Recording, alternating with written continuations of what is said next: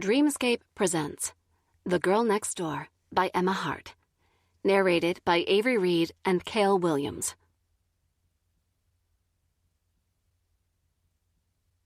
Chapter 1. Ivy. Wet hair stuck between your thighs after a shower. If you'd asked me the worst part about being a woman 3 weeks ago, hell, even 3 days ago, that would have been my answer. Now my answer was very different.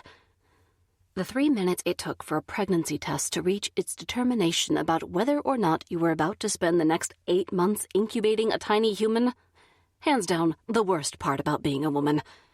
Not to mention the scariest.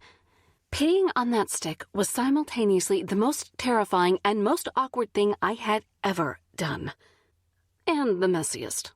Look, I wasn't winning any awards for my aim with pee, okay?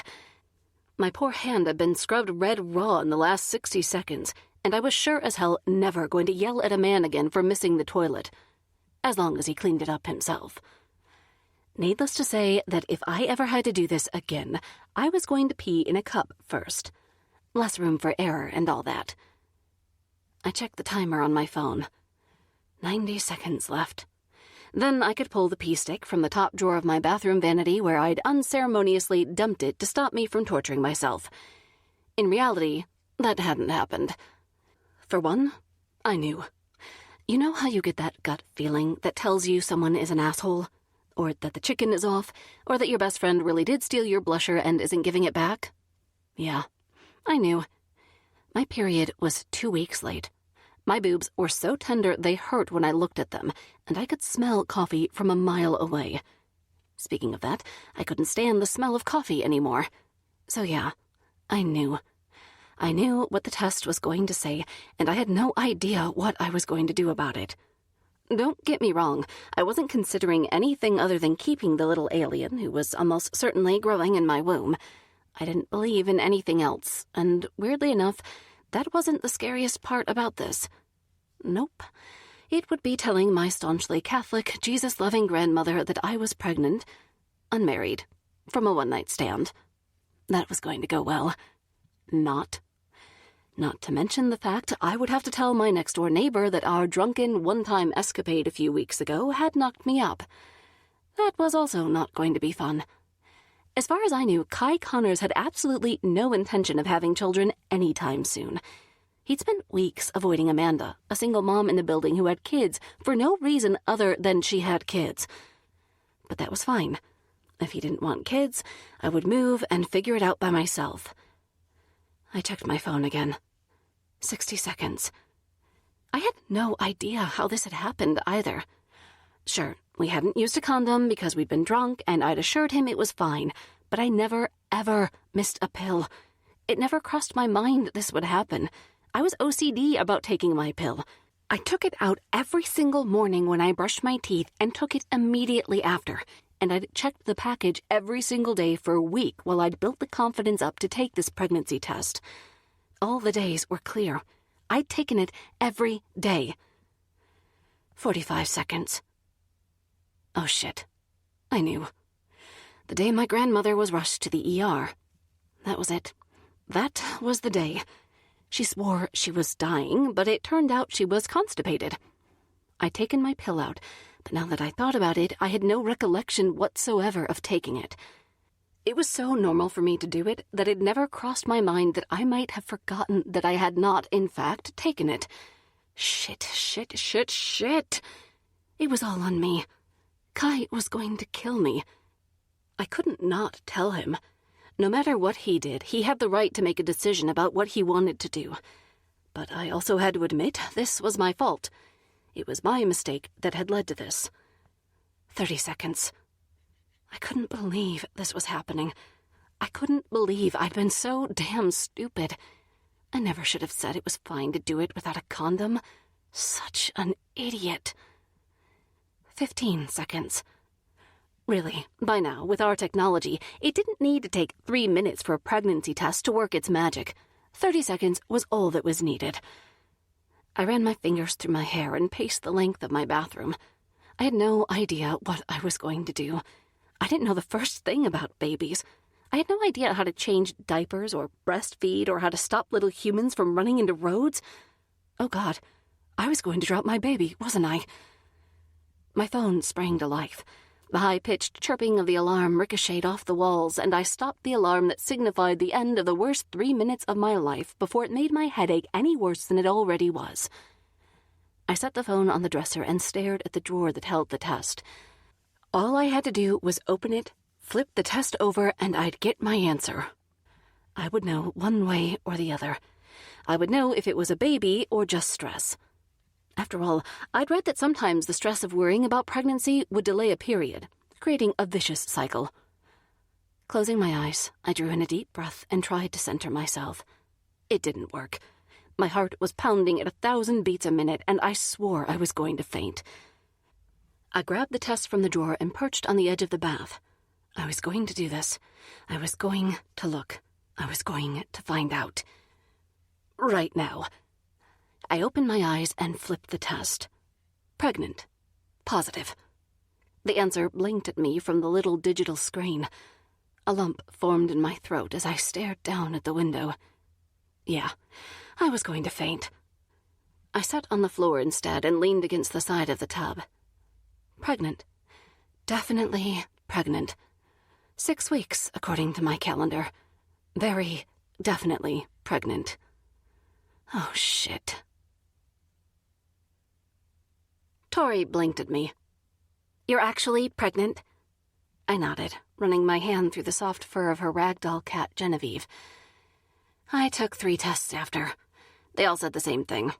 Definitely pregnant. Holy shit! She dropped onto the sofa next to me. Are you okay? I don't know, but if you don't get that coffee away from me, I might throw up in it. Noted. She grabbed the mug from the table and took it into the kitchen, even going so far as to drain the cold coffee down the sink and rinse it. And it's Kai's? Yep. I looked down at the cat, who was happily purring under my methodical strokes. And no, before you ask, I haven't told him yet. I panicked and came here. Well, after I went to the drugstore 2 towns away and bought 3 more tests for a friend. She rejoined me on the sofa, handing me a glass of ice water. Are you okay, Ives? Shrugging, I sank back into the soft cushions. I really don't know. I'm not sure it's sunk in yet, you know? It's like I knew, because everything added up, but it's one thing to think it, and another thing entirely to have it spelled out in front of you. Tori squeezed my hand. How did it happen? You're so anal about your pill. There's no way you'd forget. Did it fail? I shook my head. You know when Grams went to the hospital? Yeah, when she couldn't poop? Yeah, I was doing my morning routine when I got the call. I definitely popped the pill out because it wasn't in the strip, but I must have knocked it into the sink and down the drain when I rushed to leave. Believe me, I got on my hands and knees this morning to look for it, and I couldn't find it. Damn. Speaking of Grams, don't. I stopped stroking Genevieve, much to her chagrin, and pressed my fingertips against my temples. I don't even want to think about telling her. She's going to flip her shit. I'll probably kill her with this news. Not only is her granddaughter having a baby, but it's from a one-night stand outside of wedlock. Okay, well, let's not think about her. Tori patted my thigh. You'll just stress out, and you can't do that right now. Let's think about this methodically. Have you called your doctor yet? I shook my head. Do you want me to make you an appointment? Tears filled my eyes as I nodded. If I spoke, I was going to burst into great hulking sobs that would make Kim Kardashian's crying face look stunning. I just knew it. Okay. Tori slid a box of tissues over to me and grabbed her phone. Let me call her now.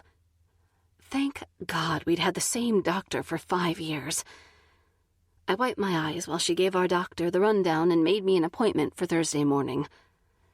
Have you had any nausea yet? Vomiting? Tori asked, the phone still plastered to her ear.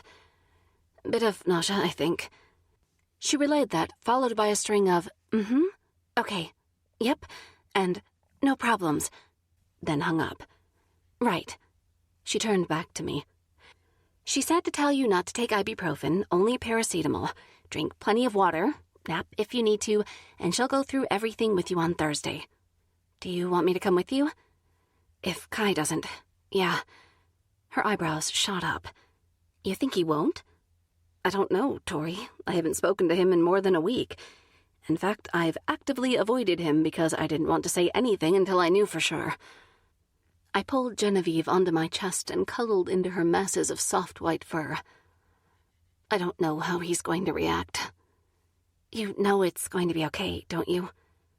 She sat down next to me and stroked my hair gently. Kai isn't a bad person, and I have no doubt that he's going to support you, Ivy.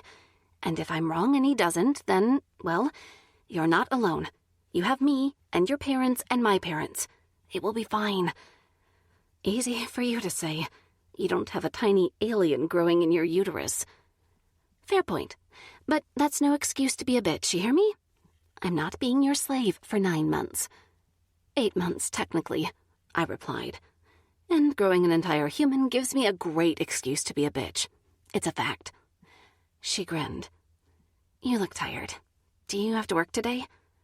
No. Kelly's childminder had something come up, so I switched shifts with her. I'm working Wednesday night instead. Are you sure you can do it? I'm serving drinks behind a bar, Tori, not moving rocks to build the pyramids. Besides, I'm going to have to tell my parents tomorrow. Does that mean you're telling Kai today? I don't have a choice. I sighed, rubbing my cheek against the cat's head. If I'm telling my parents tomorrow, it means Grams will find out. And when Grams finds out, if it doesn't kill her on the spot, she will happily announce to the entire town that her whore of a granddaughter got knocked up out of wedlock, and he'll find out anyway. If she does that, I'll beat her with the Bible. A hardback one. Thanks. I got your back. Tori grinned. I have to go run some errands, and you look exhausted. Do you want to crash here for an hour while I go out? I didn't want to bother her at all, but she was right. If I looked exhausted, it wasn't a patch on how I felt. Physically, emotionally, mentally, I was ruined. You don't mind? I didn't mind before, and I definitely don't mind now. Do you want anything? I can swing by Bee's and get sandwiches for lunch. A meatball sub, I murmured, cradling her cat. Extra cheese, toasted, and salt and vinegar chips with a double chocolate chip cookie. Anything else? Ice cream works too. Let me guess. You're eating for 2 now, so I can't say no. No, I'm just a greedy bitch. But the state I'm in, I'll probably cry if you don't bring it back. Tori shook her head, but her eyes sparkled. Noted. I got it. Thanks. I'm taking Genevieve to bed. She laughed as she pulled her shoes on. Take her. She's a snuggle whore. Just don't steal her side of the bed. With a wink, she grabbed her purse and left me alone in her apartment to take a nap with her cat. With any luck, how to tell Kai he was about to be a father would come to me in my dreams, because I was coming up empty. Chapter 2. Ivy. Sadly, my dreams hadn't given me any help at all. Not a single one during my 2-hour nap had bothered to give me any tips for the conversation with Kai. A conversation that was rapidly approaching. I knew he got home from work at 5:30 every day, and it was now 5:15. I really didn't have a lot of time to get my shit together. The first thing I did was open the food delivery app on my phone and place a dinner order for both of us from the Chinese place we'd eaten at the night this whole thing had happened. I remembered what he ordered, so after I'd confirmed that delivery for 6 p.m., with an extra side of crispy beef strips so he didn't steal mine, I sat back on the sofa to wait. I figured it would be best if I just said it, then handed him the food. I still wasn't sure it fully sunk in for me yet. Having the proof right in front of me was weird, and so was having to throw out all my coffee.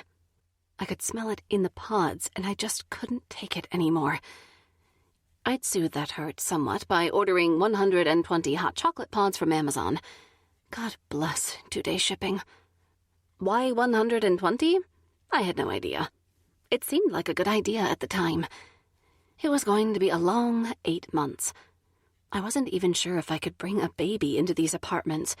The floors and ceilings weren't the best, and the last thing I wanted to do was interrupt the lives of the crazy seniors who lived here. Well, I was sure they'd coo all over a baby, It was just another thing on my list that I'd tentatively titled, "Now what the fuck do I do?" Time ticked by so slowly. I felt like a stalker listening for the opening and closing of his apartment door, and when it came, signaling he was home, my stomach lurched. Thankfully, I wasn't sick. I wasn't sure I could deal with that today, too. The Friends opening scene hit my TV, and I recognized it immediately. It was the one where Rachel told Ross she was pregnant. I grabbed the remote and changed the channel with a derivative snort. The universe was just mocking me now, the shady bitch. There was nothing interesting on TV, so I went to take a shower. The water was hot and soothing, and some of my stress dissipated with the steam as it curled up and out of the stall. My phone alarm went off. That meant it was 10 minutes until food, and I'd already spent too long standing under this water, so I quickly got out and wrapped myself in towels. It took me minutes to change into clean leggings and a slightly oversized sweatshirt that said, "I've got a good heart, but this mouth..." It was a personal favorite of mine to wear to dinner with my grandmother. I towel-dried my hair and brushed it up into a top knot, securing it with a velvet scrunchie that was something out of my childhood. I was pretty sure it was Tori's. I certainly had no intention of reliving the questionable fashions of the 90s. I was done just in time. 5 knocks sounded at my door, and I answered it. Gratefully, taking the food from the delivery guy, I grabbed a few bills from the bowl by the door and handed him his tip. With a smile, he left, leaving me standing across from Kai's door. It was now or never. I didn't have a choice. I had to get this over and done with, or I knew I'd never tell him. I grabbed my keys and shut the door behind me, pausing to lock it. My heart was pounding against my ribs, and I wasn't sure if my nausea was from nerves or hormones, or the Chinese food. God, please let it not be the Chinese food. I was already giving up coffee. There was no way I could give this up, too. I closed my eyes and rapped my knuckles against his door before I changed my mind. Oh, God. This was happening. I was really telling Kai the truth. I opened my eyes just in time for him to answer the door. He grinned, surprise lighting his blue eyes. "Ivy, what's up? Can we talk?" His eyebrows shot up. "Right now?" I nodded, wrapping one arm around my stomach as a comfort. "I'm not. I brought food." I held up the bag lamely. "Chinese." Kai glanced over his shoulder into his apartment. "I can't really. I'm pregnant." The words blurted out of me before I could stop them. His eyes widened. "What?" "And it's yours," I finished in a softer tone. "What?" came from a female voice inside his apartment. I inhaled sharply. Right. He wasn't alone. He had a date in there. That's why he didn't want to talk. "Oh." I took a step back, my cheeks burning something fierce. "I'm sorry, I didn't know you had a date. I'll just go." "Ivy, wait." He reached out for me, but I turned and ran into my apartment, fumbling with my keys for only a second before I stumbled inside and slammed the door behind me. Stupid, stupid, stupid Ivy. Tears stung my eyes. I squeezed them shut to stop myself from crying, but it was futile. The tears spilled over my lower lids and onto my cheeks at a rate of speed I couldn't keep up with. I didn't even know why I was crying. But here I was, standing in the middle of my living room holding a bag of Chinese food, crying my heart out. It was probably a crying session that had been building ever since I'd seen the first positive test this morning, but still. Was this my life for the next 8 months? Random crying sessions? I'd have to invest in waterproof mascara. And now Kai had a date. A date I just ruined because I couldn't take a hint. God, I was so dumb. Dumb, pregnant, and alone. That only made me cry harder. I managed to get to the kitchen island, where I set the food down on the counter and managed to sit on a stool. Then I collapsed forward, burying my face in my arms. 2 knocks rattled my door. "Ivy?" I couldn't have answered Kai, even if I wanted to. I was crying too hard to string 2 words together. Thankfully, I didn't have to. The door opened. Oh, Jesus. It swung shut with a bang, and before I could even look up, Kai was pulling me up off the stool and into his arms.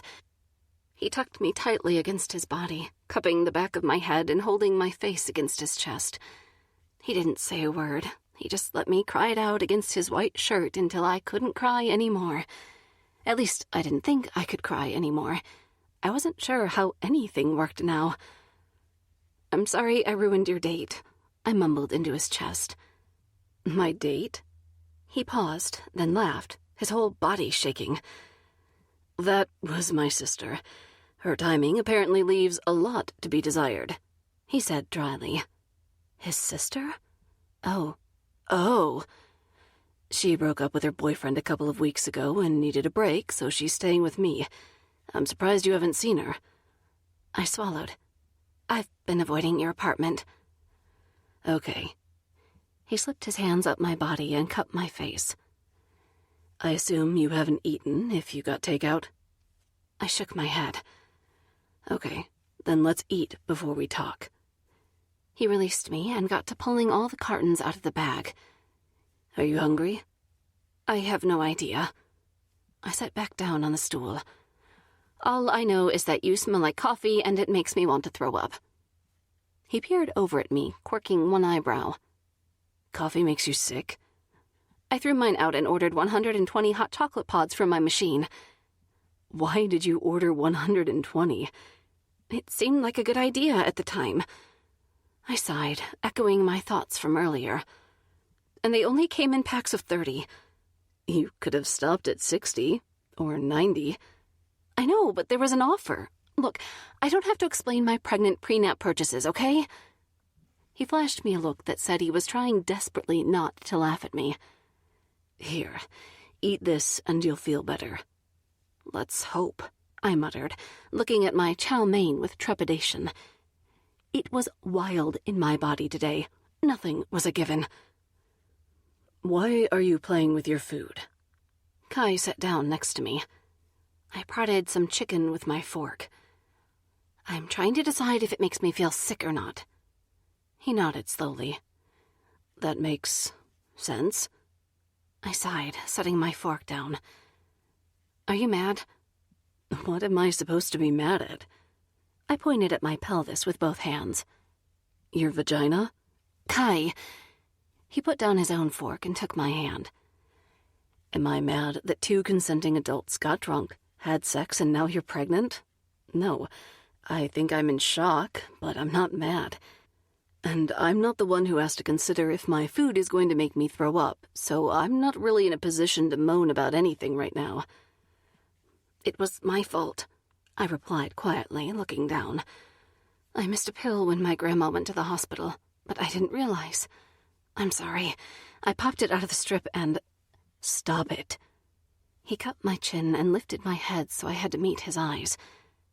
"Ivy, we both decided to have sex without a condom. We knew the risks, drunk or otherwise. We're both equally responsible for this, okay?" I didn't respond. "Okay." "Okay," I said softly. "You don't have to stay, you know." "You're not saying what I think you're saying, are you?" "No, I'm just—" I paused.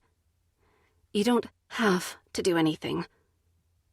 He pushed the food away from both of us and spun me on the stool so we were fully face to face.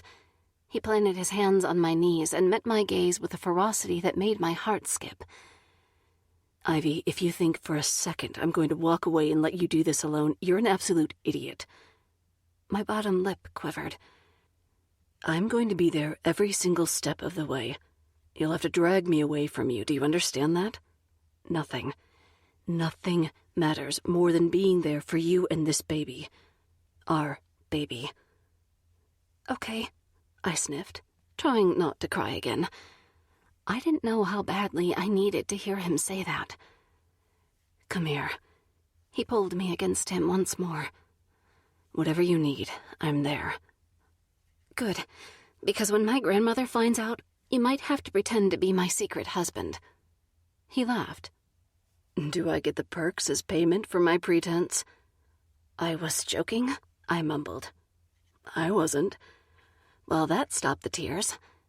I swatted his chest and sat back upright, wiping my cheeks. I think that's gotten us in a sticky enough situation, thank you very much. He grinned, and I shot him a look that said I was not interested in whatever dirty comment he was about to make.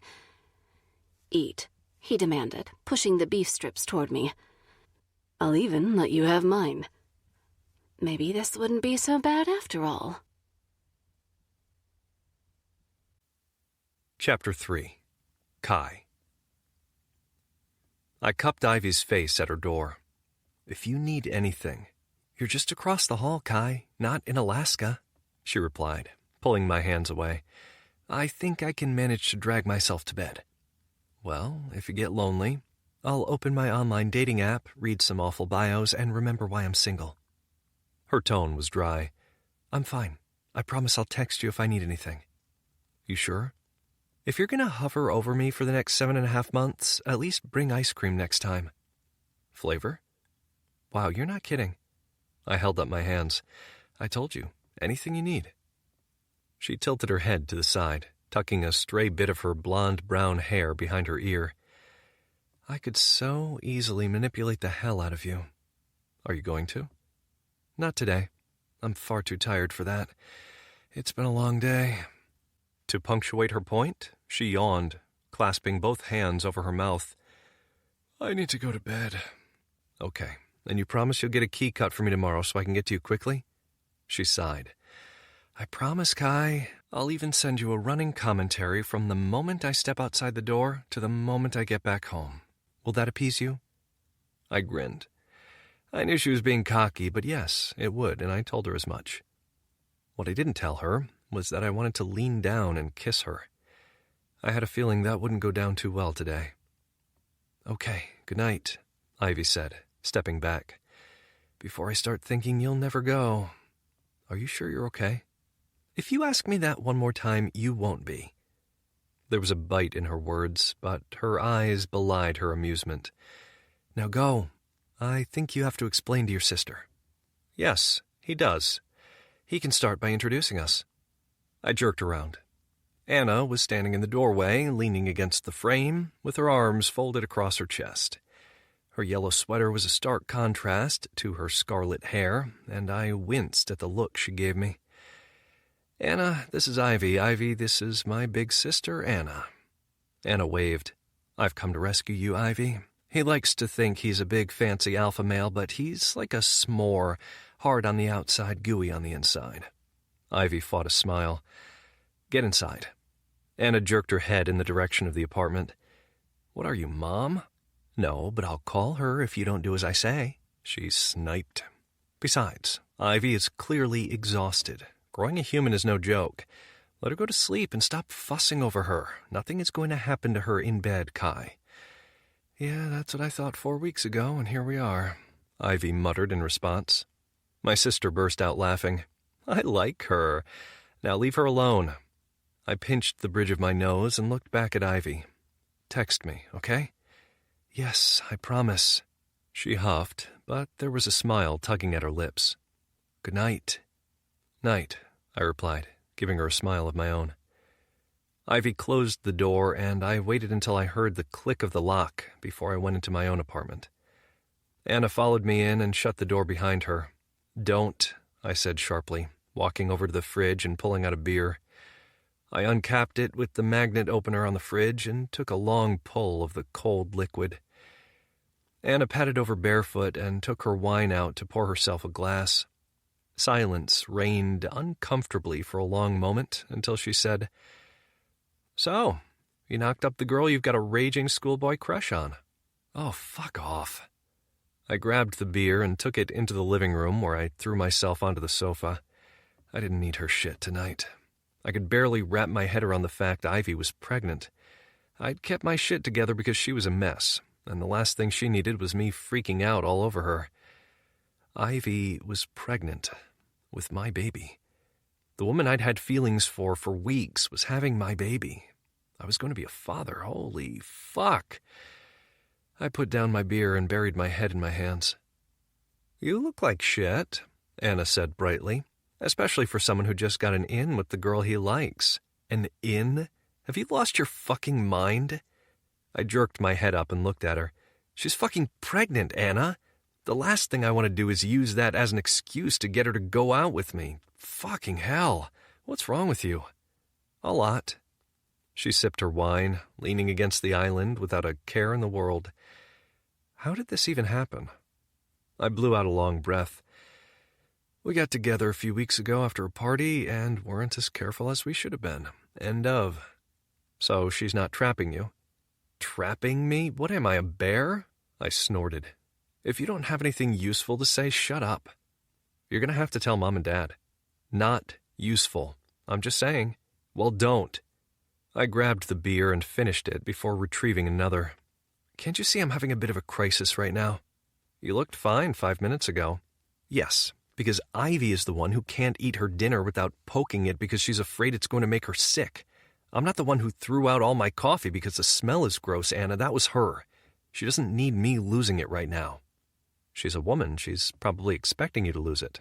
Well, I am. She just doesn't need to see it happen. I sat back on the sofa with my beer. I have no fucking idea about babies or pregnancy. Maybe you should have thought about that before you screwed her without a condom. I stared at her. I was getting really tired of her shit. Anna, that's not helpful. I'm not trying to be helpful, she drawled. I'm sorry, were you expecting me to coddle you and tell you everything is going to be okay? That nothing really changes, that it's fine? Newsflash, bro. It's not going to be fucking okay. You've knocked up a girl you're half in love with. You're going to have to hold her hair while she throws up, rub her feet when they hurt, massage her shoulders, make sure she doesn't just live off the inevitable fake craving of her favorite chocolate or chips, and you're going to have to literally hold her hand when she pushes a beach ball out of her vagina. I swallowed. Then, when she's done all that, you're going to have to clean dirty diapers, mop up baby vomit, survive off 3 hours of sleep for at least a month, and look after her while she's recovering from the most harrowing experience of a female's life. You are really, really not helping. But before all that, you have to tell Mom. Jesus, Anna, if you tell Mom and Dad, she held up her hands. I'm not telling them anything, but I want to be there when you do. I huffed out a breath and got up. I'm going to bed. I'm not listening to you anymore. It's not even 8:30, so even going to bed before my elderly neighbors is better than sitting here while you aren't helping me. Anna flipped me the bird and put her feet on the coffee table. Are you finishing that beer? I slid it over the coffee table to her, then headed for my room. I pulled off my shirt and shoes and lay down on my bed before I checked my phone in case Ivy had texted. She had. Ivy. I safely made it to bed without the monsters snapping at my ankles. I smiled. Me. Thanks for checking in. I'll spray under your bed tomorrow. Ivy. Maybe if you'd done that in the first place, I wouldn't be a walking incubator. Me. On the bright side, you can't get rid of me now. Ivy. You and I have different opinions on what a bright side is. Me. I know. I thought sleeping with you was one, but I guess you disagree there, too. Ivy. I knew that was a bad idea. Me. How are you feeling? Ivy. Like, am I feeling sick? Or am I feeling like my world is spinning at 1,000,000 miles an hour and nothing makes sense anymore? Me. Do you need me to come over? Ivy. No. I need someone to pinch me, or just kill me so I don't have to tell my grandmother tomorrow because she probably will kill me. Me. It'll be fine. Do you want me there when you tell her? Ivy. Do you want to die at the hands of a constipated old woman? Me. I can't say that's ever been on my short list. I thought maybe bungee jumping. Ivy. If you go bungee jumping and die and leave me to raise this baby alone, I'll kill you again. Me. You can't kill a dead person. Ivy. You just watch me, Kai. You just watch me. Ivy. How are you feeling? You seemed scarily calm when I told you. Me. In my defense, you were crying so hard I thought you might drown yourself. I didn't have much time to think about me. Ivy. Well, now you have. Are you sure you're not mad? Me. I told you I'm not mad. We knew what we were doing when we chose not to use a condom. Me. It's sinking in. I'm a little shocked, yeah, but I'm okay. Ivy. Are you sure? Me. You're not allowed to worry about me. Ivy. I am. You can't help me if you're dead. Me. I have no imminent plans to die. Ivy. Then you're definitely not coming to tell my grandmother. In her eyes, the only person worse than me will be you. Me. Does pizza make you feel sick? Ivy. If it does, I might just let my grandmother kill me. Ivy. Why? Me. I was going to get you pizza for after. Ivy. Oh, I have to work tomorrow night. Me. In a bar? Is that safe? Ivy. OMG, I wish people would not ask me that. Ivy. Yes, it's safe. I'm serving people cocktails, not glugging pure ethanol. Me. Just checking. Ivy. I'm going to sleep now. I'll talk to you tomorrow. Me. Check in when you've told your grandma so I know if you're still alive. Ivy. If she hasn't broken all my fingers. Me. I hope you're joking. Ivy. So do I. Good night. Anna's gaze followed me as I walked across the kitchen to put 2 slices of bread in the toaster. Spit it out, I said, pushing the lever down. How are you feeling this morning? Like I wish I'd never let you stay here. I grabbed the butter from the fridge. How are you? Wishing I'd drowned you when we were younger, she replied dryly. Seriously, Kai, how are you? You had a shock yesterday. I peered over my shoulder at her. She looked genuinely concerned about me, so I blew out a long breath and said, It's going to take me a few days to fully come to terms with it, I think. But I'm fine, sis, really. I just need to be there for Ivy right now. I understand that. She wrapped her hands around her coffee mug and leaned forward on the island. You have to look after yourself, too. I know, and I will. You should ask her out, when this is settled. Anna, I sighed, flipping my toast and pushing the lever back down for another minute. I said last night that wasn't an option. Just because I have feelings for her doesn't mean I'm going to take advantage of this situation. I regret ever telling you that. You only told me because I was setting you up. With your friend whom I hate. Potato, potato. She waved her hand in the air dismissively. I thought she wasn't real until yesterday, not gonna lie. I popped my toast and put the slices on the cutting board. I think your breakup has made you go crazy. No, I'm sane now. I was crazy when I dated that wild motherfucker, she asserted, blowing on her coffee before she took a sip. What are you doing today? Working. I motioned to my outfit with the buttery knife and took a big bite out of the toast. Want to get dinner somewhere? I chewed. We could go to Bronco's bar. That's Ivy's parents' bar, and she's working tonight. Anna wrinkled her face up. You want to go to her parents' bar after she's told them you got her pregnant? I shrugged, tearing off another bite of toast. Neutral venue and all that, I said through a mouthful of food. Fine, we'll go there. She rolled her eyes so hard they almost took off and went into orbit. But if her dad punches you, I'm videoing it and putting it on the internet. I shoved the last bite of toast in my mouth, grabbed my keys and phone, and shook my head as I headed for the door. Try not to eat all my food. No promises, she sang as I shut the door behind her. I paused in the hallway, glancing at Ivy's door. I wanted to knock and see if she was okay, but I also didn't want to wake her up. It wasn't massively early, but if I were asleep right now, I wouldn't want to be woken up. I hesitated for one more second before I pulled out my phone and texted her to ask if she was awake. Her reply came quicker than I expected. Ivy. Yes, I apparently needed to pee 3 times before 6 a.m. No more water in the bedroom at night. Me. I suppose this is the kind of TMI I should get used to. Ivy. You betcha. Winky face. Me. I'm in the hall about to leave for work. Do you need anything? Ivy. Are you going to ask me every single day? Me. Probably. Get used to it. Ivy. That's sweet. I waited for her to text back, but the click of her lock sounded instead of the ding of my phone. She appeared in the doorway, smiling. I'm fine, thank you.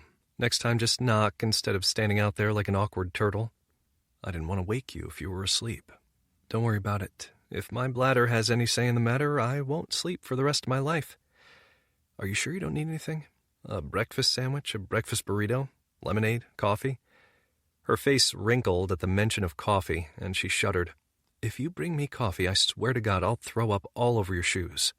Sorry. I winced. I forgot about the coffee thing. It's fine. She rubbed her hand down her face. No, I'm good, honestly. Thank you. It's sweet of you to ask. Well, I got you pregnant. I figure the least I can do is get you food. Her lips tugged to one side. I won't argue that. I do like free food. Yeah, it's the way to your heart, I remember. I winked. Are you working tonight? Me and Anna were going to come to the bar for dinner. Have you thought this through? My parents know you, and when they find out you put a bun in my oven, I'm not sure they're going to want to see you, much less in their bar. Don't worry, I replied dryly. Anna has already promised to video it if your dad punches me. Oh, well, that's okay. She grinned. I need to take a shower and brace myself for Hurricane Grandma, and yes, I promise to text you if I need anything. I returned her smile. All right, I believe you. Good. It'd be a long 18 years if you didn't. On that note, she shut the door, but that didn't stop me from hearing the ringing of her laughter on the other side. I pinched the bridge of my nose and shook my head, laughing silently. Something told me it was going to be a long 18 years anyway, and I was all right with that. Chapter 4. Ivy. You're what? Mom stared at me across the living room, and Dad shot his arm out to stop her from exploding from the sofa. Ivy Rose Stewart, tell me it isn't so. Well, this was going well. Not. I'm pregnant, I repeated. 6 weeks. Ish. Ish? You don't even know? She sagged back in the chair. Have you told your sister yet? Why would I have told Holly? I only found out this morning, and I haven't seen her in 3 weeks. She's busy getting the bookstore ready for reopening. Grandma Rosie muttered the rosary under her breath, rubbing the beads that were ever present around her body. At least I thought it was the rosary. For all I knew, she was speaking genuine Latin and praying for me. Both were equally feasible. Who did this to you? Mom demanded. Oh, God, he left you, didn't he? He doesn't want a child. Why is that your first reaction? I shot back. He did not, thank you very much. He's extremely supportive and intends to be there the whole way. You say this like you're not in a relationship. Of course she isn't.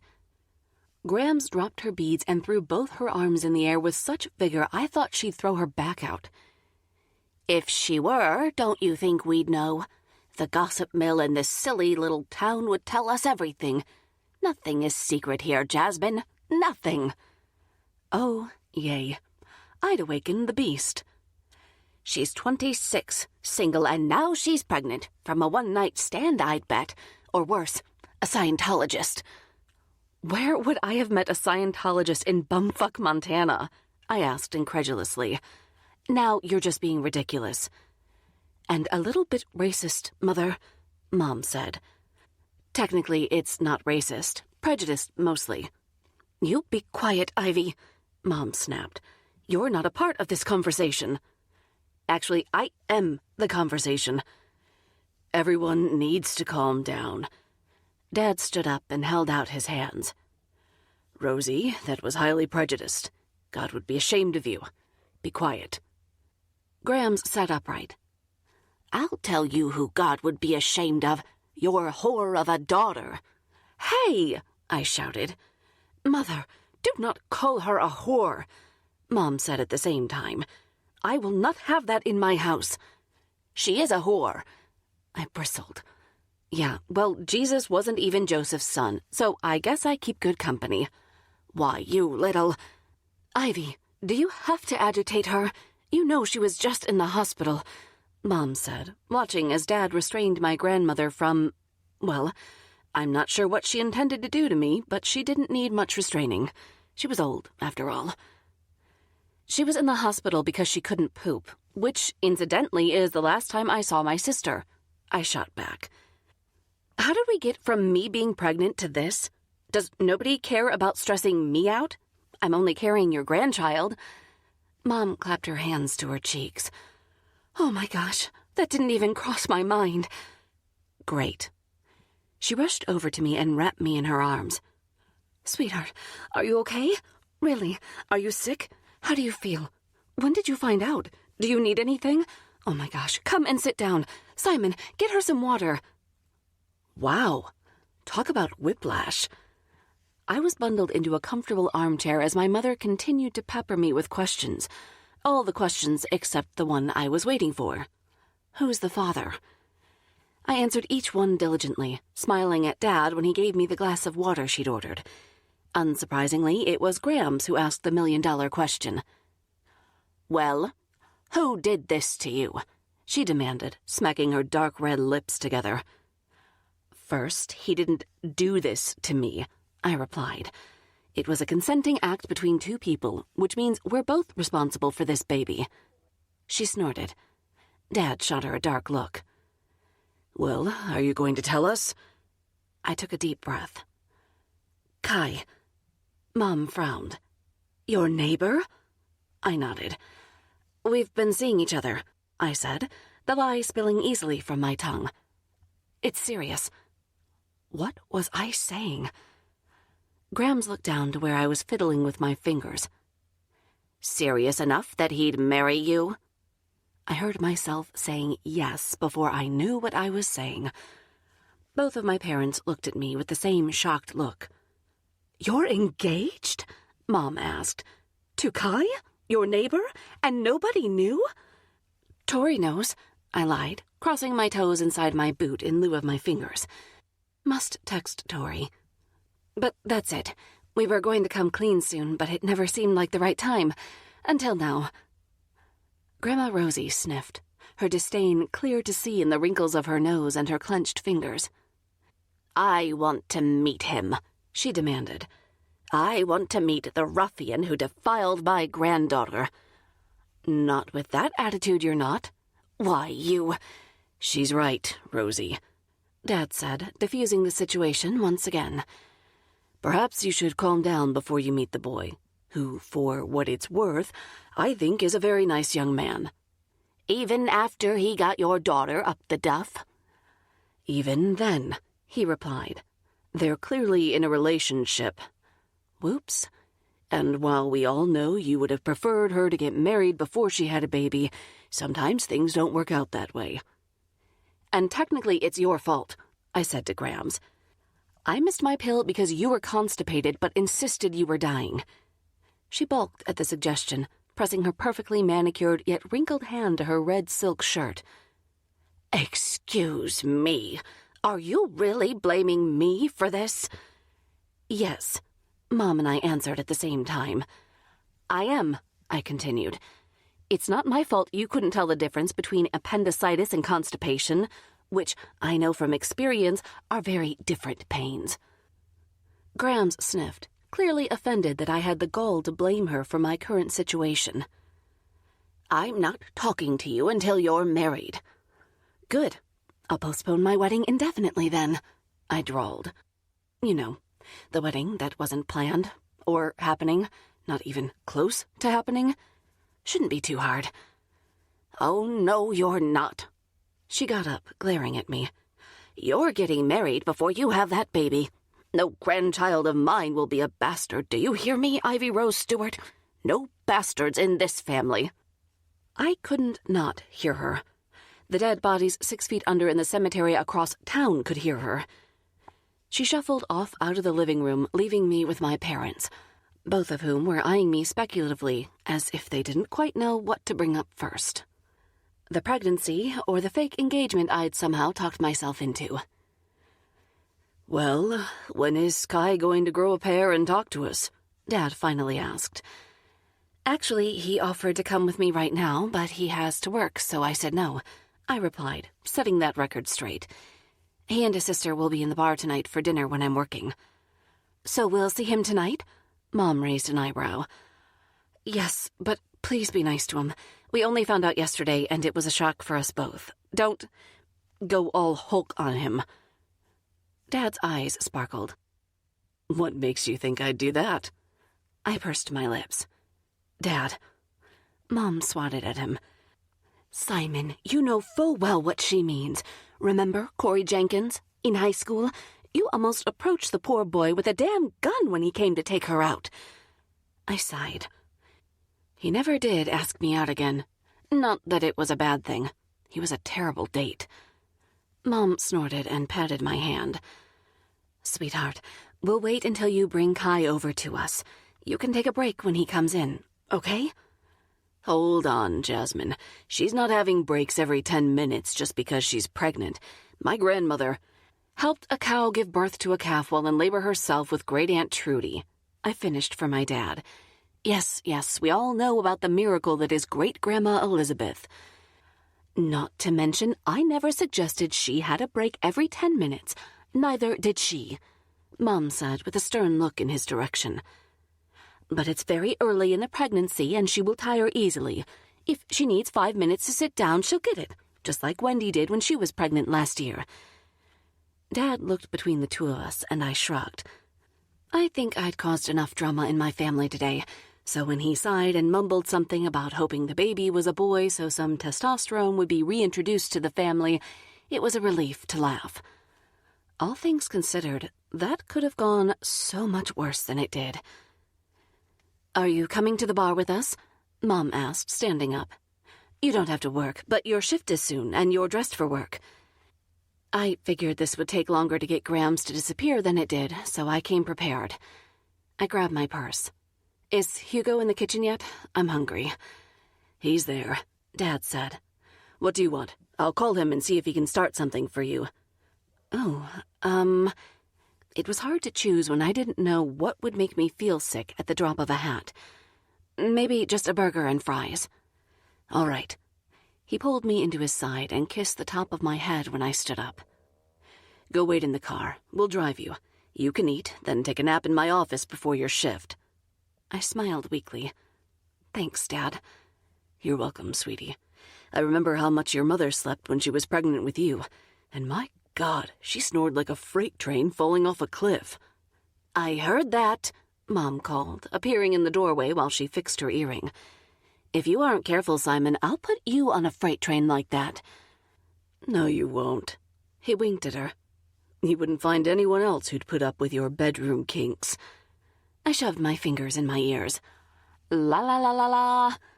My dirty parents both laughed, and Mom said, You'll get it in 15 years. Go wait in the car.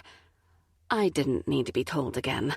I took the car keys from her and darted outside before they went any deeper into their bedroom activities and slid into the back seat of Dad's Audi. After a deep breath, I pulled my phone out of my purse and moved into damage control mode. Me. Tori, if anyone asks, me and Kai are engaged, and you're the only person who knew, okay? Thanks. Love you, bye. I flipped to my conversation with Kai. Me. Heads up. My family thinks we're engaged, and my grandmother is demanding we get married by the time the baby comes.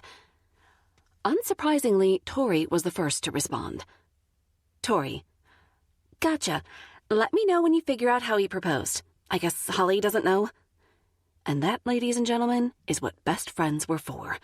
Faking engagements and hiding bodies. I confirmed that my sister, younger by only 10 months, did not know about the baby, and Kai's response followed only moments later. Kai. I should have known you weren't joking last night when you said we might have to pretend to be married. Me. Well, I wish I had been. You haven't dated anyone in, the last 6 months, have you? Kai. No, I was too busy avoiding Amanda and trying to get you into bed. Me. So romantic. Me. So you proposed 3 weeks ago, so it doesn't look like a knee-jerk reaction to the pregnancy, okay? Kai. How far are we taking this? Like, if your grandmother wants us to get married, are we eloping? Staging a fake wedding? Me. I don't know. I panicked. I couldn't think straight. She was calling me a whore. Kai. Who? Your grandmother? Me. Yes. She only stopped when I pointed out Jesus wasn't Joseph's son. She almost beat me. Kai. I cannot wait for this wedding. Me. There won't be a wedding. Kai. Okay, I can't wait for our fun wedding party to celebrate our totally fake marriage. It's gonna be a hoot. Kai. By the way, I told my parents. Me. You've been at work all day. Kai. I know. Text messaging is great. Oh my God. He did not text his parents to tell them he was having a baby, and I replied as such. Kai. I did. Now they want to see you, so we better figure this fake marriage out fast. Me. I agree, because my parents want to talk to you tonight. Kai. Really? Me. Gotta go. Bye. Chapter 5. Ivy. The bar was packed with people. Everywhere I looked, someone needed a beer or a cocktail or a glass of wine. It was hot and sticky and overwhelming on the best day, let alone right now when I had to avoid the coffee machine like the plague. Unfortunately, because of that, we'd had to tell all tonight's staff that I was pregnant and couldn't serve coffee unless any of our patrons wanted their cappuccino with a side of vomit. It was unanimously agreed that nobody would, in fact, like a side of vomit with their coffee. Thank God. Rach, I need some air. Can you cover me for a few minutes? I asked one of the servers who also tended the bar. Sure, Ivy. Take as long as you need. My big table's just left. She smiled, tucked some blonde hair behind her ear, and stepped behind the bar to immediately serve some customers. I slipped out the back, leaning against the wall. The cool evening air was a welcome distraction from the heat of inside, and I closed my eyes to revel in it for a long moment. Realizing I could no longer put it off, I pushed off the wall and headed back inside just in time to see Kai and his sister Anna taking their seats at an empty table. They'd seated themselves in an empty table in Rachel's section, so I motioned her that I had it and I'd be back in a moment. Hey, I said, stepping up to their table with 2 menus in hand. Kai's eyes sparked when they met mine. Hey, how are you doing? I'm doing, I replied, looking at Anna. Hi, sorry we couldn't talk much last night. She waved her hand dismissively. You were shattered. I'm surprised you're working right now. Are you not dying? I'm used to it. I adjusted my apron. Everyone is really understanding, and I have yet to have anyone served a side of vomit with their coffee, so it's going well. She snorted. That's definitely a plus. Kai rolled his eyes at her. Are you sure you're fine? I'm fine, I insisted. Honestly, can I get you anything to drink? I took their orders, and with the promise that I'd be right back, I headed for the bar to grab Kai's beer and Anna's wine. Rachel intercepted me and took the order before she said, It's Kai, isn't it? My cheeks flared, answering for me. Can I have their drinks? She let out a low whistle as she set the glass of wine next to 2 small square paper napkins. Girl, that's gonna be the hottest baby in Montana, never mind White Peak. I pursed my lips. Rach, I really don't want to have this conversation right now. Right, sure. She put Kai's beer next to the wine and slid the tray across the bar to me. I'm damn sad that one's off the market. Huh? Your mom said you're engaged. Isn't that true? Oh, yeah, we are. She glanced at my left hand. Never seen a ring there. I don't wear it to work, I lied, grabbing the tray and turning away before she could question me any further. Shit. I really should have hammered out a story earlier so I could at least try to make this fake relationship believable. Mom caught my eye from the other side of the restaurant, nodded toward Kai, and mouthed that I should take 5 with him. I nodded that I understood and set their drinks down on the table. Mom said I could take 5, probably to warn you that they're going to want you to hang around until this has calmed down. I looked around for a spare chair. Here. Kai got up and pushed his chair toward me. I'll go and find one. It's fine, Sit down, Ivy. I sat. Anna chuckled when he disappeared in search for another chair. So, you're engaged. Oh, God, don't, I groaned, burying my face in my hands. My grandmother is a staunch Catholic, and I panicked. For what it's worth, he's not bothered at all. I think he's looking forward to pretending to be your fiancé. Or husband, whichever one. Only because it keeps Amanda away from him. Yeah, sure, that's the reason. The sarcasm in her tone made the hairs on the back of my neck stand on end. What does that mean? It means... She stopped the moment Kai came within earshot, carrying a chair. He pushed the chair between us and sat down. What does what mean? Nothing. We were just discussing your totally real upcoming nuptials, Anna said, leaning back with a grin. Kai glanced at me. Right. How are we handling that? Very simply, I said nonchalantly. We're going to elope in my living room where my graphic designer best friend will set up a green screen and edit us into the local courthouse. Seems reasonable, he replied, taking a sip of his beer. Wait, does it bother you that I'm drinking beer? No. Weirdly enough, I quite like the smell of beer. I wrinkled my nose up. Dear God, this is going to be a long several months. Anna chuckled into her wine. Okay, when are we getting married? Kai asked, putting the bottle down. I don't know. Do I have to organize everything? I'm already growing a human. That's a lot of organizing going on down there. Solid point, Anna interjected. All her organs have to reorganize themselves. Why don't you go and order some food at the bar? Kai said, shoving menus at her. It'll give Rachel something to do other than stare at us. I peered over my shoulder just in time to see Rachel jerk her head away and pretend to wipe the bar down. I sighed. Anna took the hint and swiped the menus from him. You want a burger? And a quiet life. Kai smirked, ignoring her when she flipped him the bird and headed for the bar. Would you believe she's 30? I'd give you the finger, too, I said without hesitation. We really have to figure this out, Kai. He leaned forward and set my hand in his. It's not hard. You said this was a secret, right? We just have to figure out minor details. So I proposed 3 weeks ago. When was the last time you dated someone? It's really not worth bringing up, I mumbled. Laughing, he squeezed my fingers. Well, I've been single well over a year, so we could have easily been dating for 9 months, engaged for 3 weeks, and now you're pregnant. It happens. We're neighbors. It stands to reason our relationship would progress quickly because we see each other all the time. It's like those dumb reality shows, how people on things like Big Brother go from strangers to being in love in 2 weeks. You know that's all for ratings, right? Of course, but the point is still valid. I groaned. Okay, fine. How did you propose? Over pizza? Really? The only proposal I've ever gotten is fake, and over pizza? Nobody has ever proposed to you? Has someone proposed to you? Like 3 times. My eyebrows shot up. Have you ever said yes? That's a trick question. It's really not. I never said yes. He grinned.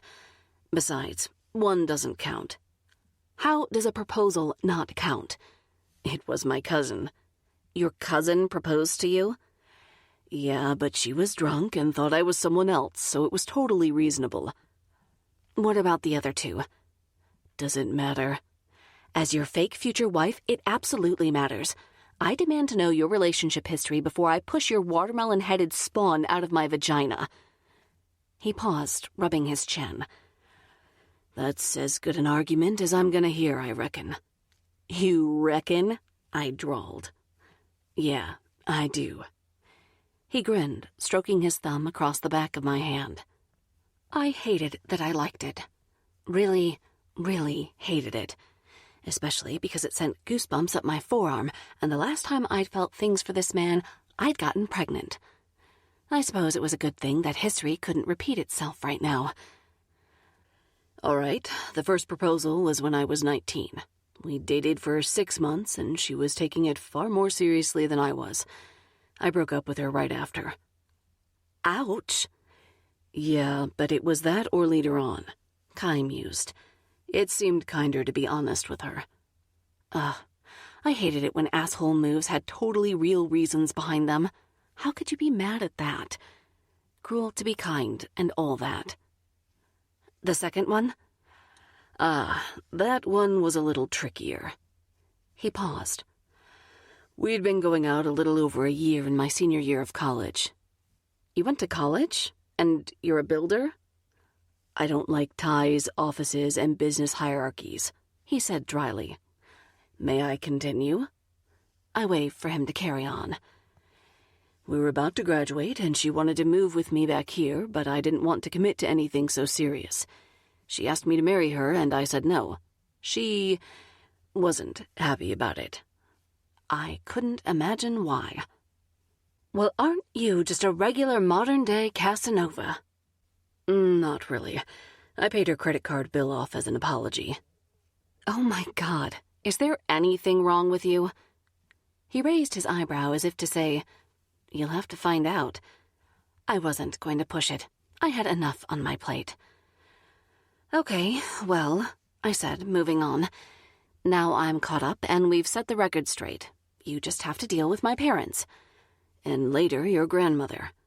And later, my grandmother, I confirmed. Hopefully much, much later. Like when she's dead. She can't be that bad. Is your grandmother the woman being wrestled away from the bar right now? Anna asked, shuffling back to the table. Because a man who looks a bit like you is begging her to go to the office and nobody is batting an eyelid. I turned around and, sure as shit, my grandmother was being accosted out of the bar by my father, leaving my mother apologizing profusely to the customers in the immediate area. For what it was worth, none of them were bothered in the slightest. They were all regulars, and therefore they were used to my grandmother's scenes. Well, at least she didn't come dressed in a feather boa this time, I mused. What? Anna asked. It's a long story, I replied, standing up. I need to get back to work. 2 hours later, Grandma Rosie was safely back at home, courtesy of one of our kitchen staff who had finished his shift, and the bar was resembling something that wasn't a mosh pit. It was the lull between the dinner rush and the evening rush, and it meant we could all breathe for the next hour. Thank God. Kai, bless him, had stayed the entire time, even when Anna had taken his keys and said she'd pick him up later because she was bored. He was sitting at the bar with a glass of Pepsi, even though I told him 1,000 times I didn't care if he had beer. I have to work tomorrow anyway, he insisted, catching a droplet of condensation on the side of his glass with his thumb. Besides, you've been staring at Sauvignon Blanc like it's your long-lost lover all night, and I don't want to make this change any harder for you. Yes, I said dryly, because missing wine is the issue, not the swollen boobs or the constant tiredness or the severe aversion to coffee. He raised his eyebrows. Your boobs are swollen? I didn't notice. Bullshit. You've been staring at them for the last 30 minutes. I hiked my t-shirt up to cover my brand new extra-as-hell cleavage to make my point. To be fair, said a voice I recognized immediately. I'd be looking at them if I weren't your sister. I turned in Holly's direction. Like me, she was on the shorter side of life, but she was a little more disciplined in the exercise department, giving her slim body a more toned look than my own. She had my original hair color, dark brown, and the same dark brown eyes as me. We were so alike that we were often mistaken for twins, and given that we were in the same school year, it was an easy mistake to make. She adjusted her wide-rimmed glasses. Hey, Kai, how are you? I'm good, Holly, thanks. He smiled. You? Over the Dewey Decimal System, she replied. You have a degree in library science. How can you be over that? Isn't it like your lifeblood? I asked, pouring a glass of her favorite red wine. Ha ha ha. She pushed some hair from her face and gratefully accepted the wine. Well, what's new? I shot her a look. Don't sit there and act like you don't know. I know Mom called you. She did, she grinned. And she was freaking the hell out. She was demanding to know why I hadn't told her you were in a serious relationship with Kai. Oh, shit, I whispered. Holly waved her hand.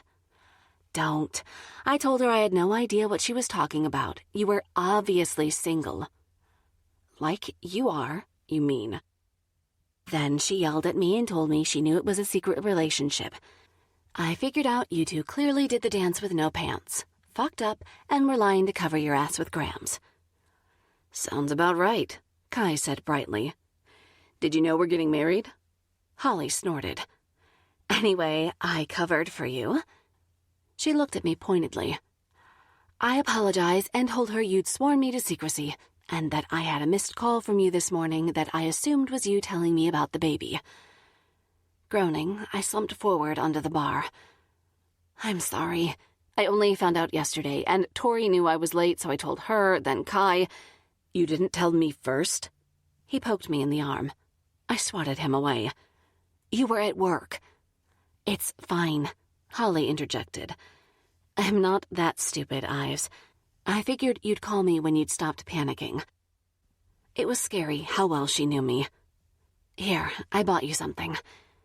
She dug in her purse and pulled out 2 small packs with earplugs in. Earplugs? Kai picked up the one she'd pushed in his direction. We have to be able to hear the baby, Holly. I know, she grinned, her eyes sparkling. But you're gonna need them in 3 years when I buy your kid, 10 drum sets. And you're fired as an aunt, I told her as our parents approached. Both Mom and Dad hugged her and kissed her cheek before turning toward Kai. Holly and I both froze. Well, Dad said, at least my grandchild isn't going to come out looking like Yoda with you as the father. My jaw dropped. Are you saying I look like Yoda? Have you seen your baby photos? Mom! Simon! She scolded him, walking around to see Kai.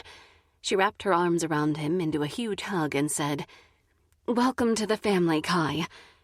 Holly caught my gaze. Welcome is a strong word, she muttered into her wine glass. Dad flicked her ear, and she winced, shying away and rubbing the same spot. I agreed with her, but I stayed quiet. That was the bonus of being the big sister. I knew when to shut up. Thank you, Mrs. Stewart, Kai replied, returning my mother's hug. Mrs. Stewart, Mom laughed, pulling back and holding him at arm's length. I've been Jasmine for months, and now I'm Mrs. Stewart? A light flush actually colored Kai's cheeks. Holy wow. Why was that hot? I thought it was more appropriate, he said after a moment, ignoring my sister's amused, shit-eating grin. Oh, nonsense, Dad said, slapping him on the back. Jasmine and Simon, please. Unless you'd like us to call you Mr. Connors. Kai froze. Oh, stop it, I said to Dad, flicking a dishcloth in his direction. He's winding you up, I added to Kai. Do you fish? Dad asked, ignoring me. I haven't in a while, Kai said slowly. But I used to go with my dad. Great. He clapped Kai on the shoulder again. I'm going this weekend. Why don't you and your dad join me? My eyes bugged, and Holly choked on her wine. Kai ignored us entirely. Sure, I know he had a job booked this weekend, but it's only a small one. He should be able to pass it on to one of the other guys. I'll call him tonight and let you know. Sure. Come here, let me get you my number. Dad muscled him off to the back, muttering about fishing and how he knew the best spots on the lake for whatever fish it was he liked to catch. Thank God we'd inherited a house on the lake from his parents. I didn't expect Dad, Kai, or Kai's dad to be home the same day. What just happened? Holly asked, jerking her head to look between me and Mom. I grimaced, shaking my head. Mom sighed. He found someone other than me to take fishing. And just like that, it seemed like my parents had accepted Kai into our family. It was going to be so awkward when I had to tell them we'd broken up. Chapter 6. Kai. My daughter is a terrible liar, Simon said, pouring whiskey into 2 small crystal tumblers. She likes to think she can fool me, but that ship sailed when she was 16 and swore the size 6 boot prints on the porch roof weren't hers. I said nothing. I had no idea where this conversation was going, but I was already pretty sure I wasn't going to like it. So I accepted the tumbler of whiskey without a word. Jasmine likes to keep the peace. You might have noticed that her mother is what I would call, slightly volatile," he continued, sitting in the high-back leather chair in front of the large mahogany desk and stroking his dark gray beard. "She also has a tendency to ignore the obvious in the hope of keeping the peace." Ah, now I knew where this was going. "I know you're not dating, much less engaged," Simon said, cutting to the chase. "I also know it was Ivy's knee-jerk reaction to her grandmother yesterday. You do know you don't have to go along with it, don't you?" I nodded. "Yes, sir. But if it makes it easier for her right now, then I'm happy to." He raised one eyebrow. "You are? Don't you have a dating life of your own?" "Not particularly," I replied slowly. "But even if I did, she and the baby would be my priority anyway, making any dating life non-existent." He leaned back in his chair and spun his glass so the amber liquid sloshed against the sides. "I'm not sure what to think about you." "You can think what you like," I said honestly. "Just know that I care about your daughter a great deal, sir. And if us pretending to be in a relationship makes this easier for her, so be it." "I know." "Know what?" "That you care about her," he said, his eyes never leaving mine. "That's more than a little obvious." I grimaced. Apparently everyone knew I had feelings for Ivy except Ivy. "Regardless of how I feel, this isn't about me." I kept my voice low. "It's about her, and I'm not going to use this situation to push her into anything. I don't want her to feel like this has to be real just because we're pretending." "I'm sure." Simon scratched his chin. "Either way, I won't let it slip. Not even to my wife, although I'm sure she'll kill me if she ever finds out that I know it's not a real relationship." "Thanks." I smiled, sipping the whiskey. I wasn't a whiskey guy, but it was the only polite thing to do. 3 knocks sounded at the door, and Ivy poked her head through. "Sorry, are you done? Mom wants you," she said to her dad. "Something about that goddamn Hillary and her toy boy being in the bar?" Simon sighed. "I've told her I can't kick them out just because her arch nemesis is bringing her new 20-year-old lover in." "Ew. She actually has a toy boy? She's like 50. "As is your mother," he replied dryly. "Yeah, but she's not dating a college graduate," she replied with the same wry tone. "Anyway, she wants you to get them out of her damn sight, and she's sent me home." "Why is she sending you home? You have 2 hours left of your shift." "Because someone walked past me with 3 cups of coffee, and I vomited on the bar." "Are you okay?" I asked, putting the whiskey down. "I'm fine," she said brightly. "But I don't think I'm ever drinking coffee again, so I guess I need to develop a taste for tea." Simon pinched the bridge of his nose. "This is going to be a long few months." "You think you've got it bad," Ivy said, looking back at him. "You're not the one who's going to get cankles." With that, she flounced out of the office, leaving the heavy wood door to swing shut behind her. Simon stared after her for a moment before he shook his head. Looking at me, he said, "Good luck. You're going to need it with her." I grinned. I'd take all the luck I could get as far as Ivy Stewart was concerned. "Are you sure you're fine?" Ivy froze, her lips puckered around the straw of her McDonald's milkshake I'd driven into the next town to buy her at her request. "Kai, we've gotten a cab back home, then driven a 45-minute round trip for a McDonald's. If I weren't fine, your dashboard would know about it." I grunted a non-committal noise and pulled into the apartment parking lot. I parked in my designated spot next to her car. "I know, but that doesn't mean I'm going to stop asking." She rolled her eyes as we got out. "What did my dad say to you?" "Talked about fishing," I lied, juggling my keys. "I think we're going to figure out a trip soon." She sucked milkshake up the straw so hard she got a mouthful of air if the gurgling from the cup was anything to go by. "He knows this relationship is fake." "What makes you say that?" "I know my dad. He doesn't miss anything, but he wouldn't dare tell Mom and Grams." I sighed. "Fine, yeah, he knows. He told me he knew, but he wouldn't say anything." She shrugged and dug in her purse for her keys when we reached our floor. "I figured." She paused. "Hey, do you want to come in?" I raised my eyebrows. "I'm not asking you for sex," she deadpanned. "Just, baby stuff." "Really?" You just threw up on your parents' bar and you want to talk about baby stuff? She huffed, and I swear she stomped her foot. Fine. Tori's on a date and my sister went to her friend's house. I'm a little afraid I might throw up that cheeseburger and need someone to hold my hair. Since you got me into this situation, you're up. I laughed and wrapped one arm around her, pulling her into my side. That's as good a reason as any. Come on then. I suppose it'll stop me texting you in 10 minutes. There's that, she muttered, nudging me with her elbow before she unlocked her door. I followed her inside and kicked off my shoes. What do you want to do? Talk? Watch a movie? Sit in never-ending silence and play games on our phones? Are you capable of silence? She asked, pulling 2 bottles of water from the fridge. Judging by your endless texts, I'd say no. I took the bottle she offered me. Hey, if I didn't text you and check up on you, you'd complain about that.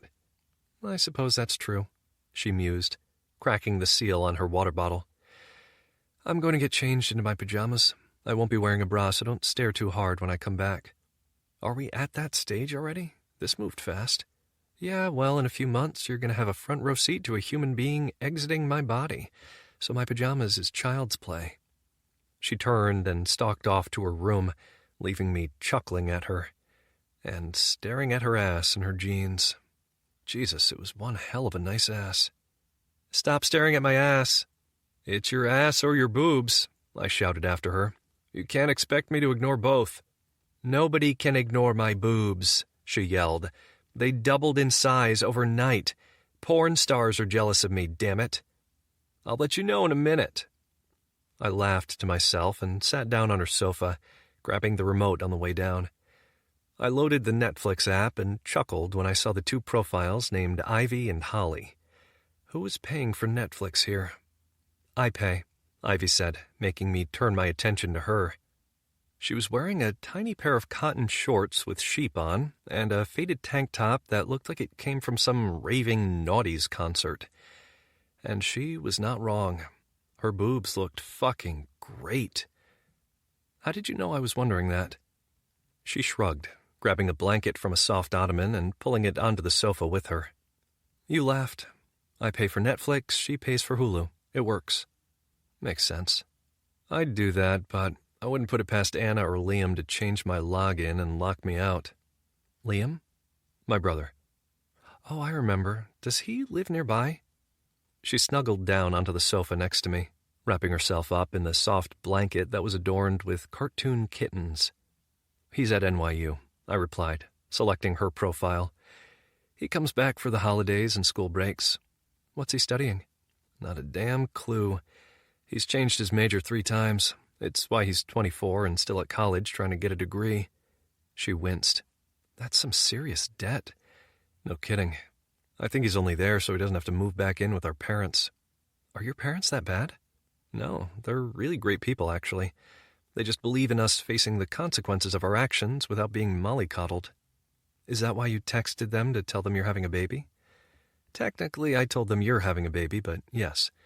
It's also why my sister is staying with me and not them. I scrolled through Netflix. What do you want to watch? Nothing with blood, she replied. Why isn't she staying with them? They told her that her ex-boyfriend was a good-for-nothing asshole who was only using her for her job, but she didn't agree. Was he? Using her? Oh, yeah. He got a job at the law firm she works at, then screwed her secretary. Do you mean his secretary? Nope, her secretary. I hovered over a movie. This one? Ivy wrinkled her face up. That looks like a horror movie. I don't need any help not sleeping, thanks. It's like that pregnancy test knocked down the dam. I peed 4 times between midnight and 6 a.m. Nice. I scrolled again. You're going to make me watch one of those girly movies, aren't you? Ooh, How to Lose a Guy in 10 Days. She jerked and sat upright, hugging the blanket closer to her. I love that movie.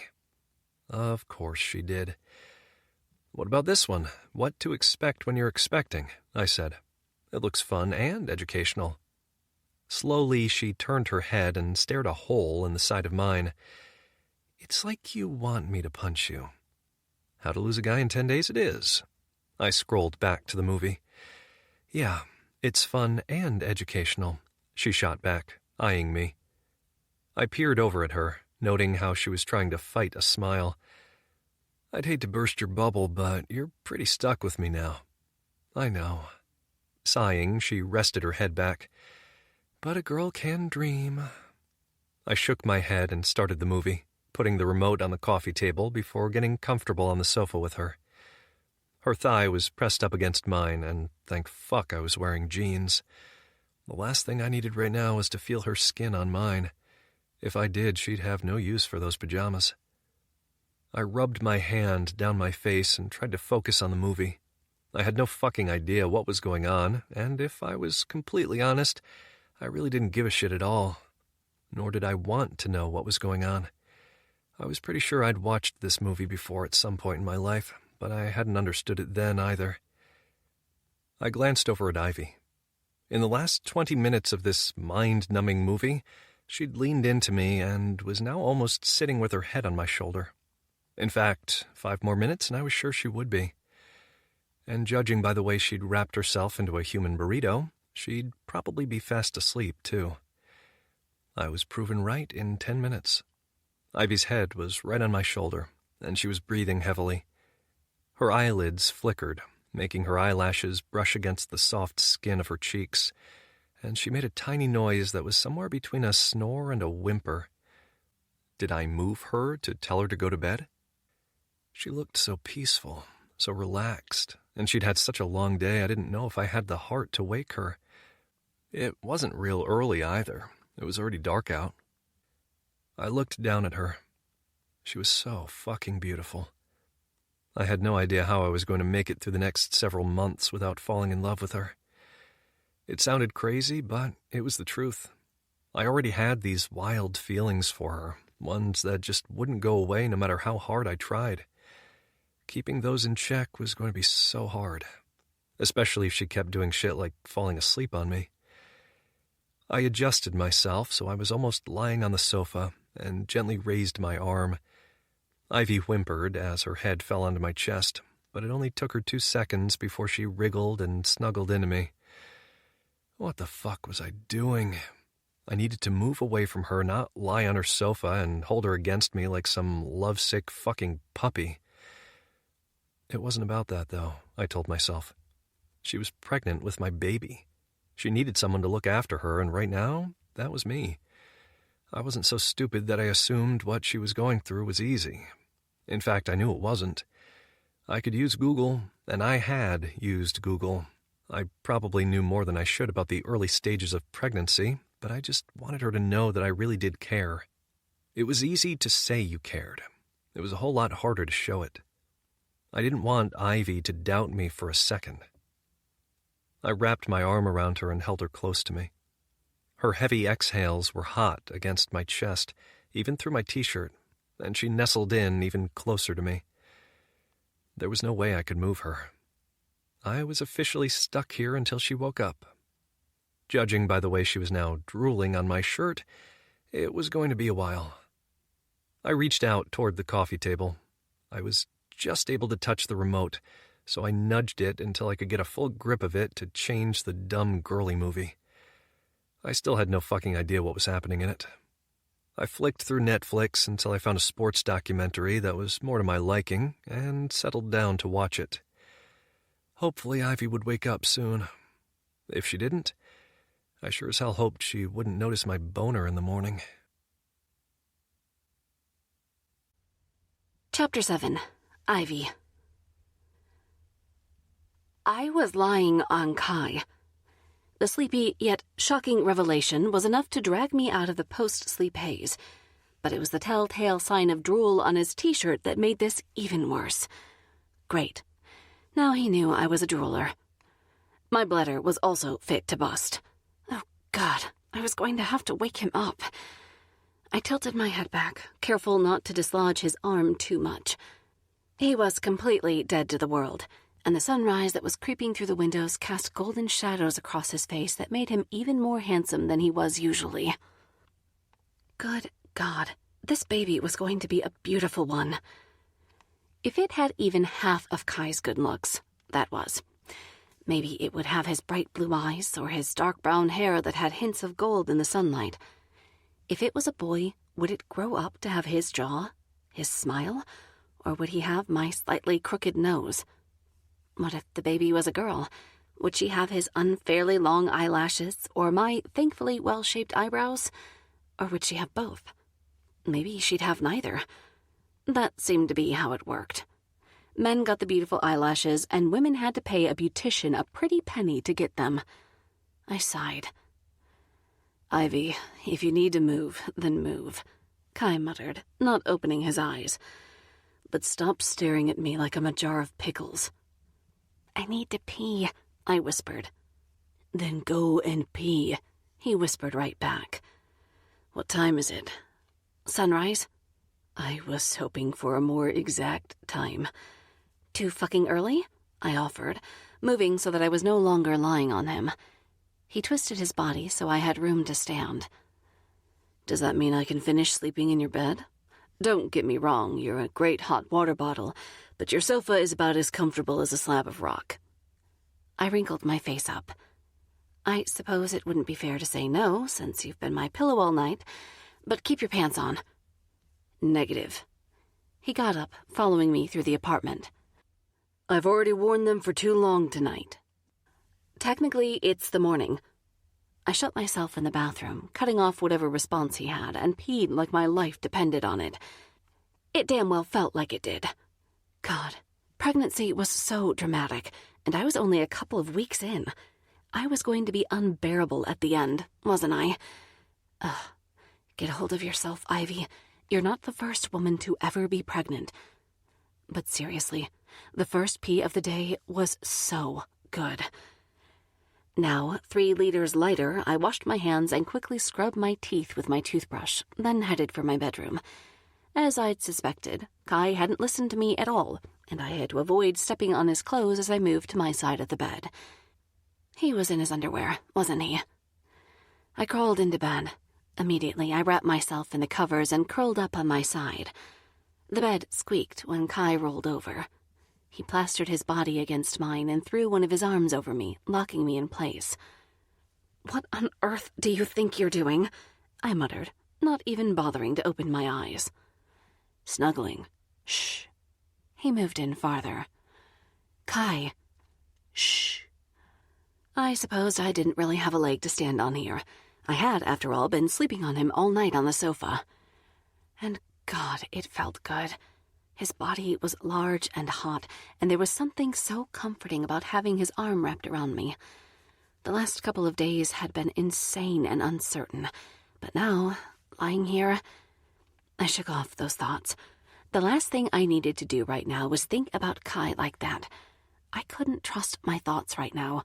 Was it hormones? Was it real? I certainly wasn't about to pay any attention to post-pee early morning half-asleep thoughts. Nope, not a single one. Not even if it was about how comfortable it was to be tucked against his strong body and wrapped up like a burrito in my blankets. No, most definitely, absolutely, positively not. Shit. What is that goddamn noise? Kai rolled over, leaving me noticeably cold, and grabbed his phone from the nightstand. My alarm. Your alarm? I've been asleep for 5 minutes. I know. You snore. I do not snore. I rolled over with a huff and glared at him. If I snored, it's because you were crushing me with your fat arms. Kai side-eyed me, but he was fighting a smile if the twitching of his lips was anything to go by. Some of us start work early. I rolled over and pulled the blankets over my head. Sorry, we're going to have to fake break up. This marriage already isn't working for me. We're not fake married yet, he reminded me, knocking his foot against mine before he got up. We need to organize that, by the way. I don't wanna. What? You don't want to be the fake Mrs. Kai Connors? My heart bleeds. I yanked the blankets down and glared at him, ignoring the fact he was shirtless and his abs were just begging me to touch them. No, really, they were. I could hear them. Ivy, touch us. Touch us. See? Totally begging. I don't need to be Mrs. Kai Connors, fake or otherwise. I said, sitting up so the blankets pooled at my waist. I'm already going to have your baby, and that's a longer sentence than a marriage. A sentence? You make it sound like I'm going to imprison you in a nursery and force you to raise the baby alone. I'd probably get a shorter sentence if I killed you. This conversation took an unexpected turn. He chuckled, pulling his shirt on. The action made his biceps flex, and the elaborate phoenix tattoo seemed to fly across his skin. That's the last time I creep into your bed. I bet it's not, I muttered. What was that? Nothing, I smiled, gripping the blankets. Nothing at all. He tugged out some wrinkles in his t-shirt, then climbed back onto the bed.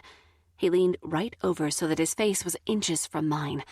His gaze locked onto mine, and for a moment, everything else in the room melted away. You're right, he said in a low voice. I doubt it will be the last time I creep into your bed. With a wink, he pulled back and grabbed his socks from the floor. If you insist on waking up at this ungodly hour, I said, lying back down, I'm hungry. He laughed from his perch on the end of the bed. I see how this fake marriage is going to work. If you wake me up early, you have to feed me.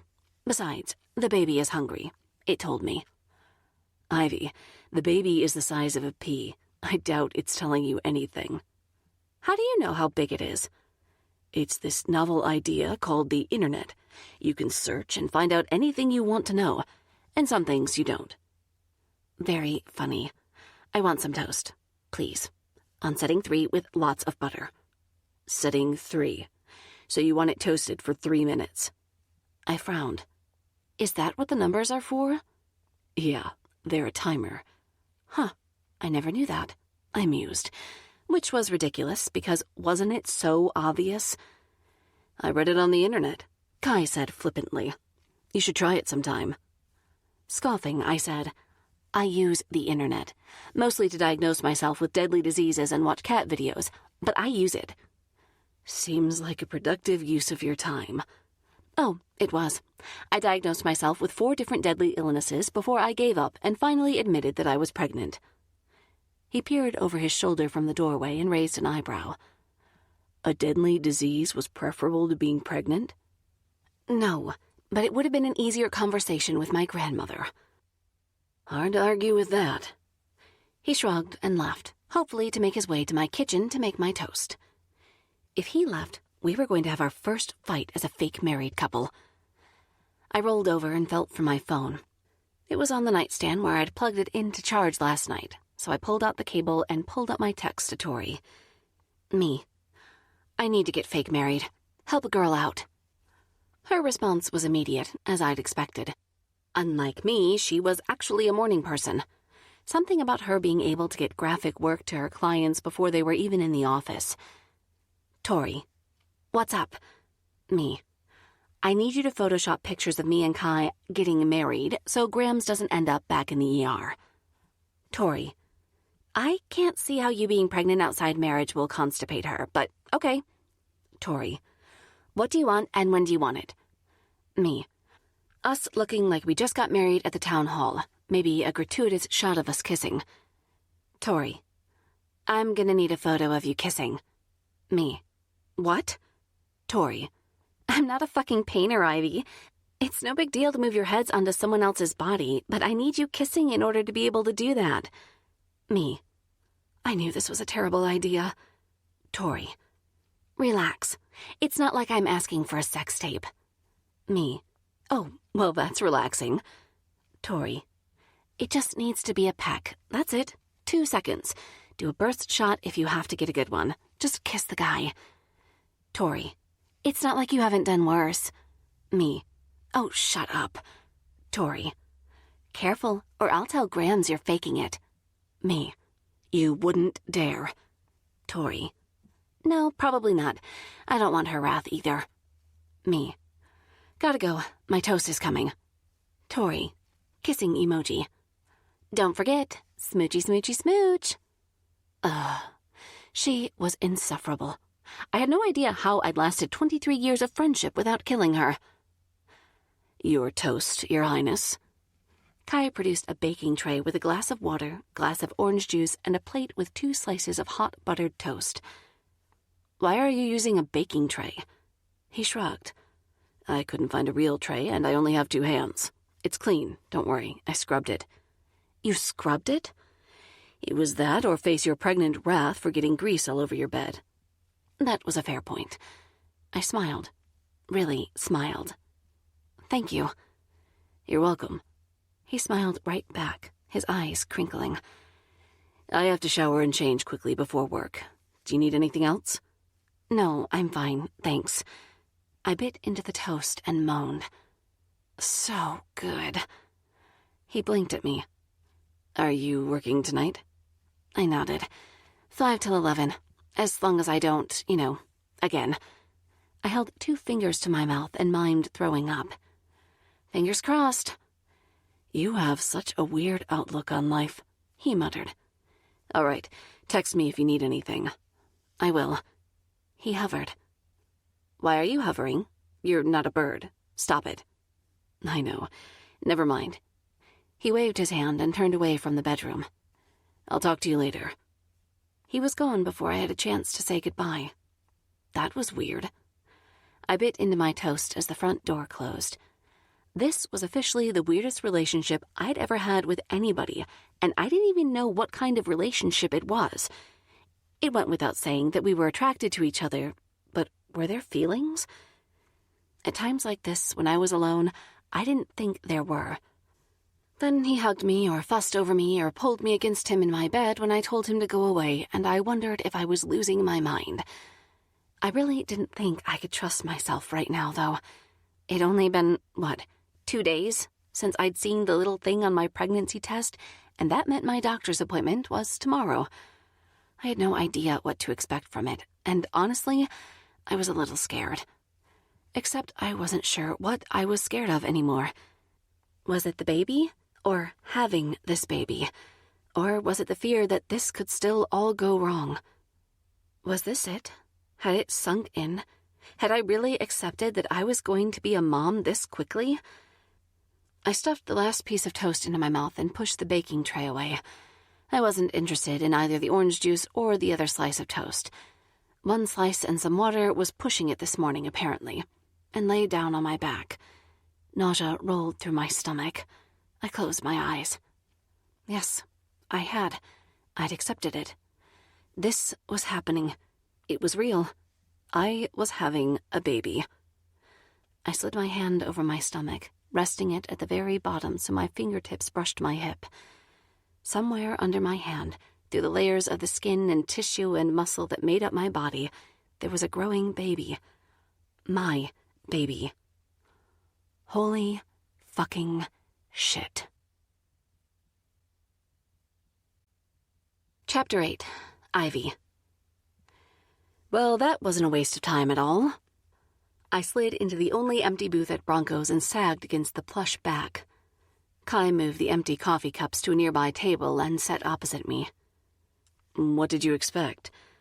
"I don't know, something more than the pee test I did myself?" I huffed, dropping my hands on the table. "I didn't need my doctor to tell me I'm pregnant, Kai. I know I'm pregnant.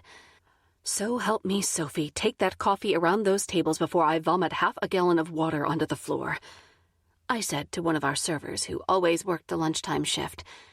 As a mother of 6, Sophie was more than acquainted with the symptoms of pregnancy, so she simply laughed and diverted around a table. "I'll tell everyone the volcano has landed." "The volcano?" Kai quirked a brow. I sighed. "Because I'll erupt at the barest scent of coffee. They coined it last night. I was so mad I cried for 5 minutes." He looked like he didn't know whether he wanted to laugh or not. "I'm sorry?" "No, you're not," I said dryly. "You're trying not to laugh, you asshole." "It is kind of funny." "It's not funny." "It is." "It really isn't," I insisted, grabbing a menu to read. Like I didn't already know it off by heart. Kai picked up a menu with far less fervor than I had and perused it. I glanced over the top of mine, but he had his gaze firmly focused on the card in front of him. That was so annoying. God, I was so annoyed. With a huff, I slammed my menu down and stormed off to the restroom where I knew I could be irrationally annoyed by myself in a toilet stall. I shoved the door open and let it slam behind me, then locked myself into a stall. The clink of the toilet seat reverberated off the empty restroom when I shut it, and I dropped myself onto it with a heavy sigh, and buried my face into my hands. I couldn't believe I just paid my doctor to tell me I was pregnant. Seriously. I'd already dropped like $40 on pregnancy tests that had done just that. It really was a waste of my time, because she'd admitted that she couldn't do anything right now because it was too soon, so bye, and she'd see me in 3 weeks. Of course, she'd sent me home with a whole list of things I couldn't eat, like sushi, and things I couldn't do, like use a hot tub, as if those were available in our apartment building, and probably a whole bunch of other stuff that would just piss me off right now. I buried my face in my hands and took a deep breath. I knew this was irrational, but I was tired, I was hungry, and my head was aching like crazy. All I wanted to do was go home and curl up in my bed and wake up tomorrow morning. I had to get a handle of this. It wasn't going to happen overnight, and I was going through so many changes, but that was no excuse to be a raging bitch, especially to Kai. I mean, this was partially his fault, but still, he wasn't the one who was making me tired, though. It was something out of everyone's control, and if I was going to make it through the next few months, I had to deal with the frustration. In related news, I had to get some tissues ordered on next-day delivery. After another moment of silence, I took a deep breath and stood up. While I was here, I took control of business in the stall, then headed out to wash my hands and fix myself up. Leaning on the edge of the counter, I peered at myself in the huge, glaringly lit mirrors. I not only felt exhausted, but I looked it, too. Shallow bags had taken up residence under my eyes. My cheeks were extra flushed, and there was a huge pimple forming on the most awkward spot on my chin. Great. I had to deal with teenage acne again, too. I wiped under my eyes, washed my hands, and escaped the confines of the bathroom. It was getting warm in there, and I was thankful for the cool blast of air conditioning as I stepped into the bar. It wasn't like June in Montana was blazing hot, but it still felt good. I slipped back to the booth. Kai had switched from the menu to his phone, and 2 tall glasses of ice water were sitting on coasters in the middle of the table. He glanced up for a second before he resumed tapping. "You look like you could use some water." I was thirsty, actually. "Thank you." I slid the water to me, pulled the paper wrapper off the straw, and put it in the glass so I could take a long drink. He didn't look up, and I trained my gaze on the ice cubes in the glass in front of me. "Sorry," I said softly, still looking into the cup. "What for?" "Being a miserable bitch." He chuckled lightly, putting his phone screen down on the table. "You're annoyed. I get it. I'd be annoyed too if I were you." "Oh, stop it." I threw a napkin at him. It failed miserably, flopping to the table immediately in front of me. His eyebrows shot up. "No, don't look at me like that." I gripped my cup tightly. "Being annoyed or tired or hormonal doesn't give me the right to be a bitch to you." "I see why they call you the volcano." "I'm trying to be nice here." Kai reached over and picked up the napkin I'd attempted to throw at him. He laid it out flat between us, flattening his hands over it until it was all but straightened again. "I ordered for you," he said, focusing on ripping his own straw open. "Sophie said you liked the grilled cheese, and you look a little tired, so she recommended a side of tomato soup. I was going to wait, but you were in there a while. Is that okay? She said you can change it if you want." I swallowed, fiddling with another napkin. "That's fine. I'm not massively hungry anyway." "You haven't eaten anything today." I didn't reply. He didn't say anything either. "Why aren't you talking to me?" I asked after a moment, staring at him. "And why won't you look at me? Did I do something to make you mad?" Finally, he dragged his gaze to me. "No, I wish you'd stop thinking that you did. It feels like you've spent the whole week wondering if you've upset me." I bit the inside of my cheek. "I'm sorry, I need to stop it." Kai reached over and squeezed my fingers. "Okay, just stop, Ivy. You're allowed to be annoyed. You're allowed to be mad over little things. You're allowed to run off to the restroom and take 10 minutes to breathe if that's what you need. But I need to stop arguing, he repeated, lightly squeezing my hand again. We have to figure out how to get through this pregnancy together, okay? We might not be in a real relationship, he said in a lower voice, but that doesn't mean I'm not going to be there. I've shown you that, haven't I? I nodded. Right. Trust me, if you piss me off, I'm going to tell you. If I think you're being irrational, I'm going to tell you. But there are bigger things right now, like you adjusting to this new reality of how you're changing. Are you saying I'm fat? I'm going to pretend you didn't ask me that. He scowled. You're right. This appointment with your doctor was pointless. But she did more than have you take a pregnancy test, Ivy. She checked your blood pressure and pulse and asked about your symptoms and gave you a general once-over in your health. Damn it, he was right. You're healthy, Kai said, rubbing his thumb over the back of my hand. So that appointment wasn't a waste of time to me. He had a point. Knowing that I was as normal as a 6-week pregnant woman could be was reassuring, especially when she'd laughed at learning about my escapades with coffee. Apparently, she'd developed a dairy allergy during her first and only pregnancy. She claimed it was the reason she only had one child. She liked cheese too much to go 9 months without it all over again. You're right, I agreed, tapping my thumb against his hand. Honestly, this feels like PMS on crack. I swear the positive test made everything so much more noticeable. I'm sure it did. But for now, if you're done complaining about how expensive today's pregnancy test was, can you go back to being your usual feisty self? It's easier to talk to you like that. How did you know I was moaning about the price of today? You were muttering to yourself for 5 minutes in the car. He finally put his straw in the cup, and after releasing my hand, drank some water. You're not the quietest mutterer in the world. That was a fair point. In fact, I wasn't even sure I could mutter at the volume most other people did. How'd the appointment go? Mom set 2 plates down in front of us. Mine, the tomato soup and grilled cheese, and Kai's a steak with fries, onion rings, mushrooms, peas, and 2 grilled tomatoes. The onion rings looked so good, and I didn't even like onion rings. What was happening to me? It was an exceptionally expensive pregnancy test. Kai answered for me. Eat, he ordered. You haven't eaten today. Mom shot me a glare. You haven't eaten today? I gave Kai a flat look that I was sure relayed my thanks for him letting that slip to my mom. I felt sick before I left, so only had some water, and Dr. Watson was delayed by half an hour, so we didn't get brunch like we'd planned. It's not my fault. Okay.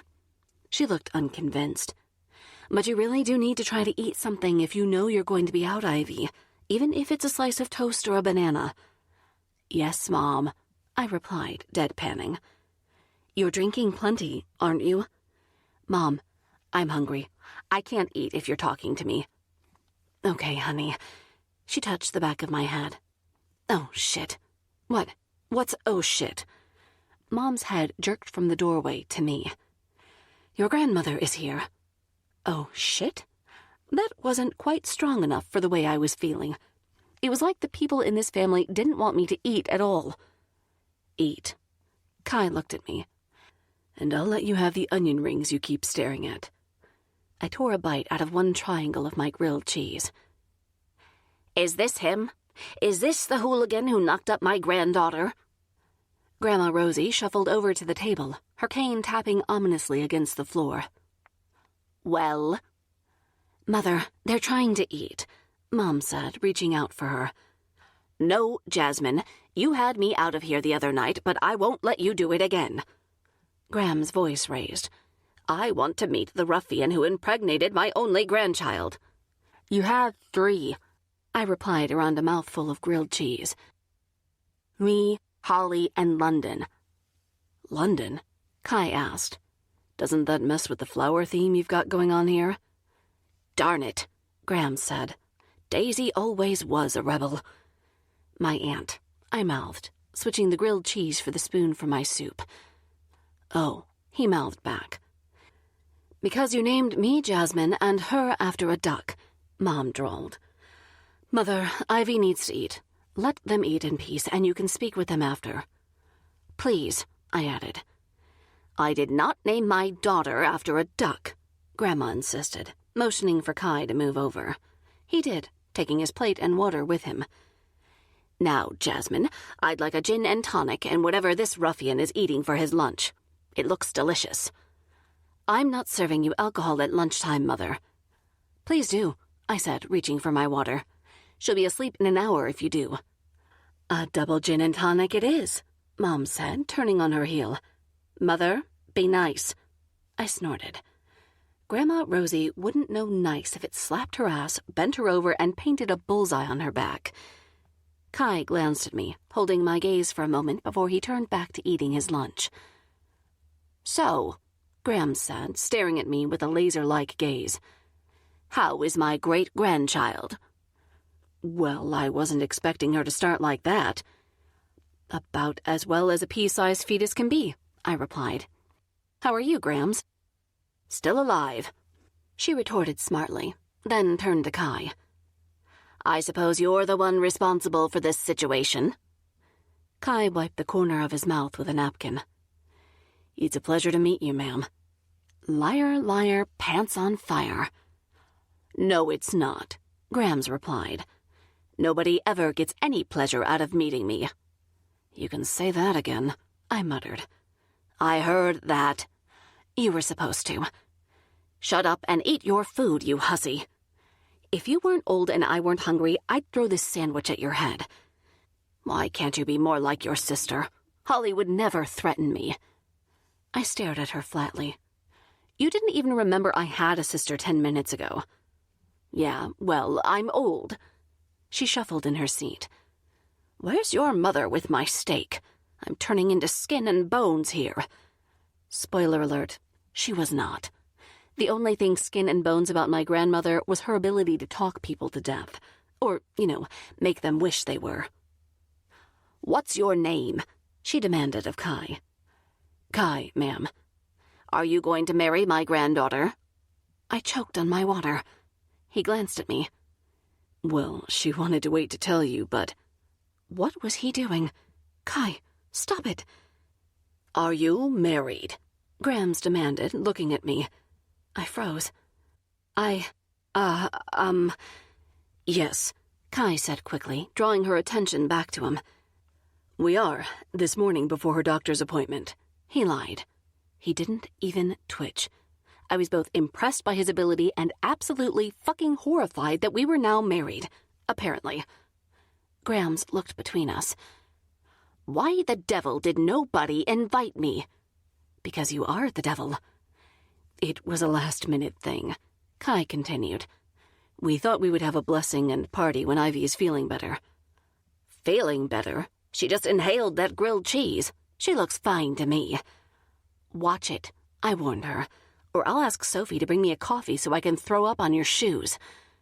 You will leave my Crocs alone, Ivy Rose Stewart. I'm not Stewart anymore, I ground out, glaring at Kai. Am I, darling? He grinned, looking every inch as if he were enjoying my extreme discomfort in our newfound level in our fake relationship. That's right, sweetums. Sweetums? Gross. Where's the wedding ring? Grams demanded, pointing her finger at my hand. If you're married, where's the ring? Getting sized, I said quickly. It's gorgeous, Grams. You'll love it. Big and shiny and sparkly. I sent a look in Kai's direction as a challenge. We'll have it back in a few days. His jaw twitched, but his eyes shone with laughter. What ring? Mom asked, setting down Graham's gin and tonic. Jasmine, did you know they're married? This morning, before they saw the doctor? Grams asked. Mom clapped her hands to her cheeks. Ivy, is that why you didn't eat breakfast? Why didn't you tell me? Why weren't we invited? Simon! Simon! She hollered in the direction of the bar. Your daughter is married! I swear, every single person in the bar turned to look at me. I was going to kill Kai. Chapter 9. Ivy. I cannot believe you. I cannot believe you told my grandmother we got secretly married this morning. I tossed my purse on the sofa and stomped into my kitchen. Kai closed the door behind him. You're the one who started this fake relationship thing because it was easier for you, remember? Yes, but I didn't think we'd have to actually get fake married. It was to buy myself some time. I stopped and fisted my hair. Jesus Christ! I don't think he's going to help you. You're going to need him to help you, I warned him. Now what do we do? How the hell are we supposed to fake a blessing and a wedding in front of my family? Kai rubbed the back of his neck. All right, that was a little far. You think? He held out his hands, palms up, and shrugged, like that was a real response. I sighed and leaned against the sink, folding my arms across my chest. Well, now we're in too deep. What do you propose we do now? Well, we have to go with it, don't we? Oh, come on. You started it, Ivy. So you've said, but I didn't expect that it would go this far. God, I groaned, bending over. This is a nightmare. It's not that bad. Kai, my grandmother thinks we're married. Shit, the entire town thinks we're married. How is this not bad? He opened his mouth to respond, but quickly shut it again. Uh-huh. Well, I guess we have to get married. Be realistic, I snapped, putting my hands on my hips. Date for real? I said realistic, Kai. That is realistic. Everyone thinks we're married. Is actually dating that wild? I stared at him. I had no idea if he was being serious or not, but I wasn't going to date him just to make this all easier. That wasn't the right reason, just like I wasn't going to let myself get carried away with how good it felt to sleep next to him. The only reason he'd spent the night a couple of days ago was because I am pregnant. If I weren't, I doubted we'd spend this much time together in a month. Yes, I said after a long moment. We'd be doing it because I'm pregnant. No other reason. We wouldn't even be in the same room right now if I weren't pregnant, and you can't tell me I'm wrong. He raised his shoulders before dropping them in a defeated shrug, complete with a heavy sigh. I guess you're right. I am, and you know it. Until that night, we didn't actually spend time together outside of stupid apartment building parties, and I was cut off by a knock on my door. I shared a look with Kai. Who the hell was that? He walked over to the door and opened it. Mrs. Valentino, what a surprise. I'll say, Isabella Valentino said. I've heard you're married and having a baby. My, you kept that a secret. Oh, Jesus, no. They're relatively recent developments, Kai replied slowly. Well, congratulations. I baked you a cake. She held up a big square cake in a silver foil tray. It was covered in pink, white, and blue icing, and there were both a bride and groom statue and various baby things in pink and blue, like booties and pacifiers and... Was that a diaper? I stared at Kai with my eyes wide. Thank you, Mrs. Valentino, Kai said, taking the cake from her. That's very kind of you. Oh, it's nothing. She rushed past him and over to me where she cupped my face in a grandmotherly way. Ivy, how are you? When is the baby due? Do you need anything? I can help. Does this mean you're moving in together? Oh, silly me, of course you are. We should throw you a party. Oh, yes, a joint wedding and baby shower. How lovely. Vincent will be delighted. Amanda, not so much, but it'll be fun. Actually, Mrs. Valentino, Kai said, moving into my apartment and putting the cake down. We've had a long day so far, and Ivy was just telling me how she was going to take a nap. I yawned to prove his point. Oh, of course. The elderly woman flapped her hands and turned, heading back for the door. I'm sorry. We'll talk soon. Have a nice nap, Ivy. Like the whirlwind she was, she disappeared as quickly as she came, and Kai locked the door behind her. The cake smelled divine, like sugar and candy and vanilla and... You're drooling over the cake. I wasn't technically, but whatever. It smells so good. It smells like cake, Kai said, approaching the island. Just cake. It's vanilla, I said, with strawberry jam and fresh cream. How the hell do you know that? I can smell it. What are you, a police dog? I grabbed a fork from the drawer and dug into the cake. I pulled out a huge chunk of the cake and held it up so he could see. Fresh cream and strawberry jam, I said triumphantly, then shoved the entire bite in my mouth. For someone who doesn't want to be fake married, you have no issue eating our fake wedding cake. As it turns out, yes, I said around a mouthful of said cake. It's good cake. You're so weird, Kai mumbled, walking over to the island. He stole the fork from me and scooped up a big bite from the tray. His eyes closed the second he put the cake into his mouth, and he moaned. That's so good. Told you. I snagged the fork back. Get your own. I thought you were going to take a nap. You made that up. I pulled another forkful from the tray. And I was actually considering it, but a sugar coma seems like a far better use of my time. Kai stuck his own fork into the tray. Too much sugar isn't good for the baby. I had fruit for lunch. You had grilled cheese and soup. Tomato soup. What do you think tomatoes are? Fruit. They're salad vegetables. Ha! I pointed my cake-coated fork in his direction. Wrong. They're fruit. Now who needs to use the internet? He frowned for a moment, then set down his fork to pull his phone from his pocket.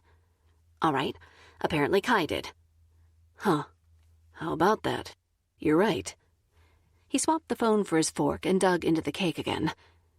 Of course I'm right. I thought everyone knew a tomato was a fruit. I shrugged a shoulder. Why would anyone know that? Because it's more obvious than what the little numbers on the toaster are for. I thought everyone knew that. You only know it because you used Google. Technically, it was on one of those stupid-ass memes on Facebook. He scraped some frosting from the side of the tray. You know those, I was this many years old when I found out bullshit things? And you took a meme's word as gospel. No, I Googled it after that, and the general consensus is that it is true. Huh, I mused. I'm going to time my toast tomorrow. Kai rolled his eyes. Unless you forget to eat breakfast again. I don't forget to eat breakfast, I argued. I just don't eat it. This morning was because I might throw up. Yet here you are, mid-afternoon, eating half your body weight in cake. Well, I'm a woman, and we're known for being unpredictable. What can I say? He grinned, his entire face lighting up. Even his blue eyes sparkled, and I looked away before my stomach flipped. In a good way. I didn't need Kai Connors getting me all worked up right now, thank you very much. Not before a nap, anyway. Nobody liked taking a nap when they were turned on. I yawned and pressed my hand to my mouth. Kai put down his fork. Why don't you lie down, and I'll put the cake in the fridge. Another yawn answered for me. I'll lie down on the sofa. That's not a real nap. Sure it is. Sofas are made for napping. Kai stared at me as I walked over to the sofa, but he didn't say anything. Are we done talking about our fake marriage, then? It was less talking, more arguing, I replied, curling up under a freshly laundered fluffy blanket. I nestled a throw pillow under my head and peered over at him. And yes, we're done for now. I had a lot of cake and I'm tired. So you're just going to go to sleep? Yes, I'm going to go to sleep. Like you said, it's been a long day and I still have to go to work tonight. There's no way I'm getting through a 6-hour shift of serving drunk people alcohol on ladies' night without a nap, okay? Ladies' night? That's a thing? Kai. Sorry. He held up his hands. I snuggled back down and closed my eyes. You're not going to stand there and watch me sleep, are you? I have no idea, he admitted. Now that Mrs. V is going to be going from door to door to tell the entire building we're married and having a baby, I'm not sure I want to leave your apartment right now. I sighed. Fine, you can stay here. In a few months, you'll be begging me to stay so you can get some sleep. Yes, but there isn't a crying baby here right now, I argued. But there will be if you don't let me take a nap. I told you to go to bed. I told you I don't want to. Aw, look, we're already arguing like a married couple. I opened my eyes to see him grinning. Fuck off. Come here. He put down his cup and turned to the sink. He pulled down the blind, then crossed into the living room where he closed all the curtains, darkening the room substantially. Damn it, I hated it when he did nice things like that. It was harder to stay mad at him when he did. Thank you. Scoot up a little. He motioned for me to move, and I scrunched up my face, but did it anyway. He sat down in the spot where my head had just been and patted his lap. I rested my head on there, still with the cushion, and wriggled until I was comfortable. Why am I sleeping on you? Because you won't nap in your room, and I want to watch TV if I'm being held hostage here for an hour, he replied simply. Don't worry, it'll be on super low volume. I harumphed and rolled over. Big mistake. My face was right in front of his abs, and my movement had caused his t-shirt to rise up, exposing the soft skin of his lower stomach, including a hint of ab. That didn't go well for you, did it? Kai asked, amused. Not particularly.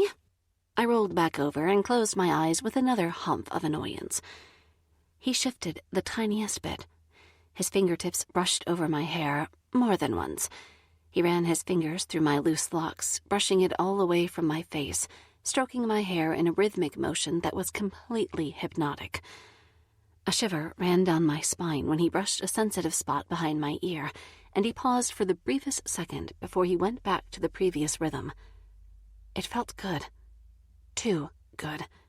It was the kind of gentle, casual touch that was designed only to be comforting, yet it was filled with a type of heaviness where you knew there was more than a simple caring feeling behind it. But I was too tired to dwell on my half-asleep thoughts, so I gave in and fell asleep to Kai stroking my hair. You are so stupid, Tori said, sipping on a margarita. Unlike everyone else in my life, my best friend had no qualms about drinking in front of me. Apparently neither did my sister and her best friends. They were lucky I was working, or I might have drowned all four of the bitches in their drinks. I am not stupid, I insisted, wiping down the bar next to Tori. I don't know, Sailor, one of Holly's best friends and bookstore co-owners, replied. It's pretty obvious. Kinsley, the final member of their trio, nodded emphatically. I wouldn't know a pickup line if it slapped my ass and asked for my number, but I have to agree here. I turned to Holly. I suppose you agree with them all, too? My sister shrugged. I can't say I care, if I'm honest. How can you not care? Tori asked, leaning forward so she could see past Kinsley. It's so obvious. Men don't just stroke people's hair and let them sleep on their laps. Not to mention, he stayed over the other night and literally cuddled her until morning. I paused. Well, she wasn't supposed to bring that up. I fell asleep on him and he didn't want to wake me, I said quickly. When we woke up, it was easier for him to crash at my place and not wake his sister. That makes it a little harder to agree with you, Holly admitted. But I think I do. What? How? Sailor asked. How can you know all this stuff and not think for a second that he has feelings for her? This isn't normal. My sister shrugged. I don't know. This is hardly a normal situation. I mean, she's so scared of our grandmother. Rightfully, Kinsley added with a shudder. That she lied about being married. Plus, they're neighbors. They're friends, or they were friends before all this. Friends care about each other. Thank you, I said, taking her empty glass to refill it with her favorite Merlot. I wouldn't drown my sister today. That's all it is. You're insane, Tori shook her head. Absolutely insane. He's clearly got feelings for her. I didn't have to listen to this. You're insane, I shot back, handing Holly her wine. Do you hear yourselves? My sister is the only one talking sense, and that's something I never thought I'd say. Thanks, Holly said. You're welcome. Sailor snorted. Sure. Okay, let's assume that it's completely platonic between Kai and Ivy. Yes, let's do that. There's one big issue with that assumption. Tori grinned. Sailor looked at me. You're pregnant. Platonic relationships don't get people pregnant. Shit. That was a good argument.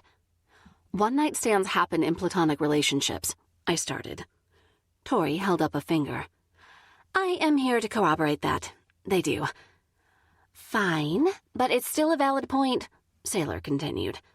The relationship obviously isn't completely platonic. She has a point, Kinsley added, stirring a cherry around her glass with her straw.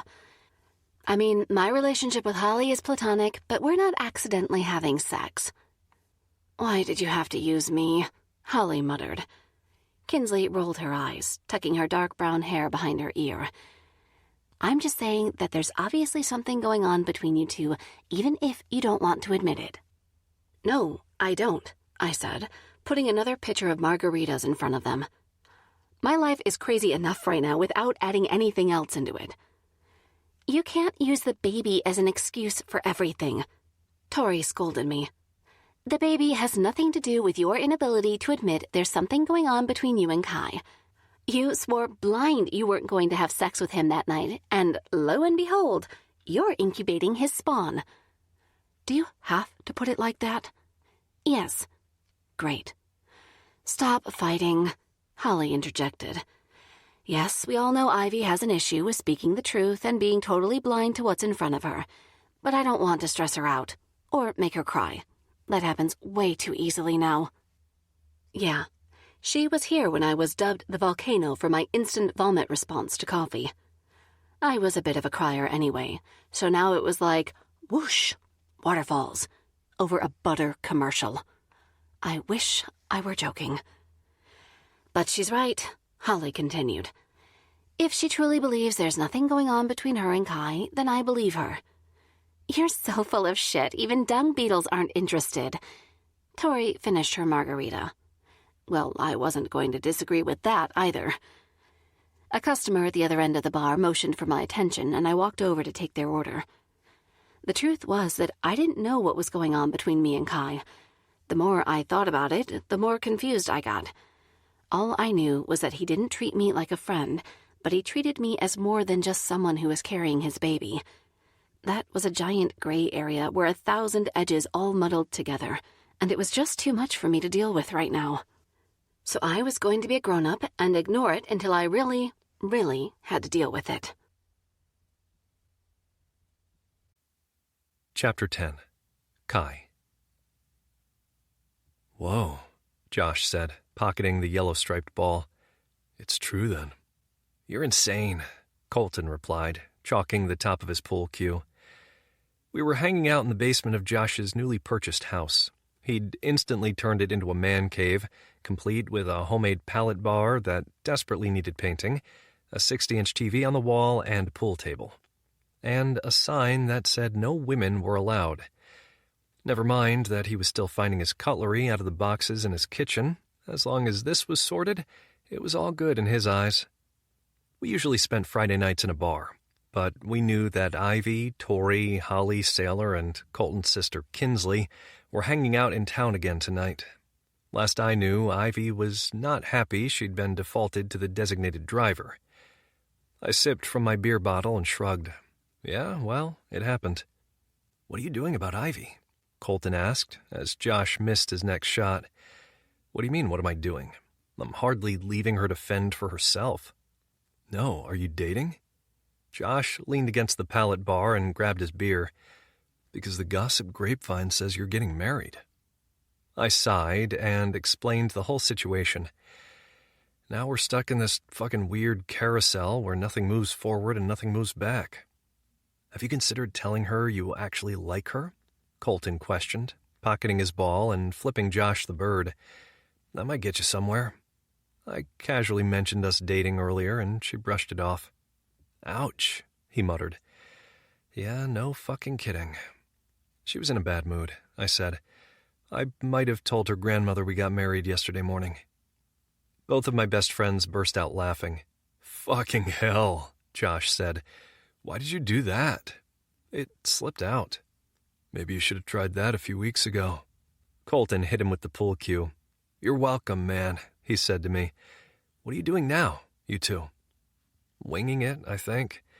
Mrs. V came over yesterday when we were fighting and dropped off a cake that was a cross between a wedding cake and a baby shower cake. Ivy got distracted, ate a shit ton of cake, then took a nap before work, I explained. I haven't seen her since she left for work last night. I don't get why you don't just tell her, Josh said, like he wasn't harboring a crush on his best friend's little sister.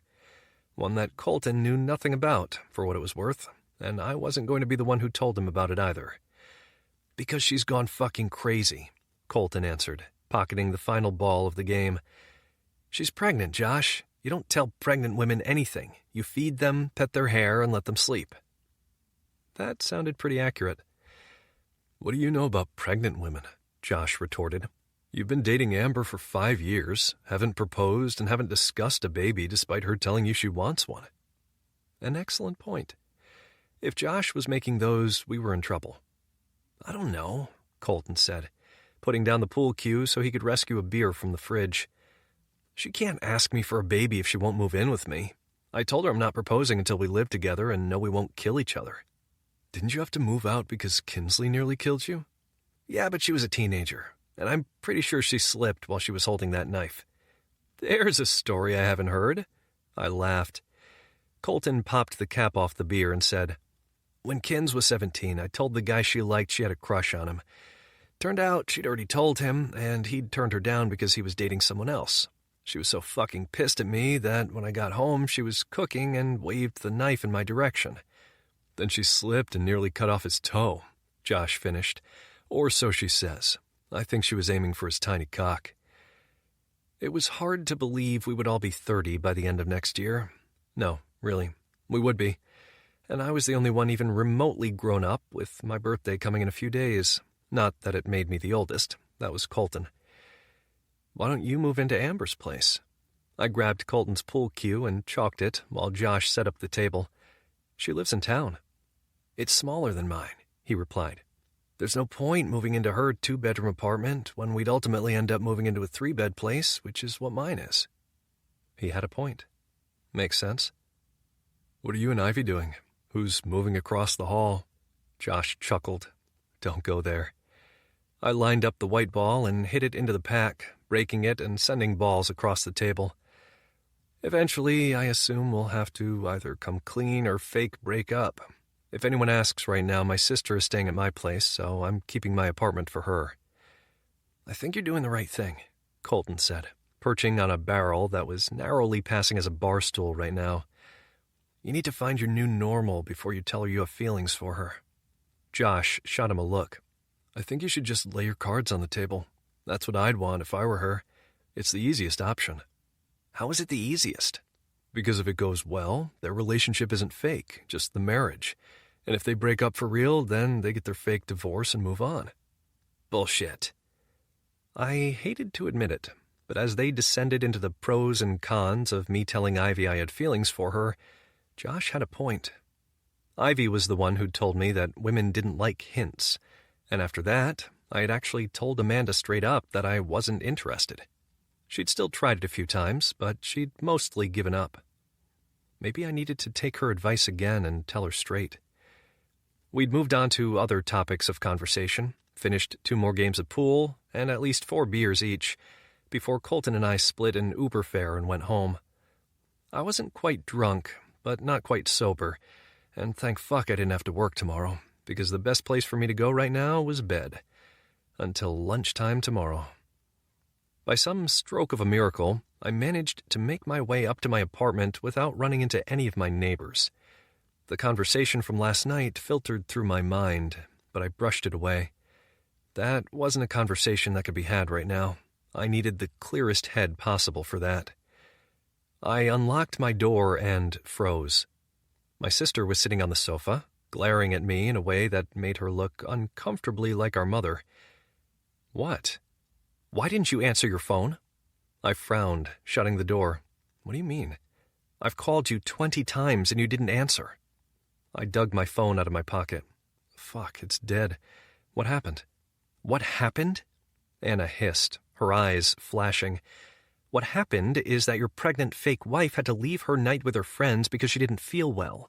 She then came home, threw up for half an hour straight, then came over here practically on her knees because you weren't replying to her texts, and she was too busy throwing up to talk on the phone. Guilt shot through my body. Is she okay? Sure. After I called her doctor's emergency number and was reassured it was likely just pregnancy sickness, because the name morning sickness is a joke. Anna spat. After I held back her hair and got her not throwing up long enough that she could take a shower, I quite literally force-fed her some saltine crackers and put her to sleep in your bed so I could keep an eye on her because you were fucking missing. Shit. I rushed through the apartment and into my room where, as Anna had said, there was an ivy-shaped lump on one side of my bed. Her hair was fanned out across the pillows and she was fast asleep, but she was paler than I'd ever seen her. I watched her for a moment as her chest rose and fell, making the blankets move with each breath. Anna grabbed my shirt and pulled me back from the room, pulling the door closed. "Don't you dare wake her up," she hissed. "It took her an hour to get to sleep because she felt so awful." I pushed past her into the living room, where I tossed my phone on the sofa. Fuck, I'm a dick. "Well, I won't argue that," she replied. "You're allowed to go out with your friends, Kai, but you have to make sure your phone is charged so she can reach you if she needs to. Regardless of your relationship that you really need to sort out, physically speaking, you're the person closest to her. If she needs someone, you have to be accessible for her. She's clearly struggling right now, and you need to be responsible about that." I perched on the arm of the sofa and ran my fingers through my hair. I couldn't describe how fucking guilty I felt right now. I couldn't believe I'd been laughing and drinking with my friends while Ivy had been sick back in my own apartment while my sister looked after her, and all because I'd forgotten to charge my phone. Anna slapped the back of my head. "Don't be a fucking baby. You can't change it now, and you're not going to sit there feeling sorry for yourself when she's been throwing up all night. Go to her apartment, take a shower, then bring your sorry ass back here. I'll make a bed on the sofa for you." "The sofa?" "Kai William Connors, if you think your sorry ass is going into your bed and disturbing her, you can think again." She shoved some keys into my hand and shoved me off the sofa. "You can feel miserable when you're done showering. Now fuck off." Fighting with her was futile, so I left without a word and let myself into Ivy's apartment. It was weird being here without her, but I brushed off those thoughts and headed for her bathroom. Shit, I hadn't grabbed any clothes. Hopefully, Ivy had clean towels that weren't pink. After a detour to her linen closet to retrieve a towel that, thankfully, was not pink, I stepped into her bathroom. The thick stench of vomit filled the air, and I felt too guilty to even revolt at it. Instead of getting in the shower, I went back to the kitchen for some cleaning products and a cloth, then set to cleaning her bathroom. By the time I was done, the smell was all but gone, and both her toilet and her sink sparkled. It was the least I could do. With that done, I quickly showered. I felt 10 times better in general after doing so, although the heaviness of my dead phone still weighed down on me. It had been a long, rough week with Ivy. We'd been forced together faster than either of us had ever imagined we would be, and it was easy to forget that, as my life moved forward as normal, she couldn't even have a night with her friends without feeling unwell. I dried myself off and changed back into my dirty clothes. It didn't feel good, but it was all I had, and I wasn't going to wander across the hall in a towel. There were enough people in this little town talking about me and Ivy right now. I made sure I locked up behind me and her apartment was secure, then let myself back into mine. The only light that was on was the kitchen, so that meant Anna had gone to bed. Thank God. As she'd promised, she put a pillow and blanket on the sofa for me, and she'd even added a phone charger. Great. I was never living this one down as far as she was concerned. I had a clean basket of laundry that I hadn't put away, so I quickly changed into some clean boxers and some shorts and retreated to my makeshift bed for the night. In related news, I really fucking needed a new sofa. It was total shit. I didn't bother charging my phone. Everyone who needed me was in this apartment, so I spent the next 20 minutes tossing and turning on the sofa, trying to get comfortable. I couldn't. I lay on my back and threw my arm over my eyes. I was going to sleep in my truck if I couldn't get comfortable. This sofa simply wasn't long enough for someone who was over 6 feet tall. Kai? A croaky voice that sounded suspiciously like Ivy floated in my direction. I jerked up. Ivy? She rubbed her left eye with her fist, and a gentle light from my bedroom illuminated her figure. Her hair hung loosely around her shoulders, and her body was swamped by a Montana Bears hockey t-shirt that had to be at least 10 years old. Jesus Christ, why did she have to wear one of my shirts? I knew she wasn't feeling great, but she looked so fucking hot. Why are you on the sofa? She asked, sleep making her voice thick. You were asleep, and I didn't want to wake you. I didn't, did I? She shook her head. I just wanted some water. I got it. I threw the blankets aside and stalked into the kitchen. Do you want it cold? She nodded, stifling a yawn. I grabbed a bottle from the fridge and cracked the top for her. She took it, gratefully, and I got a bottle for myself before I closed the door. Ivy took several small sips, and I didn't miss how she winced between each one as if she was waiting to throw up again. Are you all right? My tone was hesitant, but I wasn't sure how she was feeling. Sure, she was tired, but she was probably really mad at me, and she deserved to be. Ivy nodded, screwing the cap back on her water bottle. Just thirsty. She glanced over her shoulder. I can go back to my place if you want. No, don't be stupid. Stay here. It's fine, honestly. The apology sat on the tip of my tongue, almost vibrating with the need to be spoken, but she looked so exhausted I couldn't bring myself to say anything other than I needed to. Okay, thank you. She turned back to my room, holding tight to her bottle. I went to the sofa again and perched on the edge, reaching for the remote. What are you doing? I peered over at her. I can turn it off if it'll disturb you, I said, motioning to the TV. No, I meant, why are you sleeping there, on the sofa? I didn't want to wake you up. Also, Anna threatened me. Ivy's lips tugged sadly to one side.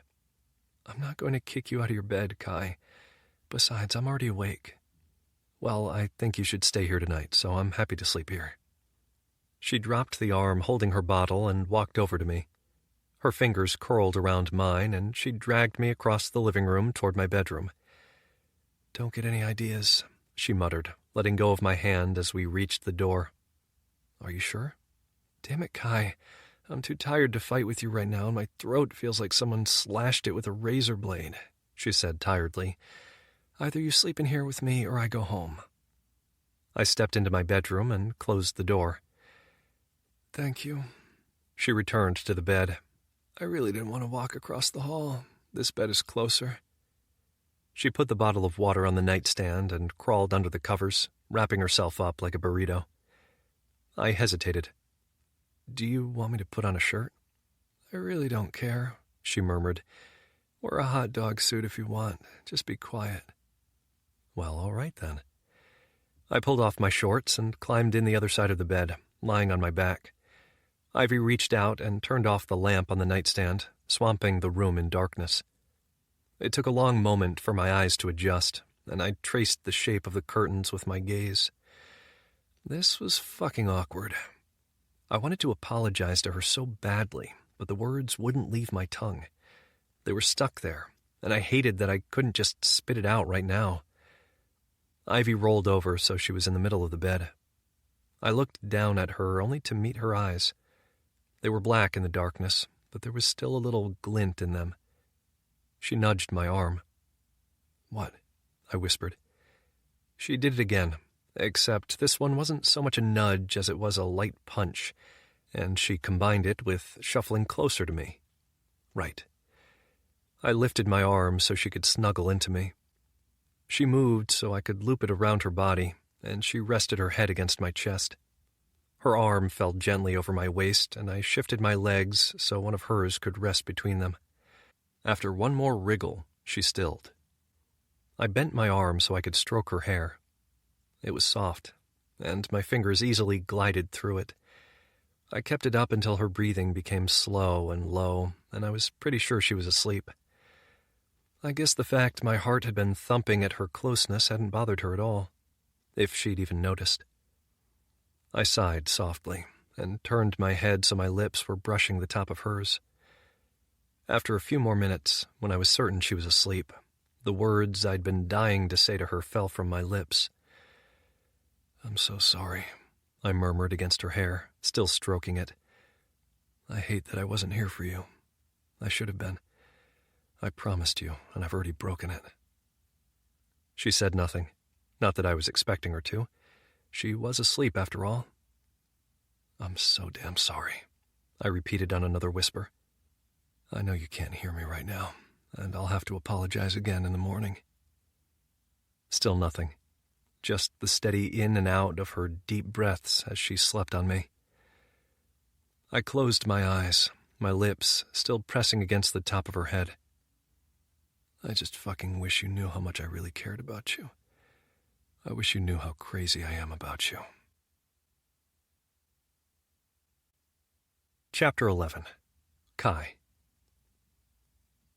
What did you feed a pregnant woman who may or may not want to throw up in the morning? Google was no help, and Anna had merely glared at me before stomping out of the apartment, probably to go tell Mom how terrible I was already. Like she hadn't spent her entire life moaning about how annoying her siblings were. Unfortunately, I wasn't a big breakfast eater, so I didn't have a lot of food that would pass for breakfast. Fortunately, I was an early riser, thanks to having to be up for work early every day, so I'd already been to the store and stocked up. I had pancakes, waffles, bacon, sausage, eggs, various syrups, and a range of pastries. I'd also added orange juice, apple juice, 3 different smoothies, and a protein shake. Like I said, I had no idea what to feed a potentially nauseous pregnant woman. But after my accidental disappearing act last night, I felt like I had to do something. Ivy had slept soundly all night, eventually rolling away from me and freeing up my arm. At some point during the night after that, I'd followed her, and I'd woken up to me spooning her. I didn't know if she was awake right now, but I didn't want to disturb her, so I left what most hotels would call a continental breakfast on the kitchen island and walked into the living room. I lay down on the sofa and opened my news app while I waited. Not that there was anything particularly happy in the news these days, but it was always good to keep yourself grounded. I snorted at my own thoughts. My current situation was pretty grounding. Not only did I have to apologize to Ivy, but how she responded to it would determine if I was going to come clean to her or not about how I felt. If she took it well, I'd admit that I had feelings for her. If she took it badly, I'd take the verbal beating I knew I deserved and keep the truth to myself. My phone buzzed with a message from an unknown number. Unknown. Have you spoken to Ivy? She's not answering my texts. Me. Who is this? Unknown. It's Tori. Colton gave me your number. Me. Oh, she's fine. She's at my place, sleeping. Tori. What happened? She went home because she was feeling like shit. Me. She had a rough night. It's a long story. I'll tell her to text you when she wakes up. Tori. Thanks. I should have left with her last night, but she said she was just tired and a little nauseous. Yeah, well, she could add herself to the list of people who are on a guilt trip. She'd have to wait for her ticket.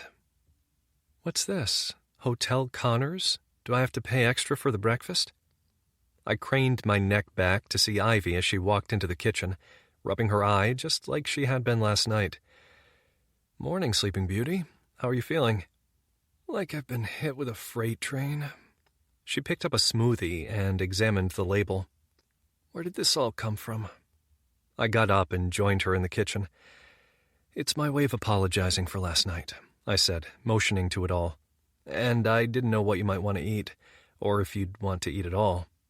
She picked up the protein shake. I assume that's what this is for? I offered a weak smile and shrugged. Yep. I'm sorry I wasn't there for you last night. My phone died. It's fine. She looked down and busied herself reading the labels on all the pastries. You don't need to be at my beck and call every second of the day, Kai. I know, but you should at least be able to get hold of me if you need to, especially like last night. What if you needed to go to the ER and I wasn't here? I was fine. Anna called my doctor, and she said that it's okay unless I go 24 hours without being able to keep water down, Then I need to go.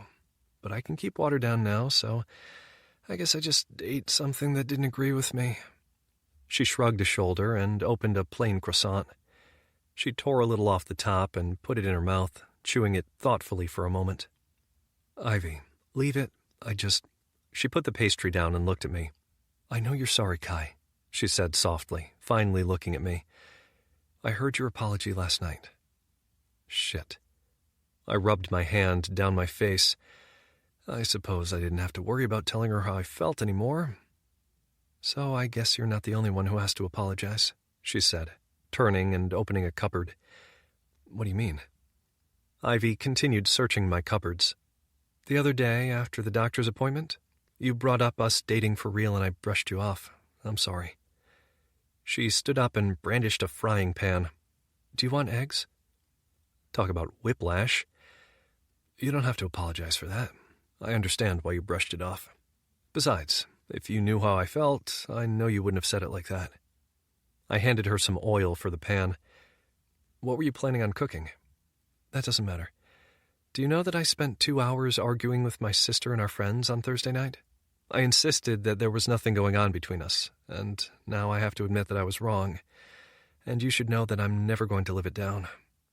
She flashed a look over her shoulder, and I was going to make cheesy scrambled eggs with sausage and bacon on the side, if you're hungry. But if I don't eat in the next 20 minutes, I'm going to collapse into a starving pool of crying pregnant lady. I took everything she needed for breakfast over to the counter where she was standing, including grabbing cheese, butter, and milk from the fridge for the eggs, and another pan to fry the sausage and bacon. Ivy, I said that last night for completely selfish reasons. I needed to get it off my chest, and I was going to tell you how I felt this morning if you didn't yell at me. I understand how you feel about us dating just because of the baby. I opened the bacon. I'll cook the bacon and sausage. She retrieved a jug from the cupboard and opened the egg carton. Honestly, I don't know how I feel. Do I think we'd date if I wasn't pregnant? Probably not. But that doesn't mean I'm necessarily against the idea. I just don't want us to be together because we feel like we should be. Ah, as opposed to the fake marriage you cooked up because your grandmother made you feel like you should be. Ivy pouted, looking over at me. Do you have to keep bringing it up? Only when it works in my favor. She wrinkled up her face. Yes, fine. Just like the fake marriage I cooked up for both of us. I grinned, catching her eye. It's fine. I know you like me, really. And just how do you know that? Because you're the one who rolled over and demanded cuddles last night. I did not demand anything. You punched me in the arm. She paused for a moment, holding the whisk still in the jug. I suppose I did punch you in the arm. In my defense, you deserved it. I deserved a harder punch. I can arrange it. I'll pass, I replied, flipping the sausage patties. Maybe hit me with it when I least expect it. I'll take that as permission. She poured the whisked egg mixture into her pan. I turned the bacon, staying silent, neither denying nor confirming that it was permission. It didn't escape my notice that we hadn't finished our conversation about anything between us. That was becoming more and more normal for us. We'd start a conversation and never finish it. Our poor baby was never going to have a name, was it? Jesus. We finished cooking, scarily coordinated, and I pulled 2 plates down from the cupboard for us. Ivy served both meals up while I poured 2 glasses of orange juice, and we both sat down at the small circled table passed as my dining table. Well, it passed as long as my mother wasn't here. According to her, it was a glorified side table. We ate in companionable silence. It was nice, comfortable, the kind of thing I could see myself doing on a regular basis. And we still had to finish that conversation. When we were done, I cleared the table and put everything in the sink. So, are we going on a date? Ivy blinked at me. What? Are we going on a date? I asked, holding out my hands. I have feelings for you, ones that existed before this pregnancy. Her mouth formed a small O. So you should know that I'm not going to stop asking you out until you say yes just one time. She folded her arms across her chest. So it's kind of like how you got me to sleep with you. I remember you being a fully willing participant in that, after you wore me down. So I'll wear you down again. She pursed her lips, but her smile was in her eyes. Then I suppose I'll just save us both some time and say yes. Better we find out what a disaster it'll be sooner rather than later. Really? Why do you sound so surprised? I was prepared to have to wear you down, to be honest. This one is a shocker. She leaned against the side of the island, a shy smile toying with her lips. It's not like I can get rid of you.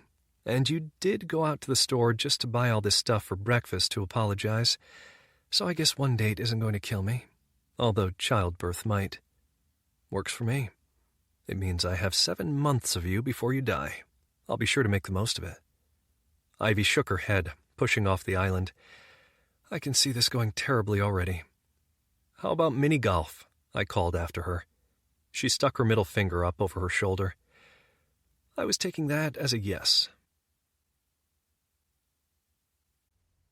Chapter 12. Ivy. I stared at the clothes in my closet. 80% of them weren't going to fit me in 6 months, maybe ever again, and that was a bit of a travesty. So was Kai suggesting mini freaking golf for a date. Mini golf. I couldn't play golf. The last time I'd tried, I almost hit myself in the head with the club. I know. I didn't know how I'd done it either. It wasn't looking promising for this date. Mostly because I really didn't know how I felt about it all. While I would lie to my sister and my best friends about how I was feeling, I couldn't lie to myself, and so I wasn't going to. I was feeling things for Kai, things I wasn't sure I was supposed to feel right now. Although he teased me about being the person who'd started this whole fake relationship thing, the one thing I didn't want to feel in a real relationship was obligation. I didn't want anyone else to feel it, and no matter what he said, I couldn't stop the thoughts that he was only interested in dating me because of the baby. Which is why I was a little pissed Anna had spilled the beans entirely about last night and about how upset I'd been that I couldn't get hold of him. He had no obligation to drop everything every single time I felt unwell, especially not time with his friends. He had his own life, and not every second of it had to revolve around me. Not now, not ever. Another check in the dating obligation checkbox. But still, nobody else was knocking down my door, and I really did like Kai. Too much, I thought sometimes. And he really was the best cuddler I'd ever met in my life. Curling up against him at night wasn't exactly a hardship, especially last night, when he'd thought I was asleep, when he'd whispered how sorry he was, when he'd whispered how much he cared, when he'd whispered how crazy he was about me. I dropped down to my bed. Sometimes it felt like it was all too much, like my life had been twisted and turned upside down in the span of a week. How long had he been hiding those feelings? As long as I'd been hiding my own attraction to him? Was that possible? Had we really lived opposite each other for this long without either of us ever coming clean? Was Vincent's party the night we slept together, the night he wanted things to change? Who was I kidding? Of course it was. That was obvious. He'd even had a conversation with the old man about asking me out, and I'd brushed it off like it was nothing. Why wouldn't I? I'd seen Kai flirt with tons of women. After all, our friends were in similar circles, and I had no reason to believe his interest in me was anything more than superficial. Until now. Until last night when he'd whispered into my hair right before he'd kissed the top of my head. 3 times. You didn't kiss someone's head 3 times unless you really cared about them. But for now, I had to figure out what to wear to a mini-golf date. Oh, fuck me. This was so stupid. It didn't matter what I wore. We'd cook breakfast together while I was wearing an old hockey t-shirt of his, for goodness sake, and that had only happened a few hours ago.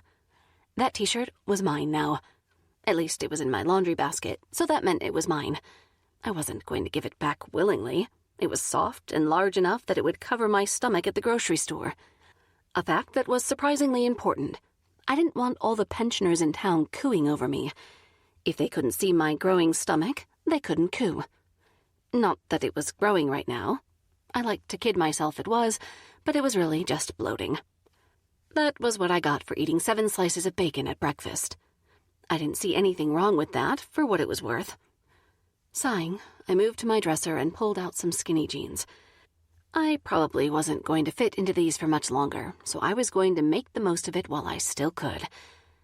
I combined them with a loose, flowy shirt and some white ballet flats, then brushed my hair so it resembled something a little less than a rat's nest, but only a little, so I pulled it up into a ponytail before twisting it into a loose bun. There, that was better. I hesitated over makeup before applying a little mascara. It had the desired effect, and I nodded at my reflection. At least my complexion no longer resembled that of a ghost. 3 knocks sounded at my door before it opened, and I walked out to see Kai letting himself in. "Come on in," I teased, brushing a few wayward baby hairs from my eyes. He looked up with a grin. "Thanks, I thought I would. Are you ready?" "Do I look ready?" "I don't know. I'm not a fashion expert." He hooked his thumbs in the pockets of his own jeans. "So are you?" Ready to be stopped by every single person in town to be asked endless questions like, "When's the baby due?" Or, "I didn't know you were dating." Or, "Where's your wedding ring, Ivy?" I wrinkled my nose. "Sure, can't wait." "Well, I can't help you with the first 2, but I have a solution for the last one." "If you propose to me, I'm going to whack you with a cucumber." "A cucumber?" I pulled one out of the fridge. "Yes, a cucumber." He blinked at me for a moment before he shook his head. "You're so weird." "Thank you." Grinning, I put it back in the fridge and closed the door. "Well, what's your solution, Sherlock?" "Sherlock investigates things." "Well, my lack of a fake wedding ring warrants investigation, so I'll ask you again. What's your solution, Sherlock?" So fucking weird," Kai muttered. "This is my solution." He put his hand in his pocket and pulled out a small box that looked scarily like a ring box. I took a step back. "If you bought that—" "I didn't," he said quickly. "I promise." I held my hand to my chest and blew out a breath. "This is pretty heavy for a first date, Connors." His laugh filled the room and sent goosebumps dancing over my skin. "Well, we already skipped a few steps." He looked pointedly at my lower stomach. "One more won't hurt." I cupped my hands over my nose and mouth. "All right, hit me. Show me what you did." Anna helped. He walked over to me and dropped to one knee. "Will you be my fake wife, Ivy?" I glanced down at the box. "Is that a gummy ring?" Kai laughed and reached into his back pocket. "It is, but this isn't." He produced another ring that was gorgeous, white gold with one simple stone set in the middle. It was small, classy, and completely beautiful. "Where did you get that?" "Family ring. It probably won't fit perfectly, but, you know." He waved his hand dismissively. "You can borrow it for this experiment." "Experiment?" "Experiment," he confirmed. I laughed. "Okay, yes, I'll be your fake wife." Phew. He stood up and handed me the ring. "Here you go." "Here you go?" I took the ring from him. "Wow, my first proposal is fake, and you don't even put the ring on me." With a huff, he wrestled the ring from my fingers and took my left hand. I laughed when he selected my ring finger and slipped the ring onto it. We both froze. It fit perfectly. Swallowing, I jerked my hand back. "Well, at least it solves that question." I wasn't going to think about the fact that ring sat on my finger like it was made for it. Coincidence. That was my story, and I was going to stick to it like glue. "Shall we go?" Kai asked, motioning toward the door. I nodded and grabbed my purse. "You should know that I am awful at mini-golf." "You can't be that bad." "I almost hit myself in the head with the club once." "All right, you can be that bad." I swatted him and followed him out. I stopped to lock the door before we turned to the stairs. I don't have great aim. I'm a bit like the giants in Harry Potter, where they swing their clubs around aimlessly, hoping to hit someone with it. A bit like teenage boys and their penises. I sure hope teenage boys aren't waving their penises around in the hopes it'll hit someone. You'd be surprised. I highly doubted it, and even if I could, I'd had enough surprises for 1 week, thank you very much. I said that, too. Kai chuckled and held open the apartment building door for me. I'll give you that one. Don't worry. I promise not to swing my penis around in the hopes it'll hit you. It's a bit late for that, I muttered, pressing my hand against my lower stomach. He laughed and dropped his arm over my shoulders. All right, Jesus, you in that one too. I rolled my eyes and waited for him to pull his keys from his pocket. He unlocked his truck, but before I could open the door, he grabbed the handle and did it for me. Look at you being a gentleman, I teased, climbing in. I am capable of it, sometimes. He winked and pushed the door closed. I watched as he rounded the front of the truck and got in the other side. I tried to train my gaze to stay away from him, but it just wouldn't comply with my brain. Not as he started the engine, not as he put the car in reverse, and not as he pulled out of his parking spot. Definitely not as he put it back into gear and pulled away from the parking lot entirely. He really was handsome. Dark hair, blue eyes, lips that could seduce a slab of granite. Honestly, it was so unfair. God must have been working overtime the day he created Kai Connors. Why are you staring at me? Why a phoenix tattoo? I asked, poking his upper arm where the tail was on show beneath the sleeve of his t-shirt. Random, he said, turning on the blinker. I don't know. I liked it, I guess. I wish I could tell you there was some great explanation or meaning behind it, but nope. Fair enough. I finally dragged my gaze away from him and peered out of the window. Do you have any others? You should know. You've seen me naked. Yes, but every time I've seen you without your clothes, I've either been tired, pissed, or too busy to search your body for other works of art. How many times have you seen me without my clothes? Too many, I shot back. I'd argue not nearly enough. Shall we fix that? Kai, just drive. He laughed, making another turn. Oh, come on. It's not like sleeping together on the first date even matters here. Well, I guess there's no risk of me getting pregnant if we did. He peered over at me, eyes sparking with amusement. That is a bonus, and we both know the sex would be good. Is this how this is going to work? You're going to make the most of this fake marriage by getting sex out of me? I can't sleep with anyone else. I don't want anyone to think I'm unfaithful. Really? Is that so? No, I just really rather have sex with you again. He flashed me a grin. Is that really that bad? I don't know. You told me I'd feel your cock inside me for a week, and you lied. Technically, I did leave something inside you, so it wasn't a total lie. Smartass. Do you always start your first dates with sex? No. I usually cover the basics of what you do, where you work, what kind of movies you like, your favorite music, he said, pulling into the mini-golf place. But if I ask you that in public, we might get some funny looks, considering we're supposed to be married. I wouldn't look like a very good husband if I did that. So it's all about how you look. Are you shopping for a real future wife? Depends. Are you for sale? I stared at him for a moment, then got out of the truck without answering. I knew he was joking. Hell, his laugh was so loud aliens could probably hear it without straining too hard. He locked the truck and once again looped his arms around my shoulders, pulling me into his side. Too heavy for a first date? He whispered in my ear. I think we're past that, really, I said, once again touching my stomach. Just stay away from my golf club before I accidentally hit you. Warning taken. He got the door for me, and we walked into the building that housed the spacious entry hall. It had 3 other exits, one that led to the staff quarters, one that led to the on-site restaurant that was really a glorified high school cafeteria, and the mini golf course. The golf course itself led to a large indoor arcade that was full of slot machines and games and grabbers.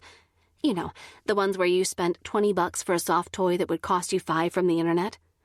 I'm pretty sure those machines were why my parents charged me and Holly rent as soon as we got jobs.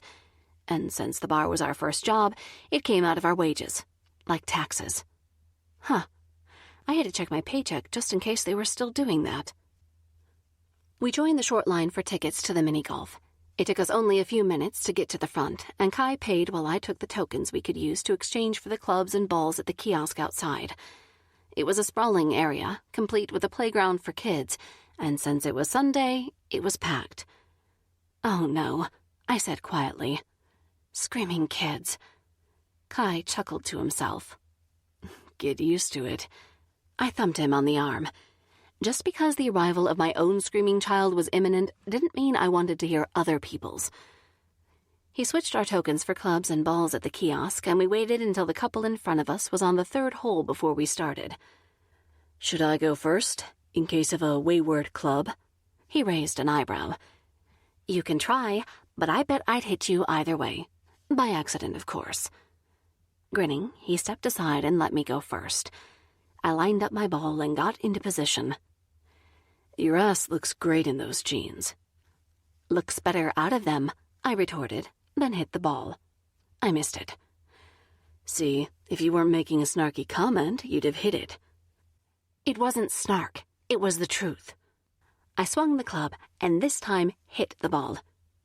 "And careful, or I'll hit you." "You keep promising to hit me, but I don't see it happening. I'm a little disappointed." "Welcome to marriage," I said, tapping the ball into the hole. "It's full of disappointments." "Huh. I want a divorce." "Me too." Our eyes met and we both smiled. Maybe this wouldn't be the worst idea in the world, to try to make this fake relationship real. He made me laugh, and I liked spending time with him, mostly. And yeah, he was too attractive for his own good. Which was why I knew there was something more than just a little crush I was feeling for him. Because all the women around us were staring at him unabashedly, and I wanted to gouge out their eyeballs. Women were weird. "How many hits did it take you?" I asked, looking at the sheet. "A hole in one? You did it in one?" "I did," he replied smugly. "And you'd know it if you were paying attention instead of staring daggers at all the other women around here." I shoved the sheet and mini pencil back at him. "Oh, shut up." "It's fine. You're my wife. You're allowed to glare at other women if they eye me up. I don't mind." His eyes sparkled. "In fact, I'm rather enjoying it." "Enjoying what? The endless ogling from strangers?" "No, your obvious jealousy." "I am not jealous." I put the ball down way too hard and swung my club even harder. "I have nothing to be jealous about. I just happen to think it's incredibly rude to stare at someone when he's obviously here with another woman." "You're jealous." "I am not jealous," I repeated, making a connection with the ball. Unfortunately for me, the connection was far too strong, and the ball went flying into the next hole, almost knocking someone's ball out of the way. I winced. "Sorry." Smirking, Kai went to retrieve my ball from the laughing couple and handed it back to me. "Maybe you don't try to take someone's eye out with it this time." "I'll take your eye out with it." "Or just aim for the women you're glaring at." "Shut up." I retook my shot and needed 3 tries to get it in the hole. 4, Kai said, taking my score. 4? That was 3. "No, the first one counts too." Ugh. I picked my ball out of the hole and, after taking the paper and pencil from him, said in a low voice, "If we were really married, you would so not be getting laid tonight." "Then there's no need to worry about sex on the first date, is there?" He chucked me under the chin with a wink and moved to take his turn. Ugh. I knew mini-golf was a bad idea. I should have guessed it would be super busy here, and I knew all too well it was one of the local hangout places for first dates and groups of single friends. Sigh. Not that I had any right to really be this annoyed about all the women who were now not trying to be so obvious in their staring. Did I? Huh. Maybe I did have a right. This was a date. All the people in town did think we were married. I wasn't against using those 2 things to my advantage. All right, maybe I was jealous. Whatever. 3, Kai said, joining me at the start of the next hole. 3 what? "Hits," he said slowly. "My God, you're really not paying attention, are you?" "No, I'm not, and it's making me play badly." You told me in the car that you almost hit yourself in the head with a club, Ivy. I don't think you being distracted has anything to do with it. Yes, it does. So ignore what I'm about to do so I can kick your ass at this game. I cupped the side of his neck with my left hand and rose up onto my tiptoes so my lips touched his. No, I hadn't thought this through. Yes, I might regret this later. The kiss only served to draw us both deeper into our lie, but it was hard to care about that when Kai wrapped one arm around my waist, holding me against him, and kissed me back like he didn't give a damn who saw. He probably didn't care, and for a moment, neither did I, because all that mattered was his warm, soft lips that were pressed against mine, and that my heart dared skip a beat at the touch.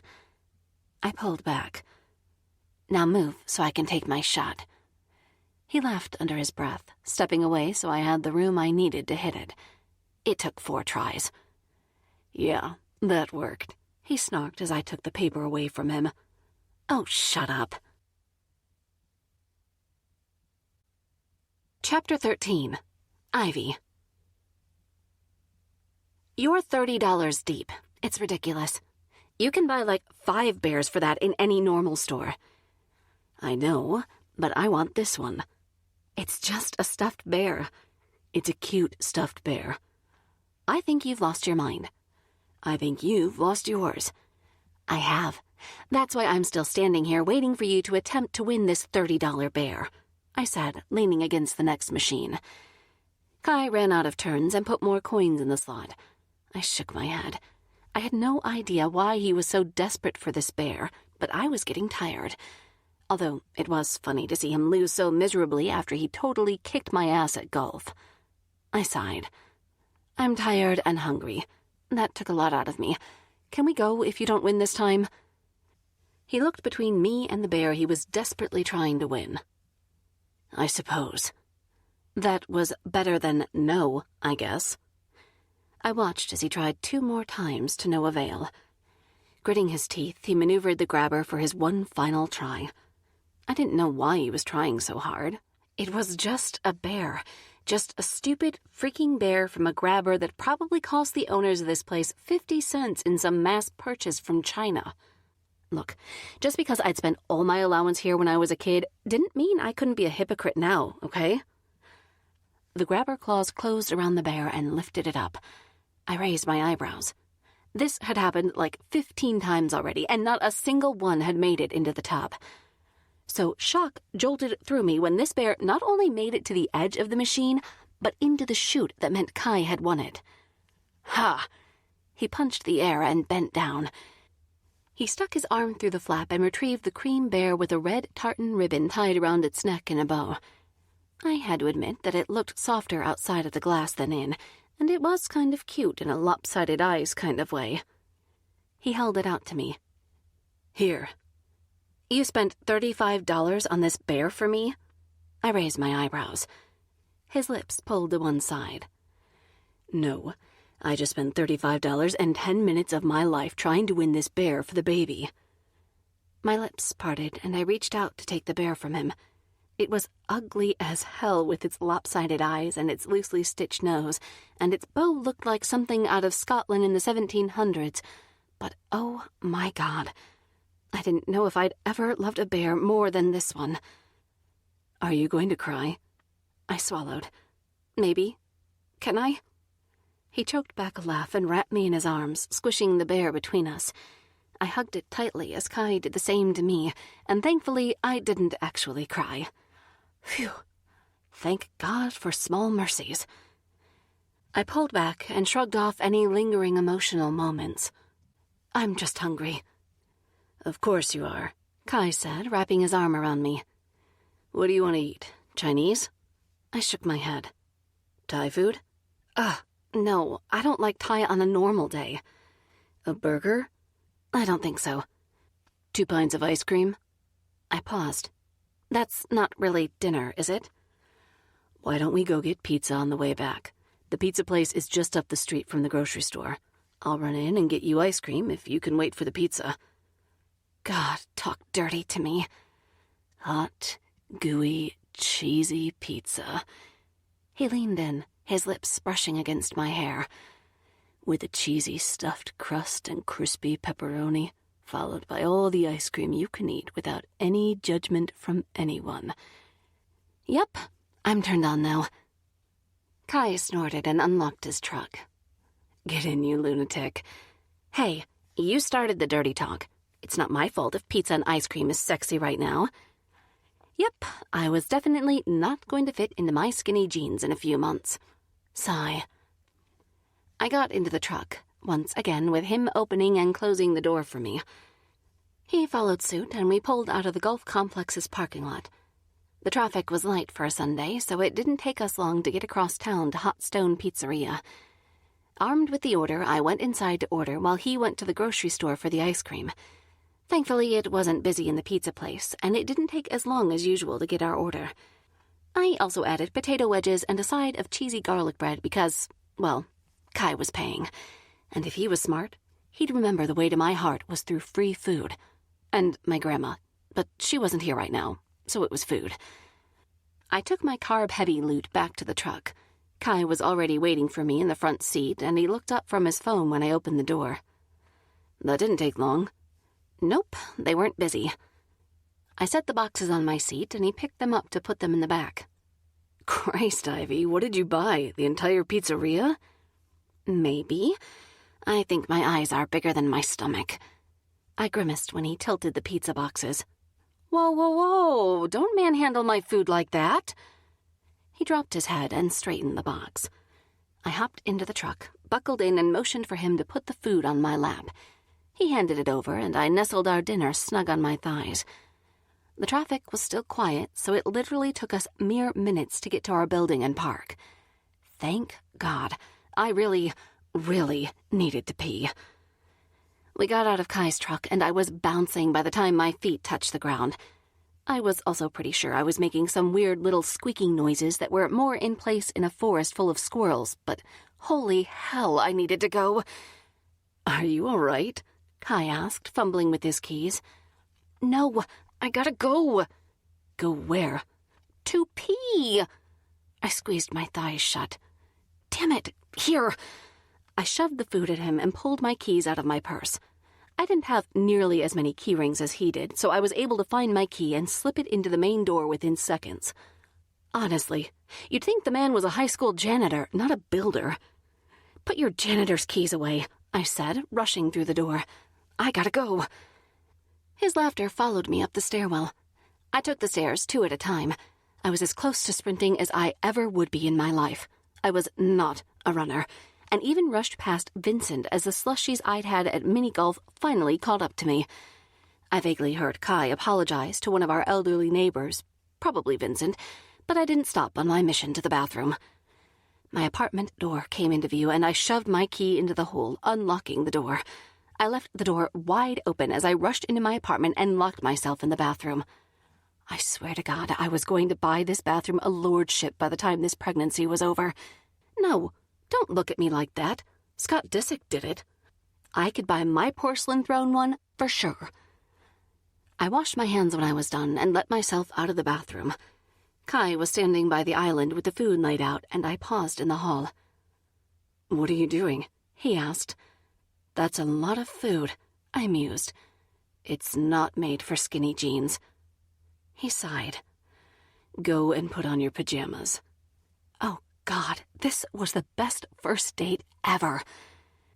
Remember this when you say you don't want to date me for real, he called after me. I couldn't stop the laugh that barked out of me. He wasn't wrong. This was officially the only date I'd ever had where I was actually told to put pajamas on. I didn't disappoint. I switched my cute shirt and skinny jeans for pajama shorts with a banana print and an old tank top with a penguin on it. Both were loose and comfortable, and when I re-entered the kitchen, Kai had everything open and ready to serve, including plates. Oh, God, this was so hot. Pajamas and pizza. Drool. Best date ever. I put a little of everything, aka 100 slices of pizza, on my plate and curled up in the corner of the sofa. I wasn't as fancy as Kai was with his so-called dining table. I was pretty sure it was just a tall coffee table, to be honest. I moaned as the mix of hot cheese and sauce hit my tongue. It was such good pizza. Hot Stone Pizzeria was literally the best in the state of Montana, and I'd fight anyone who tried to tell me otherwise. Which meant I'd win, because nobody would fight a pregnant lady. Boom. I took control of the remote and switched the TV to the Amazon app. I could barely remember a time that my life wasn't made easier by technology, and that was pretty sad. Then again, I couldn't remember a time when pizza didn't make me happy, so there was that. I scrolled to the HBO app and browsed until I found True Blood. A click of the remote told me it was where I'd left off a week ago before my life had done a Fresh Prince of Bel-Air and flipped upside down, and that was also something that made me happy. Vampires? Really? Kai carried the food over to the coffee table, unperturbed by me already shoving pizza into my mouth. And werewolves and fairies and witches, I confirmed. And shifters. Aren't werewolves shifters? You need to read more. He glanced at the TV. I don't want to read what you're reading. You're missing out. I highly doubt it. Calm down, Judgy McJudgerson. I shoved the last bit of the crust into my mouth. There's a lot of sex in this show. His skeptical gaze turned in my direction. So what is it? Vampire porn? It's not porn, I said slowly. But there's a lot of boobs. He raised an eyebrow. Then again, if I was Anna Paquin, I'd have no issue showing my boobs off either. I don't really know how to respond to that. It's a good thing you don't need to, huh? I grinned. A low noise rumbled in his throat that sounded like enough of an agreement that I was placated. Thankfully, a half-naked Anna Paquin appeared on the screen and distracted him long enough for me to funnel more food into my mouth, ending the conversation. I knew she'd get him hooked. Hell, I had a girl crush on her myself. Oh shit, he bit her. I snorted. He's a vampire. What did you think he was going to do? Tickle her? Kai shrugged. I don't know. I don't read vampire porn. I'll beat you over the head with the books if you keep calling it vampire porn. There are books? It's based off a book series, and I own all 13, so that's a lot of books to beat you with. I paused. The books are so much better than the show. I don't believe you. What? That the source material is so much better and descriptive and compelling than a TV show that, by a lack of narration, cannot possibly compete with? Literally half the story is missing because there's no narration. There is no screen adaptation of a book that has ever been better than the book. Harry Potter? Don't swear in my apartment. Lord of the Rings? Kai, you can shoot an entire library of books at me and not a single movie or TV show will be better than the original books. It just won't. I put my empty plate down on the coffee table. It's impossible. And if you really want to argue it, I'll call my sister and 3 best friends right now to prove you wrong. Let me think about that for a moment, he said, staring at me. Would I like to argue with 5 women over something I know I'm going to lose? That's a tough one. I touched his arm and got up. You're so smart. If I'm going to argue, I'd rather it be over something I actually care about, like pineapple belonging on pizza. Okay, now you've lost me. That's a fruit, Kai. And? It's great on pizza. No, I shook my head. Look, if I'm eating pizza, it's not to be healthy. It's like people who put all those weird veggies on their pizza. Weird veggies? Yeah, like onion or peppers or... I shuddered. Mushrooms? He smirked, looking over at me in the kitchen. All perfectly good vegetables. No. I pointed my spoon at him. No. Mushrooms are not perfectly good anything. They're gross and slimy and should only be used for locating fairies. One of his eyebrows curved up.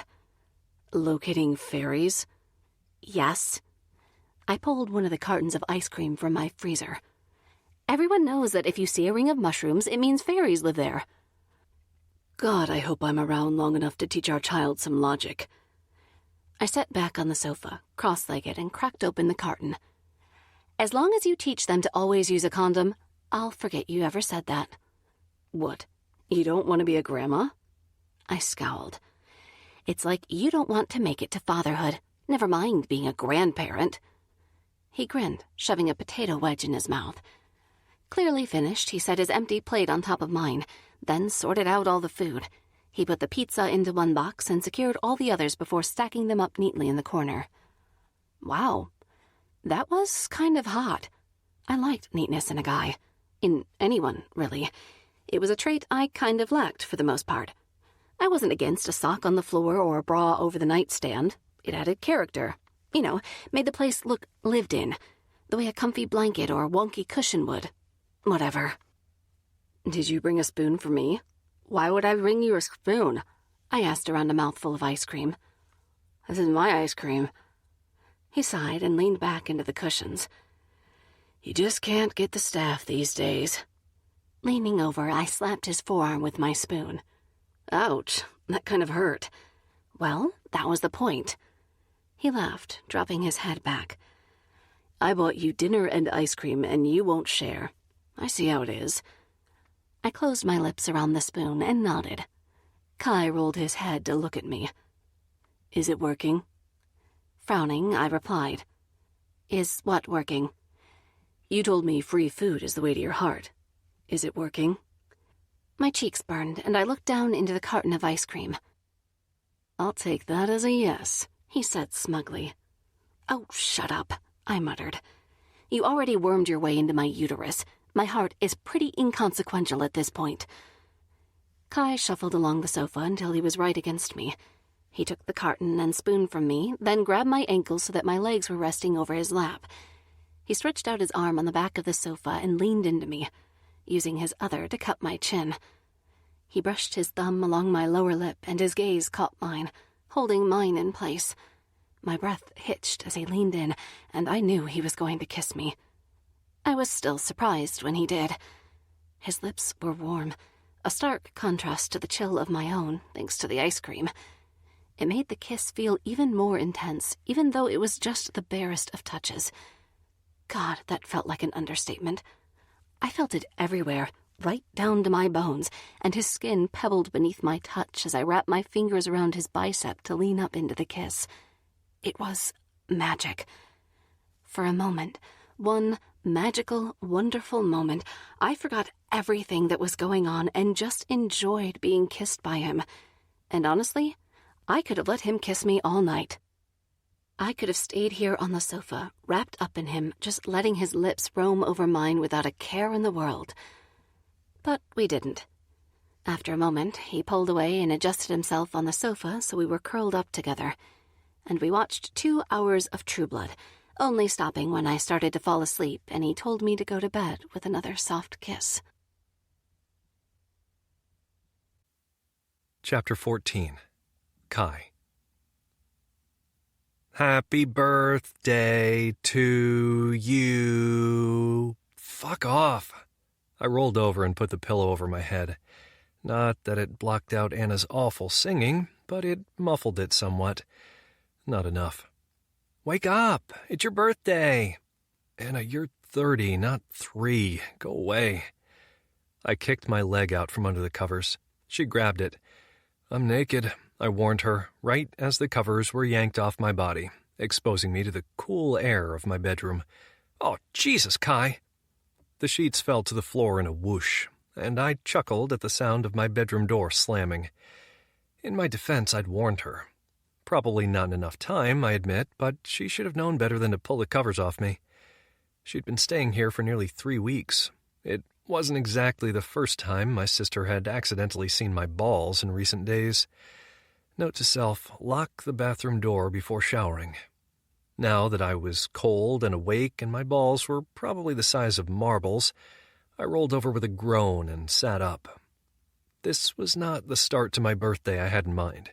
In fact, all I had in mind was going to work, getting dinner, checking in on Ivy, and going to bed. I'd gotten bored of my birthday a long time before now, and all I had to celebrate at 29 was the fact I only had 1 year left until I was officially 30. Something about 30 sounded a hell of a lot older than 29. Not in terms of age, per se, but in terms of maturity. like I should be married with kids in a cute little house and have a Labrador. Not a fake marriage with my next-door neighbor, a baby conceived in a drunken one-night stand, a rented apartment, and no pets. Unless my sister counted, because she was sure as shit starting to feel like one. I dragged myself out of bed and tugged on some boxers and shorts before I left the room and walked into the living room. I froze. There was a huge banner strung up at the window that screamed "Happy Birthday," and there were at least 20 balloons scattered across the floor. Streamers hung from the light fixtures, giving the room a very happy first birthday look, as opposed to happy 29th time of doing this bullshit. "What," I said slowly, "have you done to my poor apartment?" Anna stood in front of me and slowly, purposefully blew out one of those little horn tooter things. "I'm going to work," I muttered, turning away from the birthday explosion in front of me. She dropped the tooty horn and stared at me. "It's 6:30, Kai. That's too early." "I'll walk," I replied dryly. "I baked you a cake." Her tone was bright. "With sprinkles." I rubbed my hand down my face and turned around, meeting her gaze. "Anna, don't take this the wrong way, but I think it's time you went home." My sister sighed. "I had a feeling you were going to say that. You're right. I've been thinking that for a few days, but you've been so busy. If you want to go, go." My lips twitched. "You don't need to stay here because you feel some misguided sense of needing to look after me." "Okay, good. Because I was going to leave a week ago, but Mom was worried you'd have a breakdown." "What am I breaking down about? The fact I still can't get some peace and quiet from my siblings 11 years after leaving home?" She swatted me with her tooty party horn. "The baby. I'm not having a breakdown about the baby. Ivy told me you spent $35 on a bear from a claw machine. In what world is that a breakdown?" I detoured to the kitchen and hit the button to turn on the coffee machine. "I saw Dad spend more than that on stuffed animals you wanted." She paused. "That's not the same thing. I was an annoying little kid." "You're still an annoying little kid. I'm older than you. Then act like it." "I don't wanna," she shot back, grinning. "What are you doing today?" I side-eyed her, pulling a mug down from the cupboard. "I'm going to go take a shower, go to work, check in with Ivy, then go to bed, just like any other day." "But it's your birthday." "If you like my birthday so much, why don't you have it?" "I have my own, and it's better than yours." "Are you sure you're 30? "You're only as young as the man you feel, Kai, and I plan to find me a younger man." I grimaced. "Then by all means, please go and find him." My sister grinned again. "Can I bring him back here?" "You just said you were going home." "Yeah, but back home is, Mom's house." I raised my eyebrows as I cradled my coffee cup. "You said he was moving out." Anna sighed and perched on the arm of the sofa. "He was, but our landlord was his dad's friend. He flipped the script on him, told him I was the cheater, and he took me off the lease. All my stuff is in storage right now." Well, shit. Well, shit. My mouth echoed my brain. "Why didn't you tell me?" "Because I'm a single, homeless 30-year-old woman.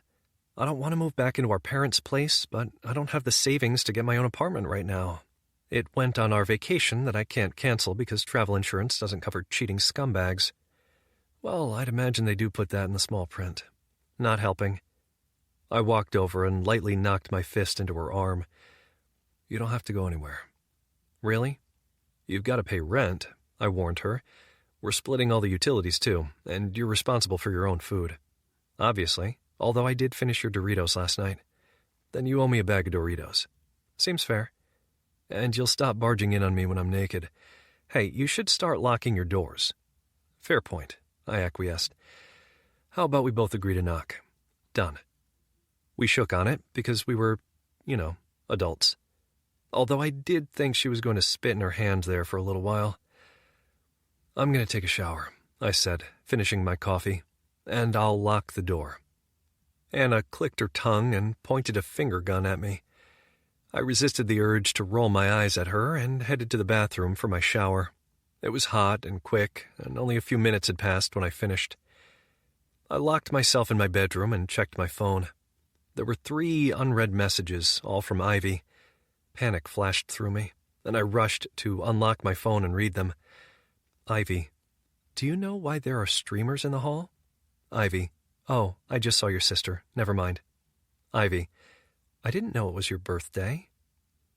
I had a lot of ways I could answer those texts, so I went for the one that avoided my birthday entirely.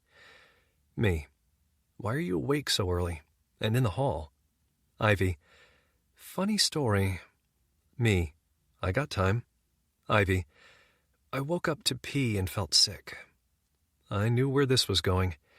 Ivy, went to get water and the trash can was the nearest safe place, so I had to take the bag out. Me, are you okay? Ivy, no. Me, why? What's wrong? Do you need me to come over? Ivy, I'm mad you didn't tell me it was your birthday. I sagged back onto the bed. What was it with women and birthdays? Was it a general female thing, or had I merely surrounded myself with birthday lovers? Me, I don't really celebrate my birthday. Ivy, how can you not celebrate your birthday? Me, I just don't. And no, before you ask, there's no unresolved childhood trauma there. I just think it's pointless. And I don't need to hear about how I kept my mother in labor for 39 hours before my fat head made its entrance into the world. Ivy, you don't have a fat head. Me, I thought you would focus on the 39 hours of labor thing. Ivy, if you mention that again, this will be your last birthday. Ivy, actually, if that happens, this will be your last birthday. I snorted and sat back up, quickly exchanging my towel for some boxers. Me, duly noted. I'll be sure to have words with the baby. Ivy, I doubt it'll listen to you. It's a girl. Me, you don't know that. Ivy, I absolutely know it. Me, how do you know that? Ivy, taps temple with finger. Me, if you say so. Ivy, I do. Ivy, now why didn't you tell me it was your birthday? Me, I just told you. I don't celebrate it. It seemed ridiculous to tell you. Ivy, Ivy, I just put it in my calendar. Now I won't forget. Me, great. I can't wait until next year. Ivy, I'm not sure I can top your sister. Judging by the hall, I bet your apartment looks fun. Me, it looks like a party store threw up. It's awful. I hate it. Ivy, LOL. She's just trying to be nice. Me, it doesn't suit her. And now she's living here forever. I'd rather she didn't.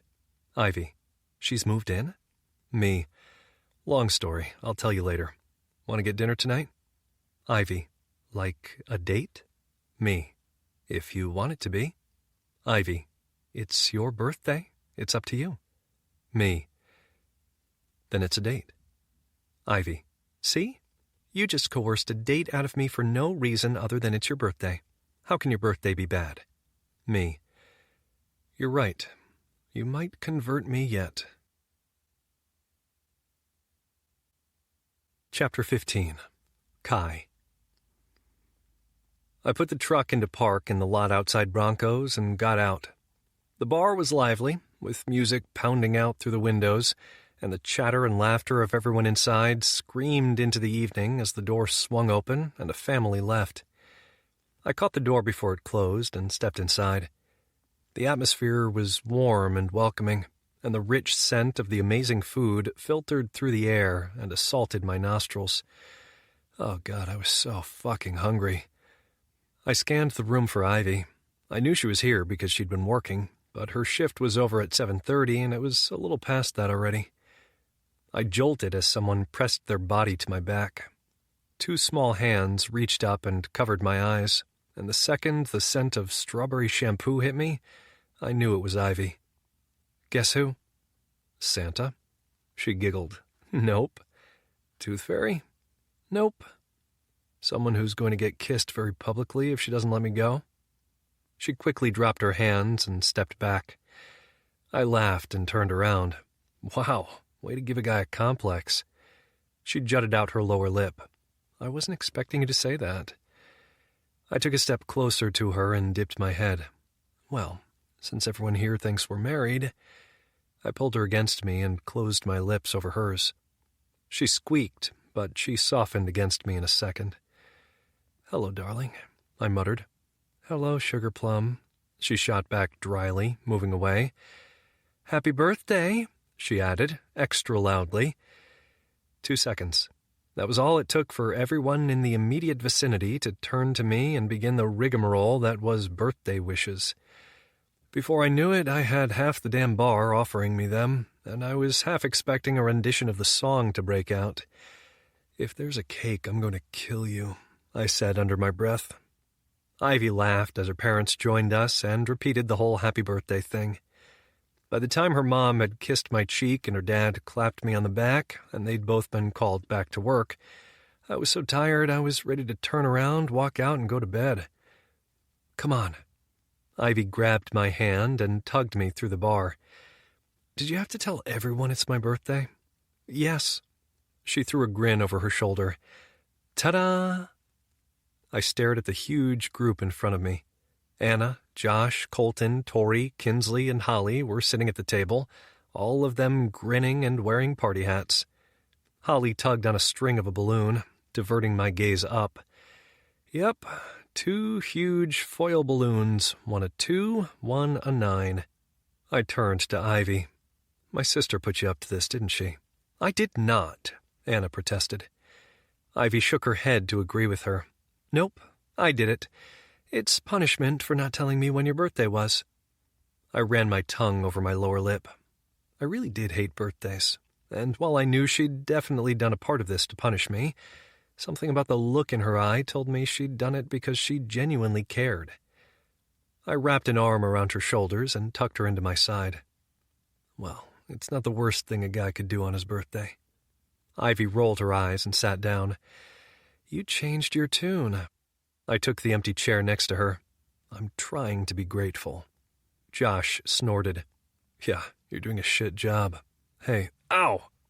He reached down under the table, and I glanced at Kinsley, who was smirking. Tori laughed and grabbed a menu. Yeah, can we do this in a minute? I'm fucking starving, and I'm about to waste away." Colton looked her up and down. "No, you're not. Ow!" He did the same as Josh had a moment ago, and I looked at Kinsley again, but it was Tori herself wearing the smug smile. "Whoops," she said through gritted teeth, a fake smile plastered on her face. "I guess I didn't see your shin there." "Your toes found it just fine." Holly rolled her eyes. "I hate to break up the inappropriate hate foreplay going on here, but I agree with Tori. I'm hungry. I've been at the store taking stock with Sailor all day." Kinsley looked at her. "I've been there too, you know." "Where is Sailor?" I asked, turning to Ivy so they could continue their conversation. She shrugged one shoulder. She said something about a date, and since I organized this last minute, she couldn't change her plans. "Something about a date?" Josh asked, peering over the top of the menu. "She tells you everything. She wasn't more specific?" Holly shook her head. "No, she was weirdly cagey about it. We thought she might be meeting her ex, but we saw him in the store when we bought the balloons." She motioned unnecessarily to the monstrosities that were bopping against each other at the end of the table. "We asked him if he'd seen her lately, but he said they hadn't spoken since they broke up." Kinsley nodded in agreement. "I tried getting it out of her, and she didn't say a word." "Weird," Colton muttered. I met Ivy's gaze and shrugged. Of all of them, I knew Sailor the least. She was probably the most introverted of them all, which meant you rarely saw her outside the bookstore unless she was with everyone else. We all placed our orders within a few minutes. After a moment of arguing about whether Ivy cared about anyone drinking or not, of course, she finally won the argument, forcing everyone but me to order alcohol. I was driving after all, and while I knew she thought that argument was complete bullshit, she didn't push the issue. Anna was the only one not to order. She said she had an early meeting in the morning and left after bidding everyone goodbye and telling me to be home by dark with a wink. Since her calendar was now pinned to the front of my fridge, I knew she was telling the truth. The conversation swiftly drifted to the news of the day, updates on everyone's lives, a discussion about sports that ended in threats of more under-the-table kicking if we didn't shut up, and an eventual peace was called when our food was brought over. We ate to the tune of local gossip, and neither me or Ivy were surprised to find out that we were it. The whole town was alight with the news that we were supposedly married and having a baby. "If one more person mentions it in the store, I'm going to gouge my eyeballs out with a pencil," Holly said, dipping her fries in ketchup. "Honestly, I'm over it." "Eyeballs won't help," Kinsley pointed out. "You'll still be able to hear them." "Fine. I'll shove the pencils so far into my ears that the drums will burst." "That's not dramatic at all," Ivy drawled. I chuckled into my glass. Given Ivy's own propensity for the dramatic, I wasn't entirely surprised that Holly had it too. I would bet my life savings that that particular gene came directly from their grandmother. If only that were a thing, I'd be rich as hell. Or maybe not, knowing how those betting websites worked. "Don't stop believin'," Kinsley argued. Holly shook her head. "Oops, I did it again." "Really?" Tori said. "That's what you're going for? Brittany? Over Journey? Dear God, what's happening here?" "Ladies," Josh held out his hands, "you're all wrong." "Really?" Kinsley drawled, her tone the audible embodiment of Holly and Tori's raised eyebrows. It was freaky. Adam nodded. "Bohemian Rhapsody is obviously the best option for karaoke." At some point when I'd been in my head, this conversation had taken one hell of a weird turn. "Who's doing karaoke?" I asked. Ivy sighed. "Mom and Dad set up karaoke every now and then. There's this weird little stage area over there." She pointed to the other side of the bar. "We don't use it often because we don't have a need for it, but sometimes they get a bee in their bonnet, and the next thing you know, there's a huge screen set up, and Mom is standing there with a clipboard coordinating sign-ups for drunk people to sing cheesy songs." "Huh," I said, tilting my head to one side. "Reminds me of Spain." "Spain? How on earth does that remind you of Spain?" "Move!" Kinsley flicked her hands in our direction for us to get out of the large, circular booth we were sitting in. "I'm not singing Bohemian freaking Rhapsody." We moved. "And thank God for that," Ivy muttered. "She doesn't know the words." I chuckled and sat back down. How does she not know the words? God knows. But get her drunk enough and she'll rap you half of Kanye's backlist. "Can we do that when we get married for real?" Her glare was intense. "Kidding. Maybe." I grinned. "Tell me about Spain." "Ah, okay. So one of my cousins is British. He actually lives in the Florida Keys now. He mostly grew up in London, and so we spent a few summers in Europe. One year, I remember we all went to this place in Spain where the hotel was all-inclusive, but the entertainment was pretty tacky." "Karaoke?" "Karaoke," I confirmed. "Not that it's... No, it's totally tacky," Ivy interrupted. "That's why those idiots like it." I looked in the direction of our friends. It was a relatively newly formed group, given our current circumstances, but it worked. Not that Adam was too thrilled about hanging out with his sister, but that was his problem. "You can't sing?" I asked. Ivy shook her head. "I don't sing," she corrected. "I can sing, I just choose not to." "Why not?" "It's a bit of a spoiler alert for the next few hours." "Are you going to last for a few more hours?" She tilted her phone and checked the time. "Doubtful. I'm tired." "Then it's not a spoiler alert. It's a warning that I should ask your dad for the security tapes of this mess so I can see it for myself. I bet it's a fucking shit show." "Fair enough." She finished the last of her water and leaned forward so she could see around me. "Okay, here's how this will go. Holly will win. They'll start with Brittany, move on to Journey, and probably throw some Christina Aguilera in there for good measure." "Really?" "Oh, just hold on." She tucked her hair behind her ear and held up one finger. "Dad will kick them off the stage at this point, where they'll all head to the bar, and Tori will order 2 rounds of shots. I like my odds here. Yeah, well, settle down because nobody bet against you." She stole my water and sucked on the straw at the corner of her mouth. "Adam and Josh will take the stage not long after and sing their absolutely freaking gut-wrenching rendition of Rhapsody, where Tori will ultimately join in to sing the high bits. Then they'll take a break." "What do they do then?" "Kinsley raps Gold Digger by Kanye, but only if she's drunk out of her mind." "Does she actually rap it? Like real rap, not the talk-singing thing most rappers think they can do?" "Oh, she can rap. It's one hell of a weird talent, Ivy mused, playing with the straw. I have no idea where she picked that up, but I think she's able to do it because she can read Latin. On what world do Latin and rap go together? One where bookworms sit on thrones and demand their subjects be fluent in ancient poetry? That sounds terrifying. I don't know, she said slowly. If bookworms ruled the world, I might like people more. Why? Because everyone knows bookworms aren't interested in talking to people. But in what world would bookworms take control? Have you ever been hit by a book? That shit hurts. And these bitches live in bookstores and libraries. They have an entire arsenal of weapons at their disposal, and we take that for granted. If they could stop reading long enough to build supersonic catapults, we'd be in trouble. I guess it's a good thing they always need to read the next chapter, then. Exactly. She grinned. Between that and drunks singing awful pop songs at karaoke, they just don't have the time for technological advancements to launch books at people. Aren't you a bookworm? Yes. And since I can't drunk sing karaoke now, you'd better watch out. You just said you don't drunk sing karaoke. Semantics. She waved her hand, finishing my water. It's fine. I didn't want that. I know. She nudged me with her elbow and grinned. How long do you want to stay? To see Brittany or go all the way through to Kanye? Is Kanye a definite? Because that might sway me. Ivy grimaced. No, there's probably a 50-50 chance of it, to be honest. Nothing that I'd say is certain. Maybe we stay until Bohemian Rhapsody and then get ice cream. Her face lit up, with her mouth forming an excited smile. Really? I'm starting to think ice cream is your weak spot. She bit the corner of her lip, still smiling. A little bit. I wrapped my arm around her shoulders and touched my lips to her ear. Then ice cream we'll have.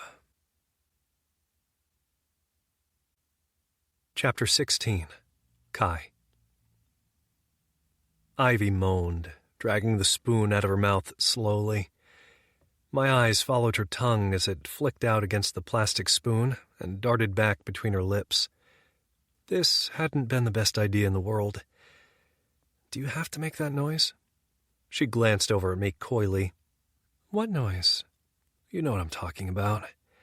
I turned away from her and looked out at the trail. The Waffle Cone, our ice cream parlor, was nestled at the base of one of White Peak's many trails. It was the perfect spot for Helena and Charlie Daniels to set up shop because of the heavy foot traffic from tourists during the warmer months, especially on evenings like this. Evenings when the sky was painted intricate shades of gold and blue and peppered with the light fluffiness of the clouds, when the sun had no intention of fully disappearing and merely toyed with the horizon. It kept it warm enough to stay out late without a chill, but cool enough that it wasn't stiflingly hot. I had no idea how people survived in Florida. What did you think of their singing? She asked after a moment. I think it's the worst thing I've ever heard, I admitted, shaking my head. I'm almost glad we didn't stay long enough to see if Kanye happened. Ivy's head bobbed in agreement. Same. They were particularly bad tonight. Tori was getting ready to bust out some Aguilera, and that's when I knew it was time to go. What does she sing? What do you think she sings? Dirty. Oh, fucking hell. You said it. For an introvert, all she needs is a few shots of vodka, and she's insane. She paused. Mind you, I think that's just her personality. She always tells me she's an introvert in the streets and an extrovert in the sheets. That's far more information than I ever needed to know about your best friend. Speak for yourself. That's nothing. I laughed and got up to put my empty bowl in the trash can. It was only a few feet away, and when I got back, Ivy grinned and held out hers. Fighting a smile, I took it and threw it out for her, then joined her back on the bench. Have you enjoyed your birthday? She peered over at me, pushing hair from her eyes. I reached out and tucked it behind her ear, letting my fingertips linger on her soft skin. It was fun. Thank you for this evening. Does that mean I can throw you a party next year? Let's not get ahead of ourselves. I didn't hear a no in there. Ivy. She grinned. What? You didn't say no. I was merely pointing that out. Fine. No. No, you cannot throw me a party next year. Okay, the baby will. Babies can't throw parties, Ivy. Try me. I shook my head at her. At least she'd given me a year's warning. I would have to be inexplicably out of the country this time next year, probably with the baby, since they wouldn't be able to pull off such a feat without her help. I'm not kidding, she continued. You'll be 30. I'm going to make you sick with how I'll decorate the bar.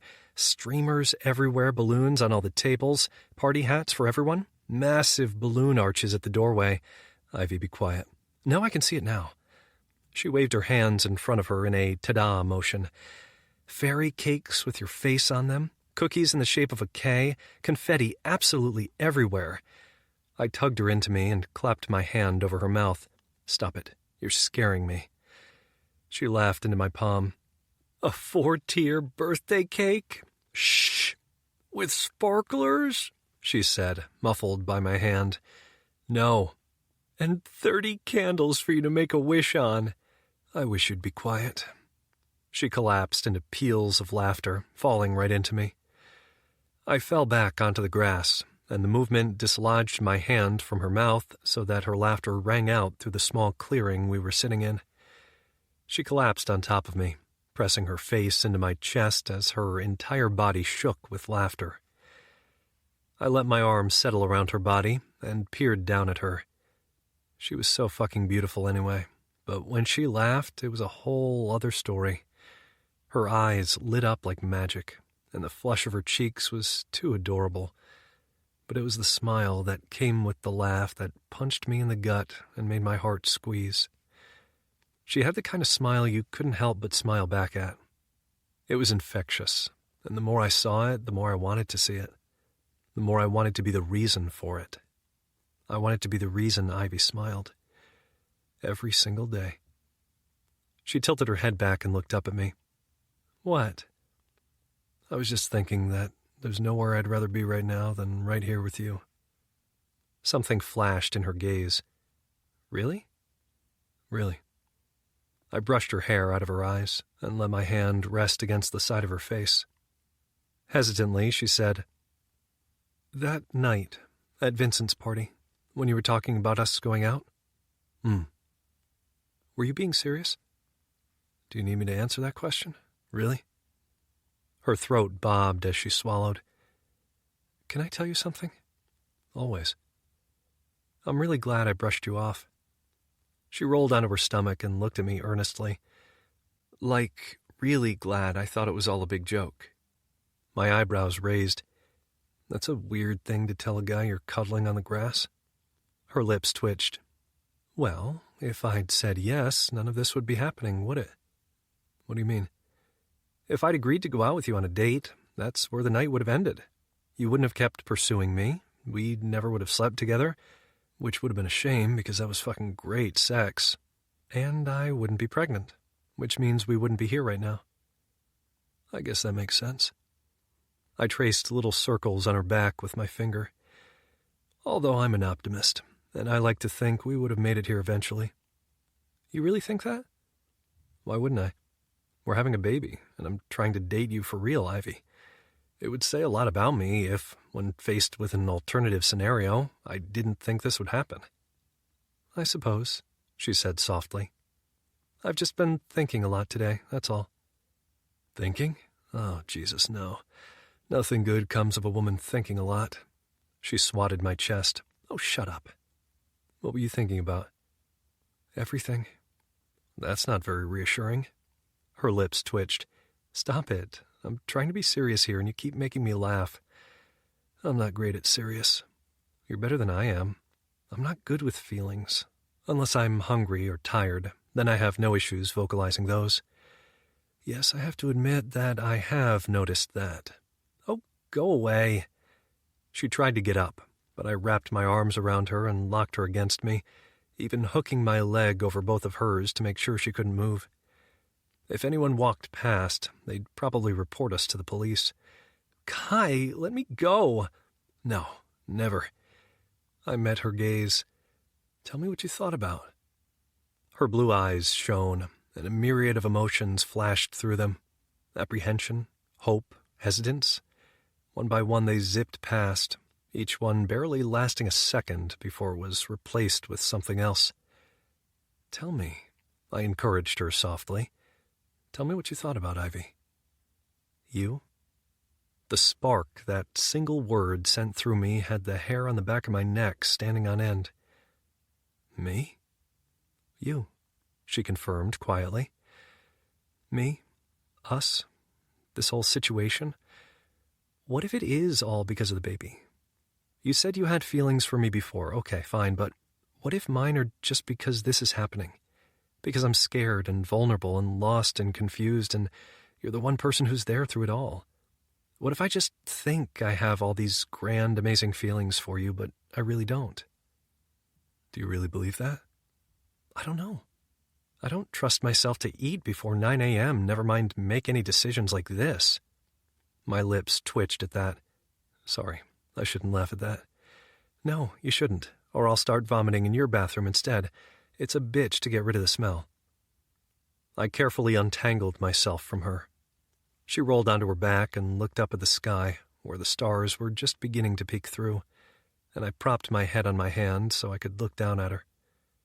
At the way her eyelashes cast shadows over her skin, and the little mole that hid at the crease of her nose, and the tiny scar that was reminiscent of a pimple at the corner of the lip. At the little things you only saw when you really, truly looked at someone. The little things that made them even more perfect to you. "Tell me what you're really afraid of, Ivy." "That all my doubts come true?" Her voice was barely a whisper, and her gaze stayed fixated on the stars. "That in a year I'll realize this was all situational? That I only feel this way because of the baby? That I'll have to hurt you, and you'll have wasted your time on waiting for me?" I waited for her to continue, and when she didn't, I spoke. "If that's how you feel, that's how you feel. I'll never begrudge you for your feelings, all right? Besides, I already told you that none of that matters. You and the baby are my priority." "But that's a long time. A long time where you could be happy with—" I pressed my finger to her lips. "Don't you dare even say it," I said in a low voice. "There is not a single person in this world who will ever make me happier than our baby. But I don't want you to waste any time spent with you isn't time wasted. There's no other way I'd rather spend my time, okay? Okay?" She swallowed and nodded, then slowly brought her hand up to mine. Her fingers wrapped around my wrist, the soft pads of her fingertips landing on my pulse point. My pulse was racing, and if she didn't know how I felt before, she definitely knew how she made me feel right now. "It's okay for you to be afraid of everything. I'm scared too. I don't know a thing about babies. All I know is that it's almost the size of a raspberry right now." "How do you know that? Google again?" "No. I downloaded an app to my phone so I don't look like a total idiot the next time we see your doctor." Her lips twitched. "You downloaded an app?" "Yeah, it's great. Sends me a notification to tell me how big the baby is and what it's doing this week." "What's it doing? It's a fetus, Kai. It's not like it has a roaring social life in my uterus." "How it's growing," I clarified, "and turning from a little alien blob into a baby." "Go on then. I'll humor you." "You don't have an app on your phone that tells you that?" "No. I know I'm pregnant. My boobs, stomach, and bladder tell me at least 25 times a day. Why do I need an app?" I grinned and sat up, still looking down at her. "You're basically 8 weeks, so..." I thought back to the information I'd read yesterday. "It's just over a centimeter in size, and the facial features are forming. The little alien tail is almost gone, and its legs are getting longer. So it's starting to look like a real baby?" "I guess so. I mean, you can't see it yet, really, but yeah, sounds like it." "Wow. No wonder I'm so tired all the time." That did make sense when it was laid out like that. "Are you tired now?" "I'm never not tired. I get a random burst of energy where I feel like Sonic the Hedgehog, then I'm a zombie for the rest of the day." She sat up, leaning on her hands. "And I think I'm hungry again." Something else that makes sense. I stood up and grabbed her hands, pulling her up after me. She made an oof noise as she got to her feet and stumbled right into me, almost knocking the wind out of me, too. "Sorry. she muttered, tugging on her dress so it fell correctly down to her knees. "If you're that sorry, can you get off my foot?" She darted back with a snort. "Sorry. Again, damn it. It's fine." I smirked and took her hand to help her down the rest of the trail. Not that she was fragile or anything, but it was getting dark in earnest now, and the trail was uneven in places. She was tired, too, and I wanted to make sure she made it down and back to the truck safely. Thankfully, we did. Neither of us said a word as I got the truck door for her and helped her climb in. I didn't know what to say to her. I knew this was hard for her, and I'd meant every word I'd said when she'd voiced her worries earlier. There was no way that any of my time spent with Ivy would be wasted, even if our relationship did go nowhere. I wasn't going to start dating now, not when she needed me. Of course, that could have easily been my own feelings talking for me, but I didn't think so. I was going to be there every day she needed me, for as long as she needed me.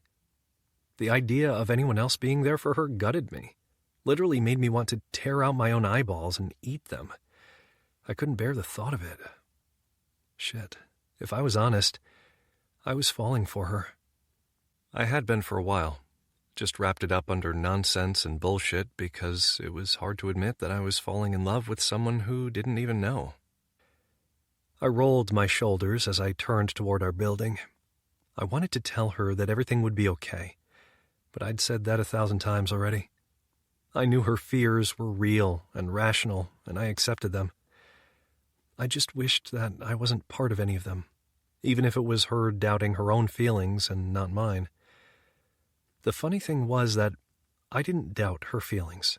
I really, truly fucking believed they were real. I believed she felt the things she did, whatever they were, because they were real and honest and true, and I wasn't going to change my mind on that. I wish I knew how to make her believe it. I pulled into the parking lot and then my space. We sat for a moment after I killed the engine. Ivy stared straight ahead, and just when I thought she was going to break the seemingly never-ending silence, she popped the door open and jumped out of the truck. With a sigh, I did the same and followed her into the building. The elevator was working after a few days' maintenance, and she'd already called it by the time I joined her. The silver doors whirred open, revealing the empty interior, and I put my hand on the doors to let her step in first. I followed her in and hit the button for our floor, staring as the doors slid shut again. Still silence. It stretched forever between us, and the worst part was that I knew that the longer it went on, the harder it would be to break. And I didn't mean break by just saying goodnight. I meant by actually finishing the discussion from earlier. Because it wasn't finished. I knew that. She knew that. And it had to be finished at some point. Sooner rather than later was my preference. Yet I could see how tired she was. I could see it in the small, dark circles that were forming under her eyes, how the spark had diminished in them just a little. She carried her shoulders slightly hunched over, and she had her arms wrapped around her waist as if she were hugging herself for comfort. No matter how badly I wanted to finish it, she needed to sleep right now. The elevator stopped on our floor, and I once again put my hand out so Ivy could get out safely. She dug in her purse for her keys as I pulled mine from my pocket. Once she'd unlocked her door, she paused and turned back to me. Her tired eyes met mine. "Sorry for finishing your birthday on a downer. Don't worry. Get some sleep and text me in the morning, okay?" She nodded and stepped inside. All I wanted to do was wrap her in my arms and drag her to my room where I could fall asleep with her curled up next to me. I sighed and let myself into my apartment as soon as she was safely inside hers. It was a jolt, given that it still looked like a party store had thrown up in here. "Oh, you're back." Anna strolled into the kitchen. "How was your night?" "Fine." I tossed my keys onto the coffee table and joined her, gratefully accepting the water she offered. "Fine? Oh, that doesn't sound good." She closed the fridge and leaned over the island, toying with the bottle. "What happened?" I waved my hand as I uncapped my water. "It's nothing. It's fine." "Did Ivy get hit on?" "No, and that doesn't help." "Then tell me what happened." She wasn't going to give this up. I briefly recapped the conversation I'd had with Ivy earlier tonight. And you're bummed over that? Anna raised an eyebrow. Forget it. I pushed off from the island and headed for my room. Forget I said anything. You're so dumb. I stopped and dropped my head back. Now what am I doing wrong? Why don't you fight it? Fight what? Her feelings? I turned back to her. Her feelings are valid, Anna. I can't force her to feel things she's not sure about. She is sure. She knows how she feels, Kai. It's everything else that's muddling it for her. It's only been 2 weeks since you found out she was pregnant. Just go and tell her she's fucking insane and you know she has feelings for you. Yeah? And how would you react if someone said that to you? I'd punch them in the dick. Exactly. And I like my dick how it is, thanks. Oh, you deserve the dick punch, Anna mused, reaching up and tying her hair in a messy knot with the hair tie from her wrist. I just don't want to see you hurt because you don't have the balls to fight for her. What on earth are you talking about? I knew Kyle was cheating on me, she said, glancing down. I didn't have proof or anything, but I knew. The signs were there. The relationship was over a long time, and he'd stopped fighting. If I did something that annoyed him, he ignored it, whereas before he would have told me to quit it. If something went wrong or there was a miscommunication, he wouldn't try to fix it. There was no fight for the relationship or for me. It was only me fighting. I would have given anything for him to have told me the truth, whether that was him fighting for me or him moving on. You think Ivy wants me to fight for her? I think she wants you to fight for her feelings, Anna clarified. Because she's so busy fighting her own body right now, she probably doesn't have a lot of fight left for her heart. So I have to prove to her that what she feels for me is real? It wouldn't hurt. I mean, if you went over there and kissed her right now and told her that you know what she feels for you is real, I bet she wouldn't put up too much of a fight. Well, that seemed as good an idea as any. All right then, I'll do that. I tossed the water bottle on the sofa as I grabbed my keys from it and headed for the door. Wait, no, Kai, I didn't mean do that. Kai! I shut the door behind me. Damn it! Chapter 17. Ivy. I tied the strings of my pajama shorts and peered at myself in the mirror. A chill ran across my skin as I lifted my tank top and looked at my stomach. It didn't look any different. Not sure why I thought it would. The baby was a raspberry, not a damn watermelon. My boobs, though, were another story. Blue veins painted road maps across my light skin, and my areolas were darkening, becoming larger by the day, it seemed. It was weird. I tucked my shirt back down. Tonight had been weird. Really, really weird, I thought as I grabbed a face wipe to remove my makeup. It started off fun, then gentle, then I'd ruined it by letting my mouth run away from me. The truth was that I had feelings for Kai. Crazy, intense feelings that scared me the most about all of this. They'd appeared quickly and fiercely, and my own subconscious was rapidly becoming my worst enemy. I was just so tired. All of the time. Every second of the day. Loading the dishwasher was a mammoth task, not to mention carrying laundry up and down the stairs to and from the laundry room in the basement while the elevator had been out of order for maintenance. Fuck that shit. I was so tired of everything else that when it came to my feelings, I really didn't have any energy left to figure them out. It was always easier to push someone away, wasn't it? Easier to push them away than let them in. If you let them in, that meant there was no turning back. They'd always have a piece of you, and I didn't know if I could give any more of me away right now. Maybe that was unfair and selfish, but I was a little past caring. I was too tired. I wish someone could make the decision for me, that someone could just tell me what to do, that someone, somewhere, knew what the best choice was and could promise me it was the best thing to do right now. Was that weak? Maybe. Childish and pathetic? Probably. I wished I could untangle all the things that confused me, lay them all out like strings in front of me, untie and untangle and straighten them until they all made sense again. Of course, now that I was alone in my apartment, All I really wanted was to bury myself under some warm covers in a warm bed and snuggle up against Kai's strong body. "You fucked that one up, Ivy girl." A thump came from the living room, followed by the sound of my door being unlocked. What the fuck? I dropped the face wipe, leaving one eye still covered in makeup, and grabbed the nearest heavy item, which happened to be my hairdryer, thankfully unplugged for once. I held it out in front of me the way one would wield a frying pan. I was not nearly armed enough for someone breaking into my apartment. "Ivy?" It was Kai. Of course it was Kai. "Ivy?" Kai had a key. "Where are you?" Why was Kai letting himself into my apartment? This wasn't an emergency. "Don't ever do that again," I snapped, rounding the corner into the kitchen with my weapon now at my side. He closed the distance between us and kissed me before I could finish my sentence. His large hands cupped the sides of my face and held me still as his lips captured mine and took control of me. My entire body lit on fire. From head to toe, I was burning. I leaned into his body, gripping his shirt with one hand as I tried not to drop my hairdryer with the other. "What are you doing?" I whispered. He looked down and tugged the hairdryer from my grasp, then set it on the sofa before he came back to me. His hands rested on either side of my face again, and his blue gaze bore into mine with an intensity that made my knees weak.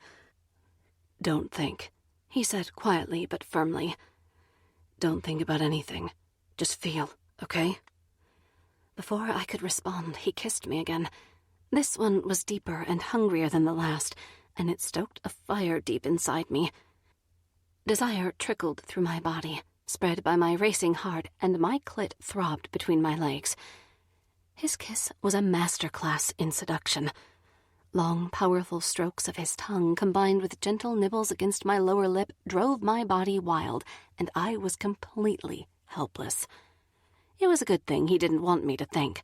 I was pretty sure I wouldn't be able to think for a week after this. The kiss deepened further than I thought possible, and I wrapped my arms around his neck, pressing myself against him as firmly as my tender breasts would allow me to.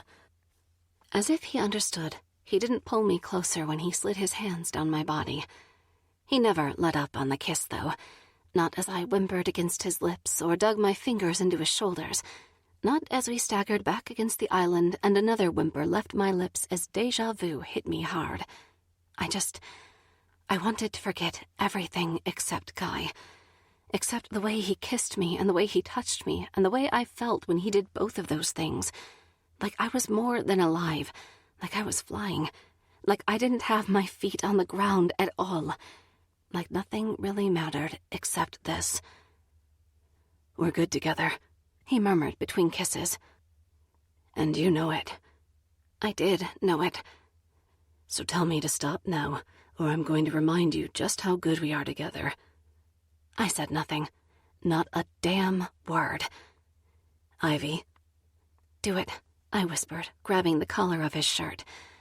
"Remind me." If his kiss was my kryptonite, those words were his. He wasted no time at all before he pulled off my tank top, then his t-shirt. I ran my fingers over his body as we kissed again. His muscles were all tense and taut, meaning there were 1,000 dips and crevices for my fingertips to explore. He moved his lips to my neck and slipped his hands down to my shorts. I dipped my head back as he hooked his thumbs inside the waistband and tugged them down over my ass, to the point both the shorts and my panties fell to the floor in a puddle at my feet. I knew exactly what was coming next. "Up," he demanded, whispering into my ear. I obliged, hauling myself up onto the counter and opened my legs. The last time I was in this position, I had gotten pregnant. On the bright side, at least that couldn't happen again right now. I shoved some paperwork out of the way with a light push of my fingers. It scattered off the side and onto the floor, showering the laminate with sheets and envelopes of stuff that I'd studiously ignored for at least 3 weeks. Kai glanced down at it. "Just like in the movies." I laughed, dropping my head back. He parted my thighs more and stepped between my legs, silencing my laughter with one kiss to the pulse point of my neck. His breath was hot and heavy as he dragged his mouth over the curves of my breasts, dropping gentle kisses there. My nipples were tender as hell, but he treated them like crystal that could break with the slightest heavy touch. Every stroke of his tongue over my sensitive skin was torturous, and I was more turned on than I'd ever been from that. He moved down my body, leaving my nipples pebbled and so taut they almost hurt. But I didn't have a second to think about that. Kai's tongue was on my clit in a second, and he lowered his body so he could tug my hips forward. My entire pussy was exposed to him. Like the rest of me, it was tender and aching, and he used his tongue masterfully. Every lick was a tease that promised more, and I was completely at his mercy as he worked to bring me to the brink of orgasm. I glanced down as a moan escaped me. There was something so hot about seeing his head between my legs and his tongue teasing my clit that it pushed me over the edge. The pleasure rocketed through my body, and I cried out as he covered my pussy with his mouth and pulsed his tongue against my opening. I rode it out, bucking against his face, and his fingers dug into my thighs tightly. The orgasm was long and intense and completely overwhelming, and by the time my muscles relaxed from the knots they'd worked themselves into in the middle of it, Kai was already pulling my limp body from the countertop and holding me against him. "Can't walk," I muttered. Laughing, he pulled me over to the sofa and dropped me down to sit on it. He straightened up and stripped naked, stepping out of his jeans and kicking them to the side.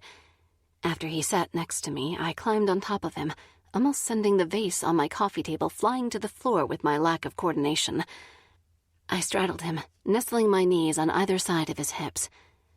It was easy to kiss him, and from here, I was in control. I rested my hands on either side of his neck and lowered my lips onto his. He reached between us and wrapped his hand around his cock, using his other to guide my hips until he could push inside me. I moaned as the sensation of him filling me rolled through my body. A shiver ran down my spine, and Kai placed his hand on my back with his fingers splayed. I rocked my hips as I moved on him, still kissing him, reveling in every single touch we shared. It was good. So good. Every inch of me came alive as I fucked him. His groans were like music to my ears, and I bounced on him, rocking my hips every time I came down and took him fully inside me. Kai's grip got tighter. His fingers dug into me, branding me with his touch, and my pleasure rose to the point I could no longer kiss him while I fucked him.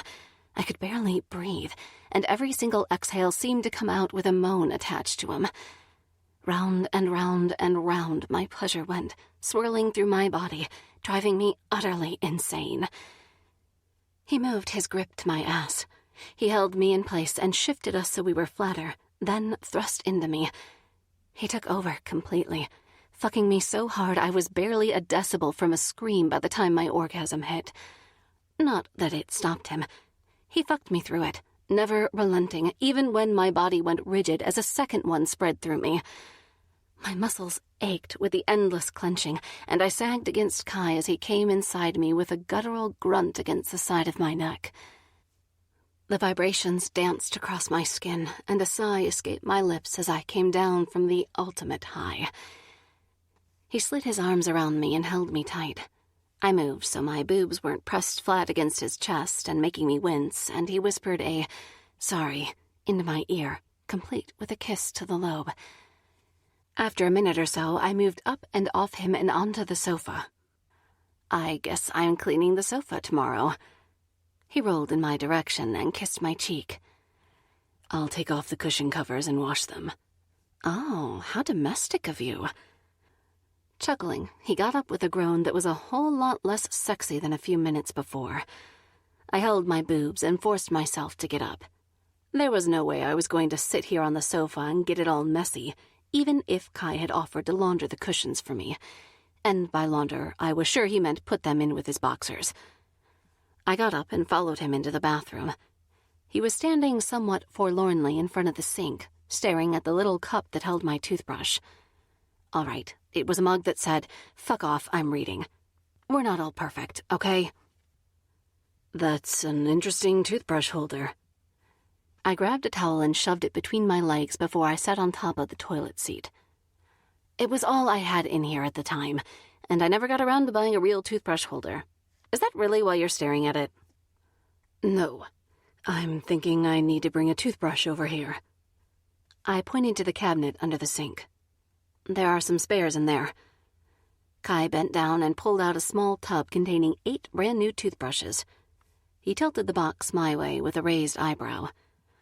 They were on sale, I said breezily, standing up with the towel still wedged between my legs. I hobbled over to the shower and turned it on to heat up. Do you know you still have mascara on one eye? I yanked the towel out from between my legs and shoved him over from the mirror to look. Shit, he was right. I'd only managed to remove half my makeup before I'd heard him letting himself into the apartment. That's your fault, I said, reaching under the sink for a new packet of wipes.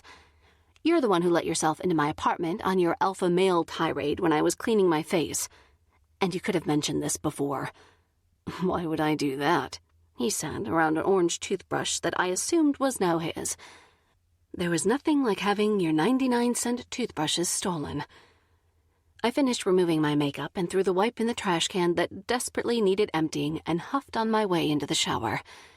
Kai's muffled chuckle followed me in, but I closed the door that blocked him out completely. Thank God. I let the hot water run over me, soaking me from head to toe.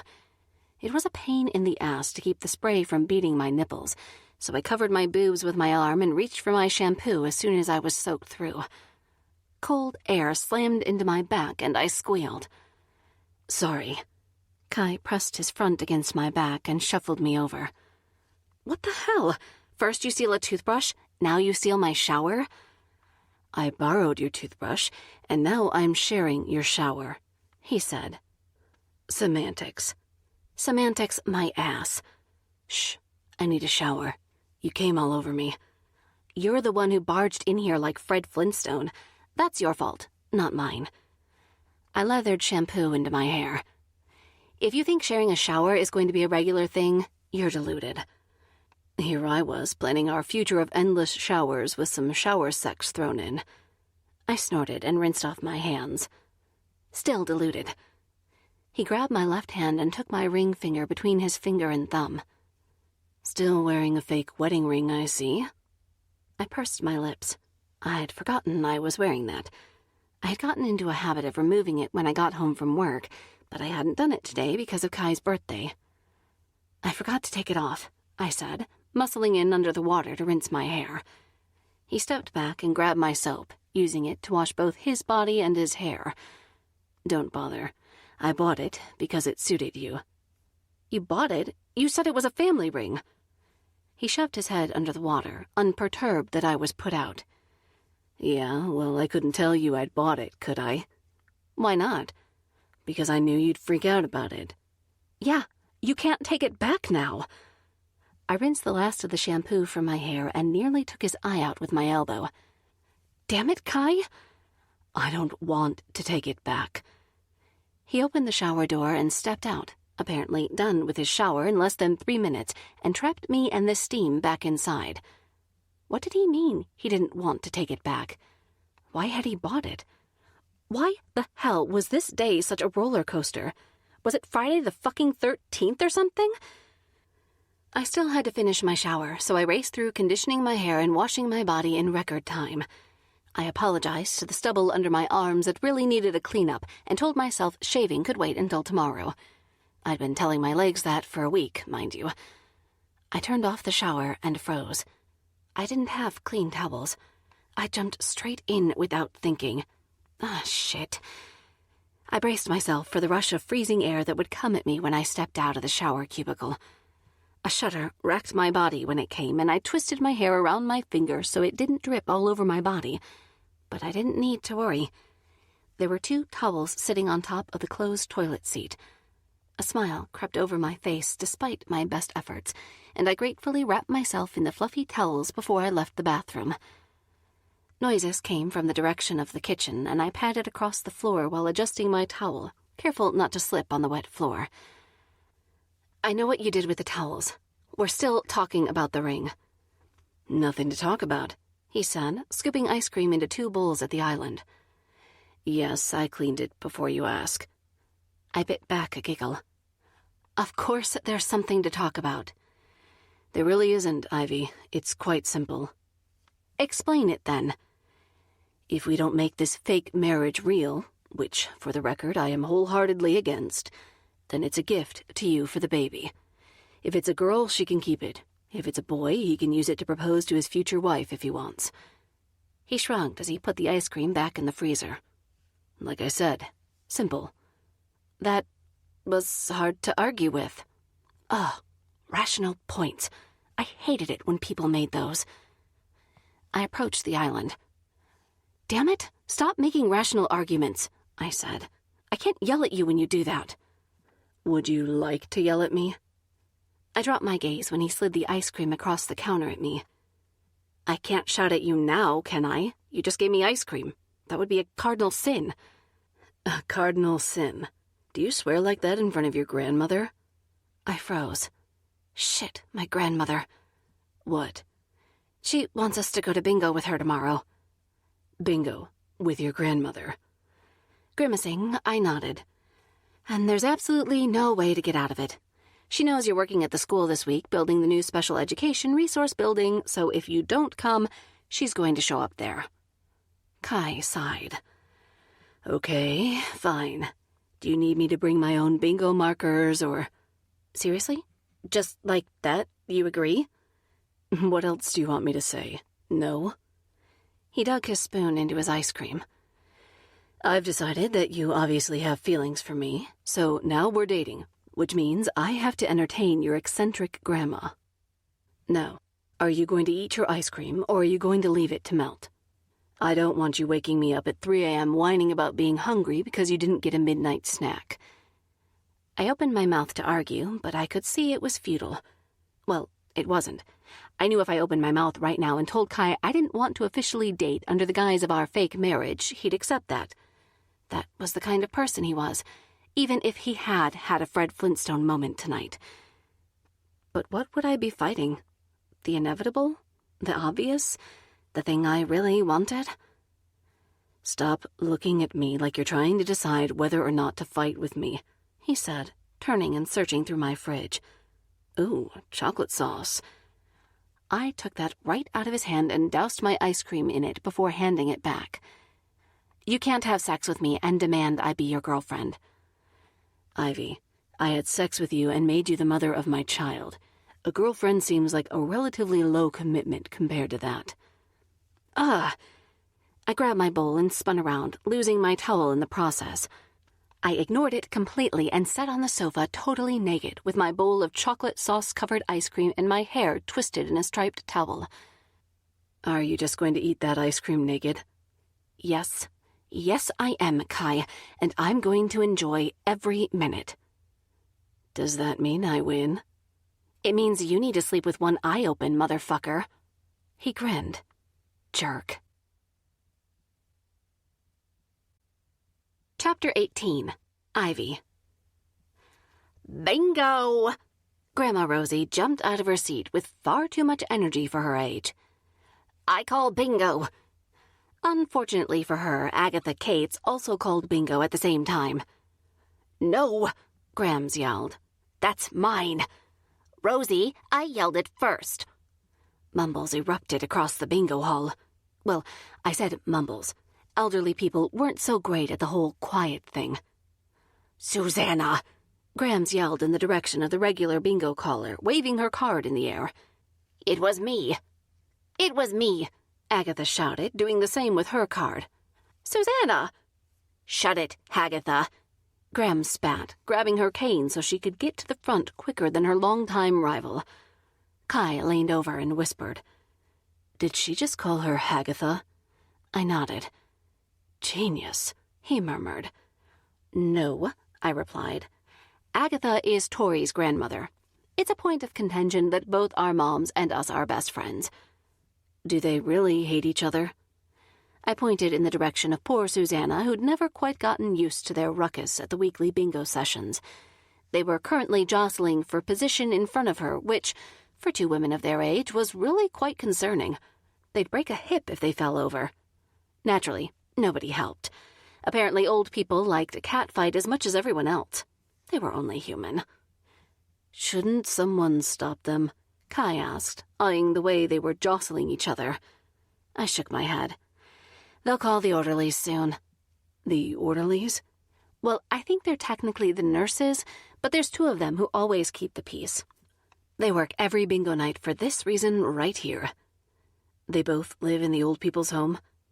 Grandma splits her time, I said slowly. But officially, yes. Tori is all Agatha's got in town since her parents moved to Florida, but she's allergic to cats and Tori won't give up Genevieve. That seems somewhat strategic. Totally strategic, I agreed, reaching for my glass of water. Also, Jen is the sweetest cat, and I'd take her over Agatha, too. Cats are better than people. Can we get a cat? This morning, you cried over a dog rescue commercial and tearfully swore to rescue all the dogs and let them live in my spare room. Now you want a cat? Kai raised an eyebrow. I can't be held responsible for what my hormones make me say, I snorted. Besides, if you hadn't burned my toast, I wouldn't have wanted to cry in the first place. Oh, dear. Are they at it again? Randy, Kinsley's grandfather, rejoined our table. I pursed my lips and nodded. Simultaneous bingo. Are the order keepers here yet? I think they feel the ripples in the cosmos, Mabel, Sailor's grandma, interjected. Then they go on their break. I don't blame them. Kai was watching the fight with a little too much interest. Mabel elbowed Randy.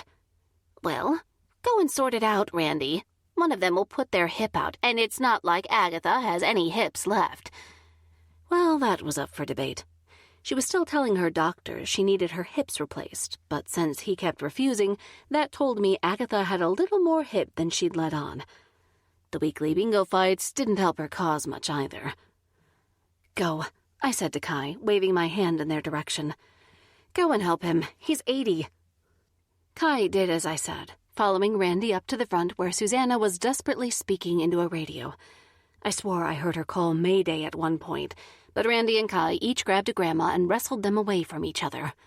They didn't stand a chance with Kai, to be honest.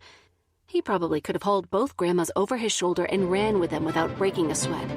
But Randy was inordinately fit for his age.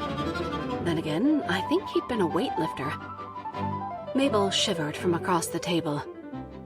Isn't it sexy, Ivy, seeing 2 strapping young men being all strong? I pouted and tilted my head to the side. Strapping? That could apply to them both. Young? Not so much. Sure, I replied anyway, not wanting to offend her. I knew Mabel was touchy about her age. How are you, dear? She asked, touching my hand without looking at me. Her gaze was firmly fixed on Randy and how he was wrestling Agatha away from poor Susanna. I'm fine, thank you. How are you? No, I mean, how's the baby? Making me throw up on a semi-regular basis and giving me a valid excuse to eat my body weight in ice cream. I smiled tightly and looked down at my bingo card. I had no idea why I came. I never won.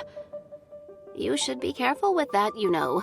My Olivia gained 40 pounds when she was pregnant with her sailor, Mabel said.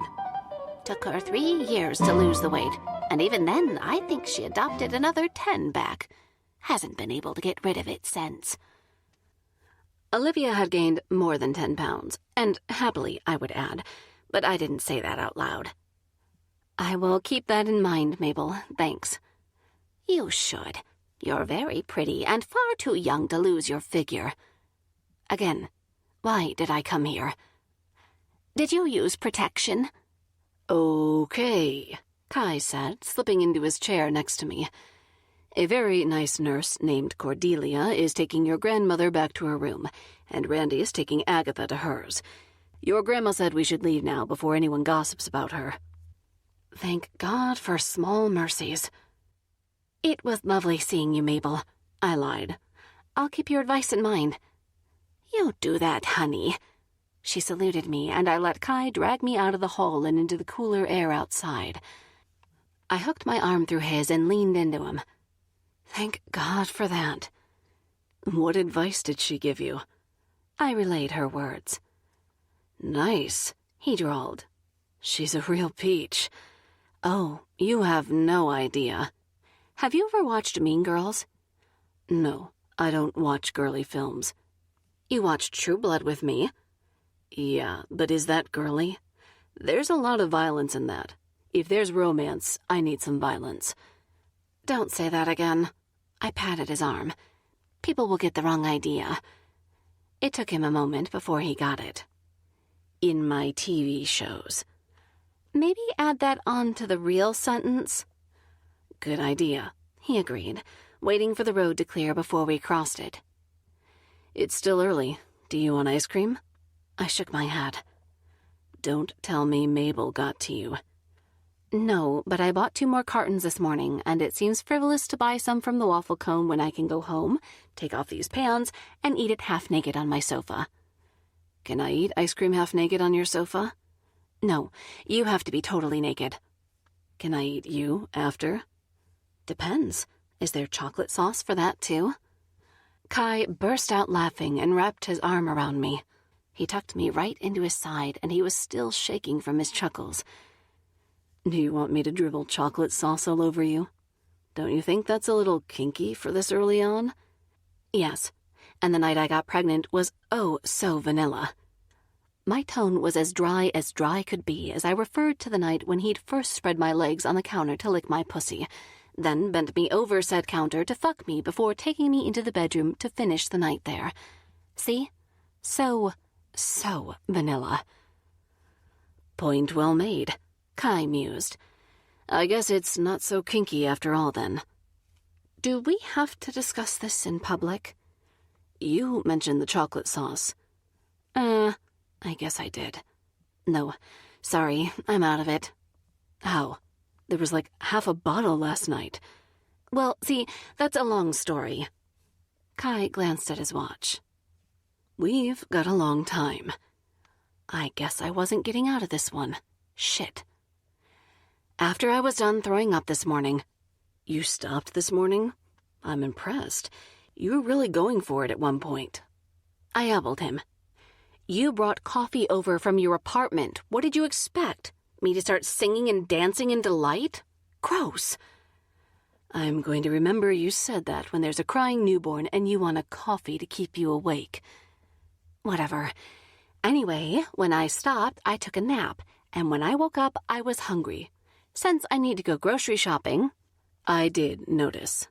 Shut up, I added. I went to the bakery and got some pre-made pancakes. How many? I don't really want to answer that question, I sniffed. Ivy? Fine, 4. I got 4 large ones and I ate them all. Kai chuckled. Go on. I had strawberries and bananas, so I ate 4 large pancakes with fruit and chocolate sauce and whipped cream, and I don't regret a thing. In what world is that a remedy for nausea? I shrugged. I really don't know, but they tasted good. I was going to save you one, but then I remembered you woke me up at 6:15 this morning, so you didn't deserve a giant pancake. What if I promised not to wake you up tomorrow morning? Can I have pancakes then? Yes, it's your day off, so you can get them. That wasn't what I meant. I don't really care what you meant, I said honestly. Next time, don't offer to get pancakes on your day off if you don't want to get them. I didn't offer. You absolutely did offer. She's right, Tori said from behind us. I heard it. You offered. Where the hell did you come from? Kai asked, grabbing the door to Bronco's and opening it. Tori flicked her dark hair over her shoulder. Oh, I often follow Ivy around town for fun. Make sure no strange men are trying to attack her. You know. And what would you do? Beat them with a book? Yes. Tori slipped inside before I could. I shrugged and looked at Kai. I told you, books are underrated weapons. He shook his head and followed me inside. It was quiet for a Saturday night, but that wasn't too surprising, considering there was a local band playing one of the bed and breakfasts on the other side of town. Yes, my parents had the monopoly on bars in White Peak, but not hotels. How did she know we'd be here? He asked me as we approached the bar. She didn't, I said brightly. But she's always here at this time on a Saturday night because I'm usually working and she likes my margaritas. Why aren't you working? Tori asked as we joined her. Bingo. Ah, shit. Did they fight again? Kai nodded. Do you mean Rosie and Agatha? Tori grinned. Did she call her Hagatha again? I snorted. Agatha went crazy. It was hilarious. They were trying to fight, but their canes kept getting in the way. I honestly don't know why they let them play together. They have more than one session, and they really need to get it sorted out. Preach that, she muttered. Are you going to make me a margarita or what? I sighed and got behind the bar, sharing a knowing look with Sophie. Is this how you felt when I just told you that you had to get the pancakes on your day off tomorrow? I asked Kai. He grinned. I'll have a beer, please, sweetie. I'll sweetie you, I muttered under my breath. I handed Kai his beer before I set to fixing Tori's cocktail. I see the marriage is going well. I see you need to be quiet, I said, shaking her margarita. How's your dating life? Non-existent, just the way I like it, she replied. My sex life, however, is something I don't need to know about, Kai finished for her. Trust me. Save that for your text, would you? Grinning, I poured the cocktail into a glass and passed it over the bar. I rang the orders up on a tab under Sophie's card and, after grabbing a bottle of water for myself, rejoined Tori and Kai on the other side. I'll have a beer, Sophie. Thanks. I craned my neck at Colton's voice. Alone? He looked past me and caught Kai's gaze. Disagreement with Amber. Kai's lips thinned. What? I asked. You can't have a silent conversation over me. I'll cry. Are you really using your hormones to get your own way? Tori raised her eyebrows. I threw up for an hour this morning. You bet your ass I'm using my hormones to get what I want. Kai shrugged. Same old, Colton said, taking his beer from Sophie. He downed a good third of the bottle before setting it on the bar. She wants me to move in and doesn't see an issue in us downsizing if she wants to have a baby. I think you guys gave her super baby fever. Tori shuddered. I rolled my eyes. Why does she want you to move in with her? It doesn't make sense when your place is bigger. That's the point, he said, grabbing a stool that had just been vacated before someone else could snag it. She doesn't want to move out, but neither do I. We've reached a stalemate of sorts. Sorry, man, Kai said. I know it's been an issue for a while. Colton shrugged. I've been saving, too, for a house. Josh's wasn't too badly priced, and there's one for sale down the street, so I was thinking about making an offer. But if she won't move, I don't think there's a point. Why isn't there a point? Tori asked. If she's not going to move, but she's going to demand you to do all this shit, tell her where to go. Yep. Tactful as always. Tori, I muttered. Kai looked between us. I have to agree with her. Well, shit. I was in trouble. What? He asked me. She's not wrong. Amber wants him to propose and have a baby on her terms, and all he wants is to be stable before he does that. Is that a bad thing? I've told you about these rational arguments, I huffed. I can't argue them. That's the point. Colton finished his beer and got up, throwing a $5 bill onto the bar. I'm going for a walk. You want company? Kai asked. Nah, stay here. Colton waved him off at the same time he waved goodbye to me and Tori and headed for the door. Kai put his half-finished beer down on the bar. I'm going after him. Are you okay to get home if I'm not back in an hour? I stared at him.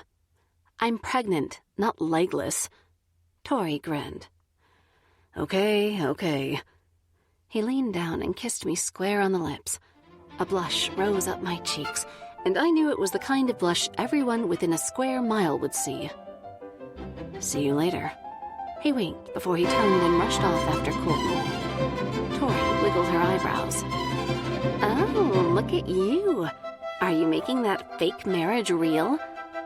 I pressed my finger to my lips and gave her a wink of my own. Maybe one day. Probably one day. If we made it through the next 9 months. Note to self. I really had to buy some more chocolate sauce. And pancake mix. Epilogue. Ivy. 6 months later. Daisy? Holly shook her head. To Disney. And our aunt's name? That was true. Lily? She nodded slowly. I like Lily. It's cute. Okay. I wrote it in the maybe column. What about Poppy? Oh, that's cute. Kinsley yelled from atop her ladder. My vote goes to Poppy. We'd been holed up in their bookstore, Bookworm's Books, for the last hour talking baby stuff. No, my sister argued. That's the name of the troll in the movie. Great. If we call her Poppy, you'll call her a troll all the time. I scratched out Poppy. What about Marigold? What are you giving birth to, a baby or a 70-year-old grandma? Sailor asked, putting 2 books down in front of me. Here, if I have to listen to this painful baby naming session one more time, I'm going to tear out my hair. I took the baby name book from her and stared at it. I don't know how this will help. Grandma is insisting on another flower name if I want to keep my inheritance. What is your inheritance? Kinsley asked, stepping down from the ladder. Has she ever told you? No. Holly picked up the other name book and flicked to the introduction page. It's either going to be something grand or something like an allotment for us to never grow vegetables in. I nodded along in agreement. That is the general consensus. Problem is, neither me nor Kai can find a flower name that we agree on. Lily is the only one, really, but I'm not sure I really like it. What does he like? Kinsley asked, pulling up a chair to join us. She peered over at my notebook.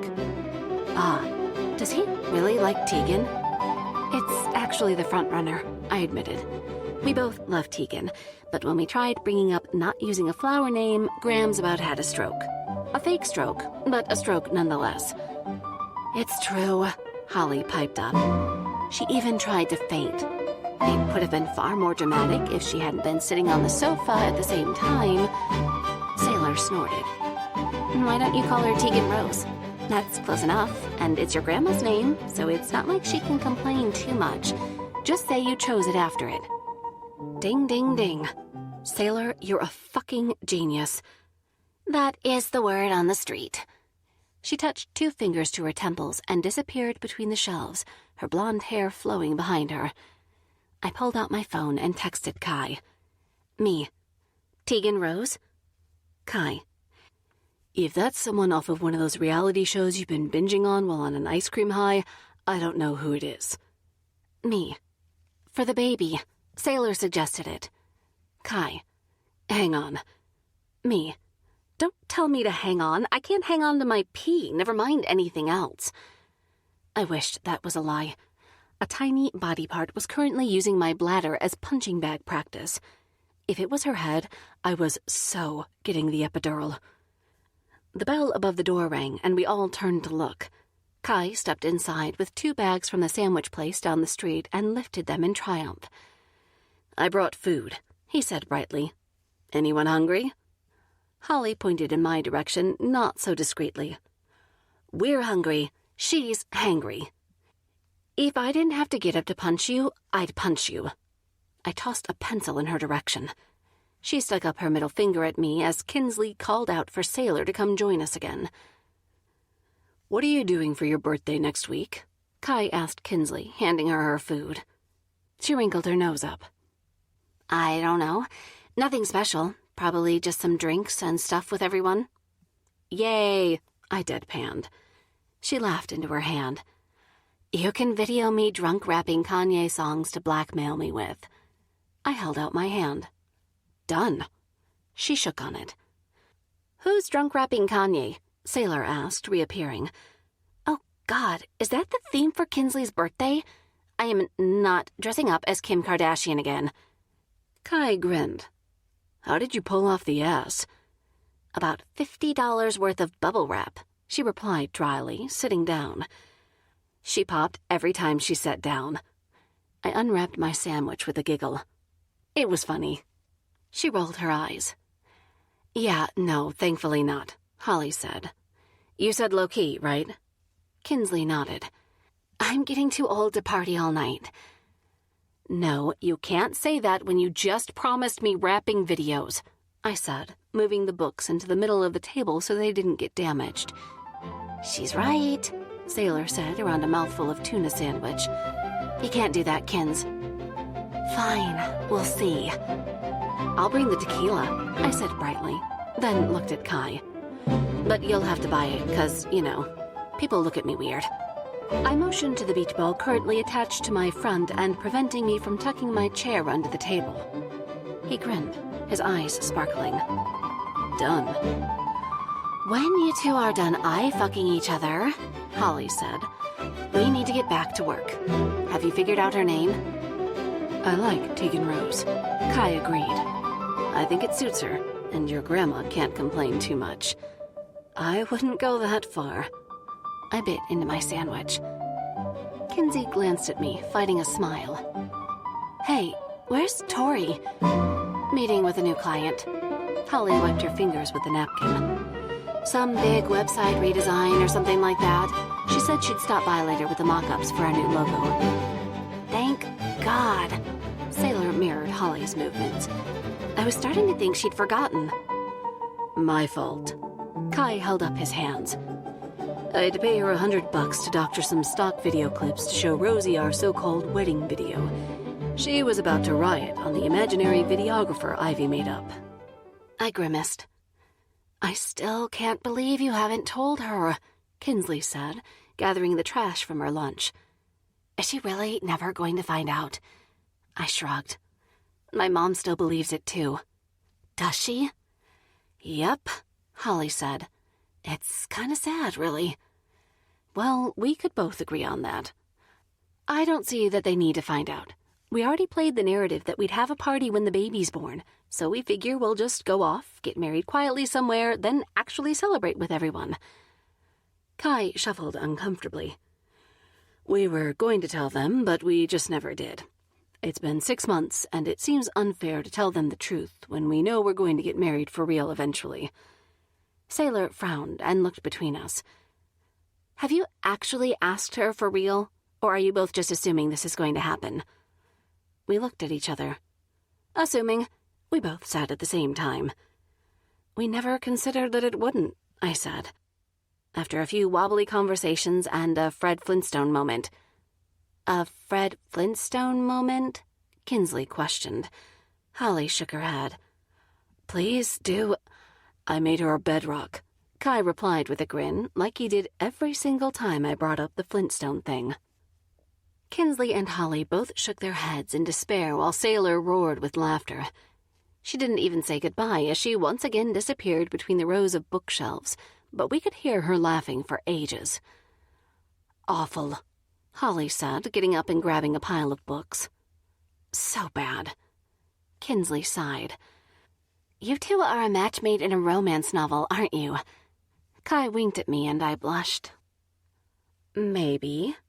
Now, we all know Tori's against dating, but which one of you three is next? Nope, Holly shouted, echoed somewhere by Sailor. That leaves you, Kins, Kai said. Oh, please. She rearranged some books. I'm not a big dater. I can't stand the online stuff where nobody looks like their profile pictures. Besides, I am the worst at small talk, so unless one of you can find me a romance-loving, muscular man with a great smile, I'm shit out of luck. Seems reasonable, Kai assured her. I'll see what I can do. He said, as if he had a catalog of men stashed away just to pull out for random dating purposes for my friends.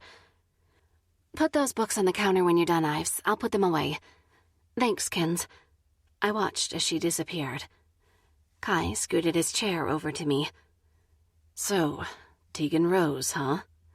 Tegan Rose. I smiled, letting him take my hands in his. That's pretty perfect. I agree. He grinned, then leaned forward and kissed me. And it was. Somehow, everything was perfect. Who would have thought that the guy next door would turn out to be my happily ever after? Certainly not me, but I was sure as hell glad that he was.